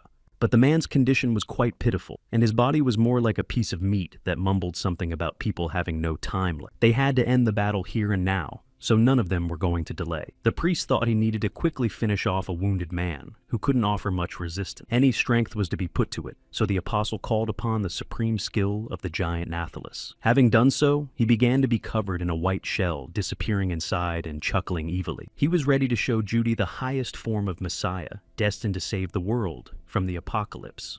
The priest showed him a giant descendant of angels and men from the race of giants described in the Old Testament. Sometimes it was very easy to try to defeat enemies through physical strength alone, because 10 children will not go to fight a bear. That would mean that no one would try to defeat an apostle who became a 100-foot giant. Nathal's face leaned over Judy and said that God would punish the impudent sinner's soul. Swinging his huge fist, the monster struck where his enemy was. The earth shook with this force and the solid opened up, shattering into splinters. The priest showed what the Messiah could do to lead the people, but unfortunately for him, Jude was no longer in the place where the giant was aiming. Naphal knew his enemy couldn't use a weapon with broken arms, and was about to teach the insolent man another lesson. The powerful fist of the descendant of angels and men was once again aiming straight at Judy. Closing his eyes, the man began to think about Warlock and what had happened 3 years ago during their regular training. They were on the 4th circle of the dungeon beyond the Hell Gate, and his mentor was in a pitiful state after the battle. Her arms hung helplessly along her torso, and her entire body was bruised and covered in blood. Demon, to her former rivals, said that a woman is strong, but only if you compare her to other people. He was one of the 72 lords of Lemegathon, and was the highest among them, so the power of men could not compare to him. Bifrons was a demon lord who was responsible for stupidity, ignorance, debauchery, and possession. Warlock noticed that this creature was talking too much, for someone who couldn't get into a one-on-one fight with her. He replied that the henchmen were also part of his power, so the insolent man should leave the offering and run away hoping for mercy. This offering was Jude, which the monster thought belonged to its supreme master. A child standing behind a woman's back shouldn't belong to a mortal woman. Watching this, Jude realized that his mentor had no chance of winning this battle. The most rational solution would be to hand him over to the monsters, so he didn't consider it a betrayal. Sacrificing herself to save a boy she didn't know was a foolish act on Warlock's part for Judy, but the woman was stubborn and threw a few curses at the demon, saying the baby was hers alone. Upon hearing this, Jude made an indignant sound that couldn't escape his mentor's attention. She turned around and yelled at him, saying that the ungrateful bastard should be grateful that a beautiful girl risked her life for him. The child said nothing and silently reached into the scabbard he wore around his waist to retrieve the dagger. Bearing his blade, he said, then he would help Warlock in this fight. When the woman saw that, she couldn't help but laugh out loud. She laughed, mocking the kid for wanting to go after a demon lord with her ridiculous level. Yet, Jude considered himself more useful than someone who couldn't even hold a sword or make a fist because of broken arms. But without the slightest embarrassment, the woman replied that she still had beautiful legs to fight with. After appreciating the performance, the boy said her feet looked like pig's hooves. The demon was once to take a woman's life, once it was the only way to beat the stupidity out of her. It was one of the few times Jude was scared of the enemy and backed away. Warlock stood in front of him and hurriedly reassured him that she was the only one who would kill anyone here today. She lifted her leg above her head and was ready to use her third skill. At the same time, Jude was preparing to use a learned skill, saying that all insects only need is to be squashed. The man thought of Warlock trying to understand why he felt joy at the thought of her. She was the only one in the world who could melt his icy heart and make him feel human. Jude was ready to use the Death Crush skill, and his leg was covered in an ethereal glow. This technique crushes enemies using the colossal amount of energy of the person using it. His foot came a little closer to Naifol's body, forcing him to flex. After Judy's toe lightly touched the angelic descendant's head, his flesh began to bend unnaturally under the tremendous force. The priest inside the giant couldn't believe it, because it was superior to the enemy by many levels. The head of the huge monster exploded, and the body fell to the ground. After the earth could not withstand such a strong pressure and collapsed, forming a crater under Manhwa, the apostle who had been torn to pieces was lying there trying to use the regeneration skill, and seeing this, Jude compared him to a cockroach. Healing couldn't be done because of such serious injuries, and the man sarcastically said he had to reap the priest. Judy didn't have time to be sarcastic any longer, for Warble had notified the apocalypse for a few more seconds. He remembered that the same thing started happening when he managed to contact Li Cheng. The harbinger of disaster appeared 3 months ago, and looking at his phone, the man sadly noted that he had spent 10 days on this battle. He realized where he needed to go, and the game app opened a portal. One-eyed Jack meditated with his one eye closed and focused only on the apocalypse. Beneath him, a pentagram was drawn on the ground in human blood, and wax candles burned around it. But suddenly the book the grimoire was working from heated up and burst into flame. Jude appeared behind the blacksmith's back, asking if he was the one who was hastening the coming of the end of humanity. He hadn't turned around yet, but his back already felt a strong fear of the guest. Holding the scythe with his mangled hand, the man thought he had seen this grimoire before. When he looked back, he confirmed and said that the two of them had met before. He was a man in chains that the Butcher clan managed to capture and keep locked up. Jude thought that this grimoire definitely had special abilities and asked if he was an elder. The man had heard that there were 7 elders and 2 great ones, who were the leaders of the Witchfinders and possessed the powers of the Ascended Varble. Jack bowed as he knelt and introduced himself as one of the Estrella elders of the Grimoires in charge of contempt of court. Looking up, he also added that he had something he wanted to ask. The Grimoire wanted to know if the man before him was their king, and the leader who would lead them. To his misfortune, Jude remembered the words of Warlock, who had prophesied his future as Lord of these fallen. He asked, so what if he was their monarch? And the one-eyed man jumped at the word. Jack said that if he was really their lord, he should show him the token of glory he had received. The man grinned and said he would show it if the blacksmith came closer. The grimoire froze, not understanding what it meant, and continued to stare at the incoming guest. Jude showed the most intimidating face possible and asked if Jack was afraid of him. He closed his eyes and stifled his fear, thinking it was just a test. He was willing to honor the king's wishes if he wanted to test his potential. Standing 1.5 meters away from his lord,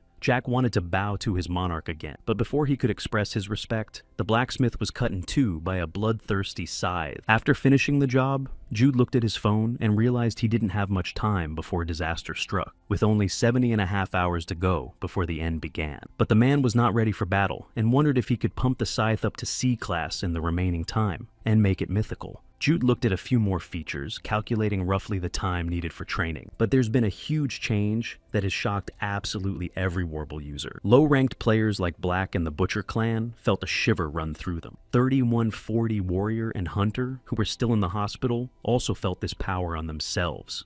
The master glutton Behemoth descended into this world, revealing the end of all mankind. The perishing priest saw the shadow of his savior, who was addressing her dear first apostle. She said that her disciple was not yet ready to ascend to heaven and join her, for he had not accomplished the noble mission of saving the world. Kogan came to one conclusion after much thought as to why, if God existed, he left their world to plunge it into chaos. He came to the conclusion that there is no God, and religion is just a tool created by people, but Warlock came into his life. A woman caught this heretic in a bad moment that showed his depravity. Assessing the situation, she saw a distressed girl and a nasty churchwarden with an angry face. She couldn't believe that, of all the people on Earth, this was the lowest of the low for ascension. Kogan looked away from the unfortunate girl and wailed if the intruder knew who he was, and what would happen to her if she dared touch him. Without listening to the garbage man's further cries, she castrated the man with a single chopping motion. He cried out in pain and fell to his knees in front of her, and Warlock thought that if she let this man ascend, she would personally take his head off. But she needed everyone with the potential to reach level 100, so you can't just lose a man. She activated Warble and entered the dungeon with the castrated trash. The smell of blood must attract hungry demons, and the woman wanted to see what this church minister could do to them. After a while, she went back to see what had happened to the priest, but she didn't expect him to be alive. A swarm of insects flew around him, and Warlock wondered if this skill had been created on the brink of death. The man revealed that he was indeed gifted, so the stranger from the future granted him salvation. Then this trash realized he was an ignorant man and spent his life in pursuit of physical pleasures, denying God. But the Almighty punished him for his unbelief and opened his eyes to a new world by giving him the chance to become the first apostle. From that day on, he was accepted by God and believed again, and was happy that he had been castrated, for without it, he would have had difficulty in restraining his vice. But now Warlock was standing over him again and telling him he wasn't ready to go to heaven. He was too weak to resist Satan's spawn and could do nothing on his own, so the Savior sent him something. By using this thing, they could be reunited again, and the priest was thrilled at the thought of being united with his God. Varlock's shadow told him to use her ether stones, and the apostle began to absorb the shards with a crunch. From that moment on, the ascended priest was reborn as the Calamity Hippo. The mask of the woman from the future fell from Jack's face, who was amazed that he had managed to get the apostle's body. Such a receptacle was perfect for a demon starting the apocalypse. The grimoire grinned upon hearing that Behemoth had descended into the dungeon, getting a double C grade, and in 5 minutes was due to move into the real world. He spread the scourge of famine in the human world, but because of his early appearance, he possessed only 2/3 of the original body. Jude headed towards the scene, realizing that if he didn't hurry, millions of innocent people would fall. He had to stop him at all costs, but a voice behind him said, "The man with the scythe couldn't go any farther." A magic circle appeared in the man's path, and the body of the grimoire he had destroyed came back together. Jack couldn't call this man a king now, only a candidate for king of the witch doctors. Jude was trapped in magical circles called the Seal of Lemegathon. He didn't understand why the grimoire was still alive, and asked if he was using familiars as a necromancer. But the one-eyed man asked not to be compared to this filthy undertaker, and wanted to know how a pretender to the monarchy could betray the trust of an elder. Ignoring the anger he was getting from Jack, Jude could only order him to unseal it, and then next time, he'll chop it up into small enough pieces to make recovery impossible. The grimoire was surprised at such a bloodthirsty temper, and realized why Li Cheng thought this man was their king, but he didn't have the mark. Besides, Jude was one of Warble's users, and didn't know what to do with it. He decided to ask if the man was going to become a real witch doctor, but all he got in response was silent, in which case Jack offered to look with him at the Order of Humanity, and then perhaps he would change his mind. There was a deafening rumble, and the app said the disaster had begun its descent. The prisoner tried to touch the seal, but his fingers received several burns from the light touch, and the cage had a dark energy that traveled to his arm. The 5-minute countdown had already begun, and Jude couldn't get out of detention to deal with it before he got to the surface. Behemoth was now restrained by chains, but their strength was only sufficient for a short period of time. As the timer went on, one cable after another began to break, foreshadowing the end of humanity. Warble's notification sounded, and hundreds of awakened players began to appear before the calamity. Turns out the game has a secret 13th rule for awakened people with up to 10,000 ether. When a disaster monster descends into a dungeon, players within a 200-kilometer radius will be transported to it to stop it. It was a necessary measure because the app was created to stop the 7 demons threatening the world. But this system couldn't control the Ascended ones because they could change their own destinies. The weak players watched their enemy unable to move, let alone start a battle. At Sunshine Hospital, Hunter's cell phone vibrated with a distress alert, but the man remained unconscious. A portal opened right in his chamber, and several hooded men entered the Apostle. Their faces were hidden by masks, and under the cloak of one of them was a knife that he wanted to stick in the man lying on the bunk. Defenseless Seth couldn't fend for himself in his condition, so he lay motionless. But suddenly a window in the chamber flew out, and a new face joined the action. Warrior's huge muscular hand grabbed the blade clenched in his palm, and the man asked what these guys were doing. The strangers knew they were dealing with the strongest man in the world, and couldn't answer him. The man the warrior had grabbed was trembling all over his body, and his rival was thinking that the disaster had struck the world 3 months earlier than the time Warlock had spoken of. With a little effort, the Apostle broke the knife right in his hand, and the stranger was able to bounce away. He dared to speak and introduced his group as mages who wanted to break out of their mortal bodies and return to the primordial darkness. When the warrior heard that, he concluded that he was nothing more than trash from a bunch of grimoires. The man tensed his muscles and asked if the scum were ready to face the consequences of their actions towards his friend. One of the crowd shouted for the brothers not to be afraid and created a seal that Elder Jack had taught them. The grimoires heard the seal and pulled their holy books from under their cloaks, beginning the ritual. The 4 of them joined forces to trap Warrior in the same cage as Judy. It was the seal of Lamagathon that could restrain even the Apostle. The hunter who was lying unconscious was also inside the cage like his friend. One of the witch doctors said they didn't come to fight, just to do the bidding of their Elder Jack. The warrior wondered if this pack of fallen really thought they could keep him locked up, but thought to himself that the seal had the strength of an aristocrat at least. It was clearly not a seal that ordinary grimoires could use, and the man realized that they were doing it at the cost of their own lives. The blacksmith's fingers were scorched by Lamagathon's power, which was hundreds of times greater than their own. The warrior thought he didn't have time to think about it and needed to get out as soon as possible. He tensed all the muscles in his body again, so that his bones crunched and a huge amount of ether poured out of his body. But the grimoires said it wouldn't work, and even the apostles couldn't break such a seal. And the masked men had a trump card they were hiding, and it involved the 3,000 people now in Sunshine Hospital. The grimoire showed a detonator with a red button and said it would detonate 10 bombs hidden throughout the building. He had to push the button if Warrior continued to try to get out, but he noticed that the explosion would kill more than just hospital staff and patients. But the sorcerer replied that if he and his brothers were afraid of death, they wouldn't be standing here now. The prisoner began to wonder if he had any other choice but to rely on the other apostles who were in Korea to deal with Hippo.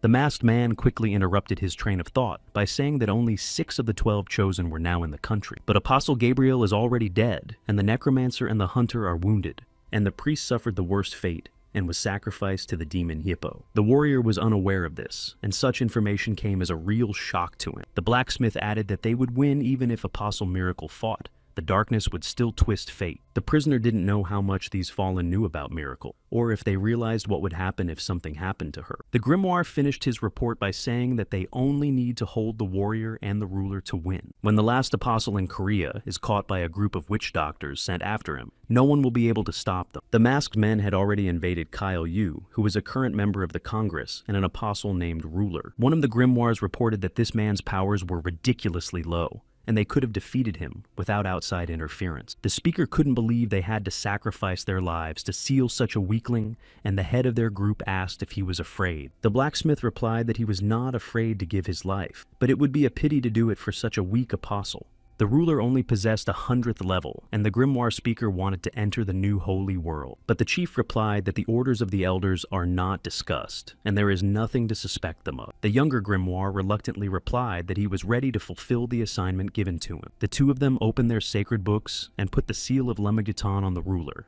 The apostle shook his head and said that this was not a very pleasant situation, for he was scheduled to play golf with important investors later on. Sarah, whom Jude had hidden away for lack of use, had not yet regained consciousness when she heard a voice coming from the man in the vault. She opened her eyes and asked who the one calling her was. It was Laplace, the demon of omniscience and master of the universe who took human form, and the girl didn't recognize him. Noble was preparing to let Sarah get to know him again and show her immediate future. The girl didn't understand what it meant, and finally saw her interlocutor. Lowering her gaze, it became clear that Laplace's human form had a beak instead of a mouth, and Sarah called it a bird. But the demon was angry at the treatment because he's the foresight monster that rules the world. He introduced himself again, but the girl still didn't know anything about him. Sarah decided to clarify what his title meant, and the bird-like creature said he knew everything and anything in their infinite universe.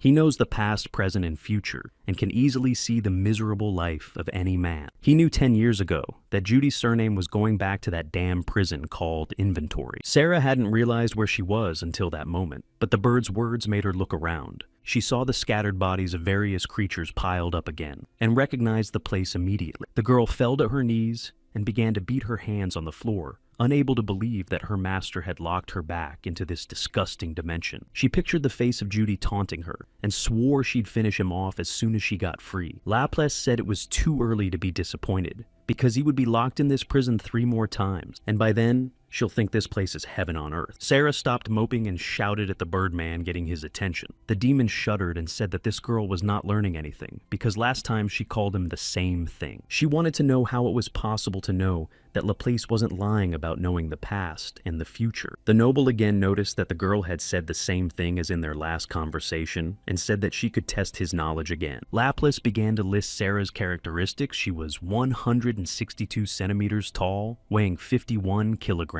Born on the 21st day of December 2002 at 3 o'clock in the morning, he also named her favorite band and wanted to sound out her bust size. But the girl shuddered and swung around to stop the story at that point. The demon laughed and asked if that was enough to recognize his strength, but Sarah said she weighed 49 pounds. If Laplace was omniscient and knew the future, then how he ended up in this prison is what interested the girl, because he must have known he'd be locked up. The bird said nothing and turned away, shouting that the demon of gluttony had descended into the dungeon, and Sarah shushed him not to change the subject. But he went on to say that millions of people could die, including her father in Canada and her friend Yvonne, and the girl wasn't worried about them at all. Sarah opened her eyes wide in surprise and told Laplace not to lie, because millions of people can't just go to the other world. This girl was Judy's familiar, but still knew nothing about him, and the demon was going to show her the truth, and pulled a feather from her thick hair. He told her to look closely for the beast that would descend into the human world and end all mankind. The Lord of Gluttony, Hippo, was already on the doorstep to the real world. The quill glowed and showed Sarah a picture that made her open her mouth in horror and back away. She looked closely and saw a face that was painfully familiar. Jude and his huge entourage of grimoires stood on the roof of a building, surveying the human world. Behind him stood Li Cheng, whom the king had summoned to his side. The hunchback bowed and said he would gladly do his lord's bidding. As soon as he stood closer, Jude sliced his subordinate in 2 with the palm of his hand. Without looking back at his fallen comrade, he shook the blood off his hand. Ordering Victimo to begin the sacrifice, the book opened a portal over the offering and took the body of the deceased. Someone in the crowd of grimoires shouted that their ancient wish would finally come true. It was One-Eyed Jack, who had waited 2,000 years for the day of the first disaster. He couldn't believe he was witnessing Behemoth's coming and burst into tears. This infuriated the Witch King, and he ordered the elder to shut his mouth. He hurriedly apologized for forgetting his place and daring to interrupt his lord. Jude raised his head to the sky and commanded the Lord of Gluttony, Hippo, to devour the world of mortal men. The demon's bloodthirsty muzzle showed from the abyss, revealed high in the sky, and the beast began to condescend. The huge monster was the size of an entire city, and as soon as it emerged from the dungeon, humanity was forever changed. In less than 2 years of Hippo's appearance, some 50 million people died from his power. It was the future that Laplace saw, and if Warlock hadn't appeared, it would have been in the year 2016. Is the original prophecy in which Sarah's host becomes King Grimoire and exterminates humanity. The girl screamed that Jude wouldn't be their king, and that meant this future wouldn't happen. But Laplace said that fate was not so simple, and it would try its best to return to the original course of events. The end of the human world has long been a foregone conclusion, and now the lines of fate are intertwined. Warble players who were transported to the disaster received a quest to stop the Behemoth's descent. If the mission fails, it will lead to a worldwide famine catastrophe. In return, the game offered 100,000 virtue points, and if players refuse the quest and run away, they will lose all their powers. Hearing about the possible loss of accumulated abilities, the crowd whispered and the users decided to fight. All the transported rushed at Behemoth with full determination to send the demon back into the abyss.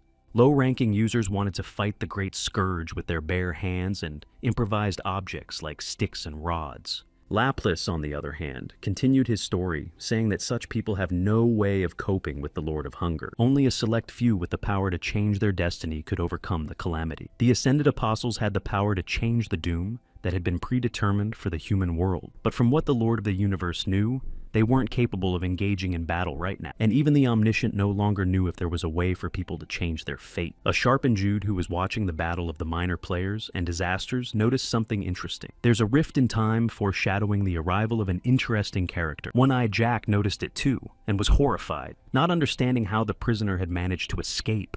Hunter's face appeared out of the rift, looking very pleased at the thought of starting a fight with Disaster. The man entered the dungeon, but his level had been lowered to 99th level, which no longer made him an ascended one. Blind Seth appeared and shouted that he had come to keep his word to Warlock. The warrior, who at first didn't notice his friend had escaped, looked at his hospital bed. A pool of blood on his bed, and the sick man broke the seal and went to the dungeon. The hunter could no longer see, but in his mind froze the picture of Jack's one-eyed homunculus devouring his younger brother. He couldn't get out of his confinement and begged for someone to rescue him. And if it's impossible to get out of this place, let there be someone to put him out of his misery. While in the hospital, Seth had a dream about the day Warlock saved his life. Opening his eyes, he heard unfamiliar voices and was obliged to assess the situation. He sensed with his gut the presence of his warrior friend and some nasty grimoires.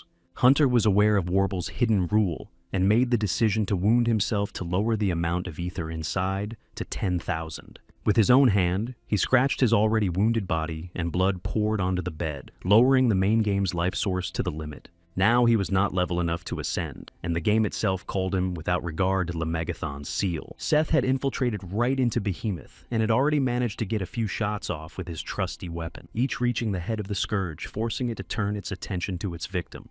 The man continued to fire more and more shells, keeping the beast from moving. Seth's arms were up to his elbows in blood from so many gunshot wounds on his abdomen. But when the smoke from the gunpowder cleared, it was clear that the monster was unharmed by all the attack. To this, Hunter could only shush and get serious about using the shadow marker. Having disappeared from Behemoth's sight, the Apostle could attack more stealthily and choose the best place to strike. Despite having broken legs and arms in the last battle, he deftly moved from one point to another, taking shots. After a minute, there wasn't a single point from which Seth wouldn't make an attack on the enemy. All the bullets hit the beast's head, and at some point it decided to strike back and opened its jaws with a roar. The Warble players surrounding Behemoth were startled by a horrible sound that sent shivers down their spine. But the Apostle was not one of them, and he climbed right on top of the creature's head, bringing the weapon in close for another shot. There was a sound characteristic of a hunter attack, and a new hole appeared on the body of the Calamity. Intending to devour his enemy, the Hippo opened its jaws, and the man standing on top of it was forced to retreat. The agile Seth used his shadow ability to move from one side of the beast to the other again. He did not give up and sought more and more positions from which to attack most advantageously. The low-level players watching the battle couldn't help but recognize the Apostle's strength. They saw the power of the Exalted in practice and recognized that the Elect would fumble far above them. At this time, after taking Seth's endless attacks, Hippo stopped for a moment, and the players thought that Hunter had managed to deal with the demon. But the smoke cleared, and the face of the beast reappeared unharmed and ready to attack its opponent. The Apostle went down to the ground to the other users of Warble, and they ran up to him to see how the Savior was feeling. The answer to their question was a clot of blood, spit out by a wounded and exhausted Seth. Hippo was not hurt in the slightest, unlike his opponent, and players worried about Apostle started shouting that he should take a break to recover. But in response, the hunter shouted to the fools that they'd better get out of here if they didn't want to go to the other side with him. The Lord of Gluttony, spreading famine around the world, was no match for weak men. Warble notified all the people that the demon Behemoth recognized in the Apostle an enemy among the other hopeless beholders. He moved to strike for the first time, and Seth shouted for the crowd of people to come back to the real world sooner rather than later. There was an explosion that signaled the collision of Disaster with a wounded enemy. Jack said the situation was good, but it could have been even better. After all, the Behemoth is not a beast that can be handled by a single ascended being. The one-eyed grimoire noticed that Jude was too silent and asked if he had decided to surrender. He thought it wise for a man to give up something he couldn't handle. But Jack knew the king candidate wasn't that kind of man at all, and scratched the back of his head and asked what he planned to do. Jude didn't answer him, and there was less than 3 minutes until Behemoth's indulgence into the real world. The grimoires in the hospital realized that the hunter had broken through the seal, but they didn't understand how he did it. The head of the masked men yelled that their job was to lock up the warrior, and they didn't need to worry about the injured man. The remaining trapped man was angry at his friend, whose body had not had time to fully recover. After some thought, the man decided it was time to get out of the cage. But noticing the Apostle's suspicious actions, the blacksmith shouted that he could blow everyone up at any moment. He gripped the detonator tighter in his hand, not realizing he was on the verge of death. A moment later, his hand along with the button inside was ripped to shreds. In the aftermath, and his entire body split, and the wall behind him broke through from the warrior's power. He was able to strike right through the seal, which was unaffected by the powerful energy released. The hospital was destroyed, and the city was illuminated with a bright light, and the warrior remembered why he hadn't wanted to use this technique before. It was an enhanced version of Warlock's destruction, which he dubbed the explosion. He created it by combining it with Chinese martial arts. The surviving grimoire asked how he had learned the skill of the woman who had gone back in time, but the apostle replied that it was not difficult. After all, it was the warrior who was Warlock's future teacher. The blacksmith swore at the fate-distorting woman and said that the apostle had not yet won. The man didn't understand what it meant, and the grimoire said they had one last gift for him. Warble sent word that homunculi have appeared in the human world. The vein in Warrior's forehead swelled, because these fallen did not know when to retreat. The hunter avoided the behemoth's attack and thought about who could have saved him. He saw the ether of the man from Gabriel's clan in front of him, and didn't understand why the man had gone to rescue him. Black was bleeding, and couldn't believe he'd taken so much damage in shadow form, because it was invulnerable to physical attacks. The masked man followed Seth not out of goodwill, but because he wanted to find a new protector for his clan since Jude didn't accept them. Black wanted to tell the apostle that they should run, but he couldn't get half of the blood that had gathered in his throat out. But Hunter said he could sense the desperation of the man in front of him without words. He said he could see how much Black wanted to fight till he won. But the masked man was taken aback because he wanted to say the exact opposite. Seth had no idea that Gabriel had such a brave man in his clan and stood up, heading for his weapon. He accepted Black's help, but he didn't say thank you because they'd fall in battle anyway. The armless man sat terrified, for he was desperate to escape, not desperate to fight to his end. The time before Behemoth appeared in reality was 1 minute away, and Seth said he would shoot him before the timer expired. When Jude heard that, he thought he was mankind's last hope. Standing behind him, the one-eyed man asked what the man meant, and he said he's been in the cage all this time to see what the apostles of Warlock can do. What he'd seen was enough for him to conclude that they were useless to her mission. He was the only one who could pull it off. Jude saw fit to remind Jack once again that he was not the king of grimoires. Warlock believed that the boy had a reason to become leader of the fallen, and he could change. She made him the 13th apostle, and he was the only one who could stop the apocalypse. The man ordered Warble to release the restraint and go into rage mode. His level changed again due to the removal of the second restriction, and etheric energy flowed out of his body, so much so that Lemegathon's seal broke under the pressure. One-eyed Jack didn't understand how this could be real. The man before him, who was capable of such atrocities, was nothing less than the Antichrist in his eyes.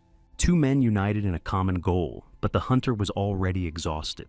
But Jude was just now getting ready to start playing seriously. Black could see how exhausted the reckless apostle was, but he still threw himself at the disaster. The chances of him winning were 0, maybe less. He no longer had a drop of ether, and the only thing left was his life, so he channeled it into his weapon, pouring every last drop. He wanted to use his last supreme skill and pay his debt to the savior Warlock to whom his life belonged. Since the day he begged for salvation, and she touched his wounded arm. She ordered him to stop skinning his palms, tearing the wall. The woman was upset that the Varble meter indicated a blind man capable of ascension, and this poor man was in a mental institution. Seth didn't know what kind of person had come to him. Moreover, he couldn't understand if it was real or not. She let go of the boy's hand and said she should go and he should stop traumatizing himself. The hunter realized his only chance of escape was going away and reached for the woman. He managed to grab her by the edge of her cloak and asked her to wait a moment. Warlock was surprised and turned around, not expecting such actions from a madman, but it was too late to remove his hand, and they entered the dungeon together. Aiming his weapon full of vitality at Hippo, Seth thought back to that day. It was a minute before the monster appeared, and the man pulled the trigger. The Lord of Hunger stared at his opponent, waiting for the last attack of his life. But when Hunter was ready to make the decisive move, Judy's palm touched his hand. He made him stop and told him he'd lose his life if he decided to shoot. The apostle remembered a man he had fought with once before. Jude felt that he and the blind man still had some unfinished business, so neither of them should fall today. But Seth wouldn't listen and ordered the kid to stay out of the way to save humanity. At the same time, Hunter was studying the man who was already strong in their last encounter, but now was on a completely different level. From unlocking the restriction, this monster went to level 499. Apostle wanted to comment on the level seen in the scan, but didn't have time. Jude rapped him on the back, and the restless man fell to the ground without strength. He realized that Seth would not give up his mission, so he went to extreme measures because there was no time for his heroism. Black saw who had come to the battlefield, and the man caused him even more fear than distress. He saw the one who punished the head of his clan as the true monster. Hippo noticed that the one he recognized as his enemy was knocked out and became furious. Jude pulled out his phone and made a body grab, transferring Hunter to his vault. Taking a closer look at the demon, the man noticed that it was much smaller than he had imagined. But size didn't matter at all, because Judy parried to send him into the abyss anyway. The beast's paw approached the man, and he pulled the energy into his fist, intending to test the harbinger of the apocalypse. The destruction skill used and Hippo's strength clashed in a battle. Seth clutched tightly to Warlock's cloak, begging her to be rescued from the scary place. He'd do anything to get out of the asylum he was locked up in. The woman was interested in the offer because she was looking for desperate men like this boy. She told him that since he couldn't see, he couldn't realize he was already out of the hospital. Seth didn't understand what she meant, and Warlock touched his shoulder reassuringly. A ghoul came in smelling blood, and the woman said she'd ask the guy for a favor if he defeated the demon. But the boy's blindness would make it hard for him to fight a monster that tears human flesh, so she gave him her weapon. Seth fumbles in front of you what Warlock took from the defeated demon Barbaros. But the weapon wasn't loaded, and the woman explained that she needed to infuse it with some life energy and ether. The guy didn't know what she was talking about, and the barrel in front of him was old, rusty, and oddly shaped. Warlock knew that her chosen one was quite good with such an instrument, and to his delight, she had one copy. Remembered the face of the man he hated most in the world, Seth reached for his weapon. He grasped him tightly, and from that moment, the Apostle Hunter appeared in the human world. From the skill used, the ground around Judy failed and began to crack. After the confrontation between the forces of human and demon was over, the man stood with a bloody hand. 34 he thought he had underestimated Hippo, and now the battle would be a mess.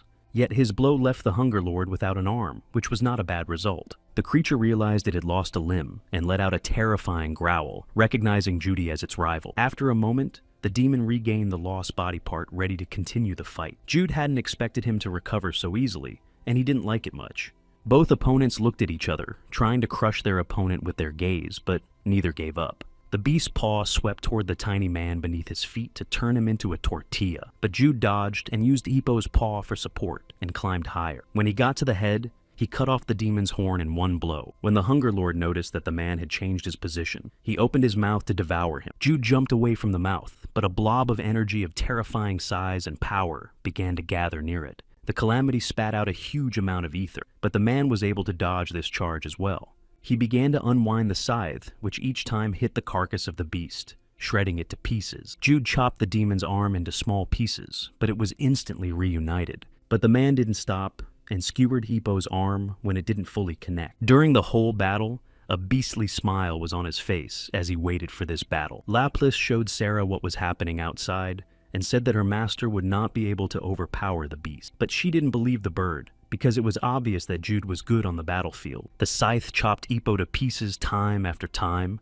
and the zombie thought that sooner or later, the man would win. The Master of the Universe explained that it was because the demon didn't show up at full strength, and Jude had unlocked his powers. But even so, he was no match for the monster. The hippopotamus is not just a creature, but a myth and a symbol of destruction, so you need mythical weapons to defeat it. But Thanatos' scythe did not possess this divine power, due to lack of time to prepare. Laplace concluded that you can't stop the apocalypse with such weapons. Sarah didn't want to believe it and think the worst, so she became even more worried about her master. Half a minute before the demon's indulgence in the real world, and Jude's weapon shook with fear. So, he squeezed his scythe harder and ordered him to stop whining.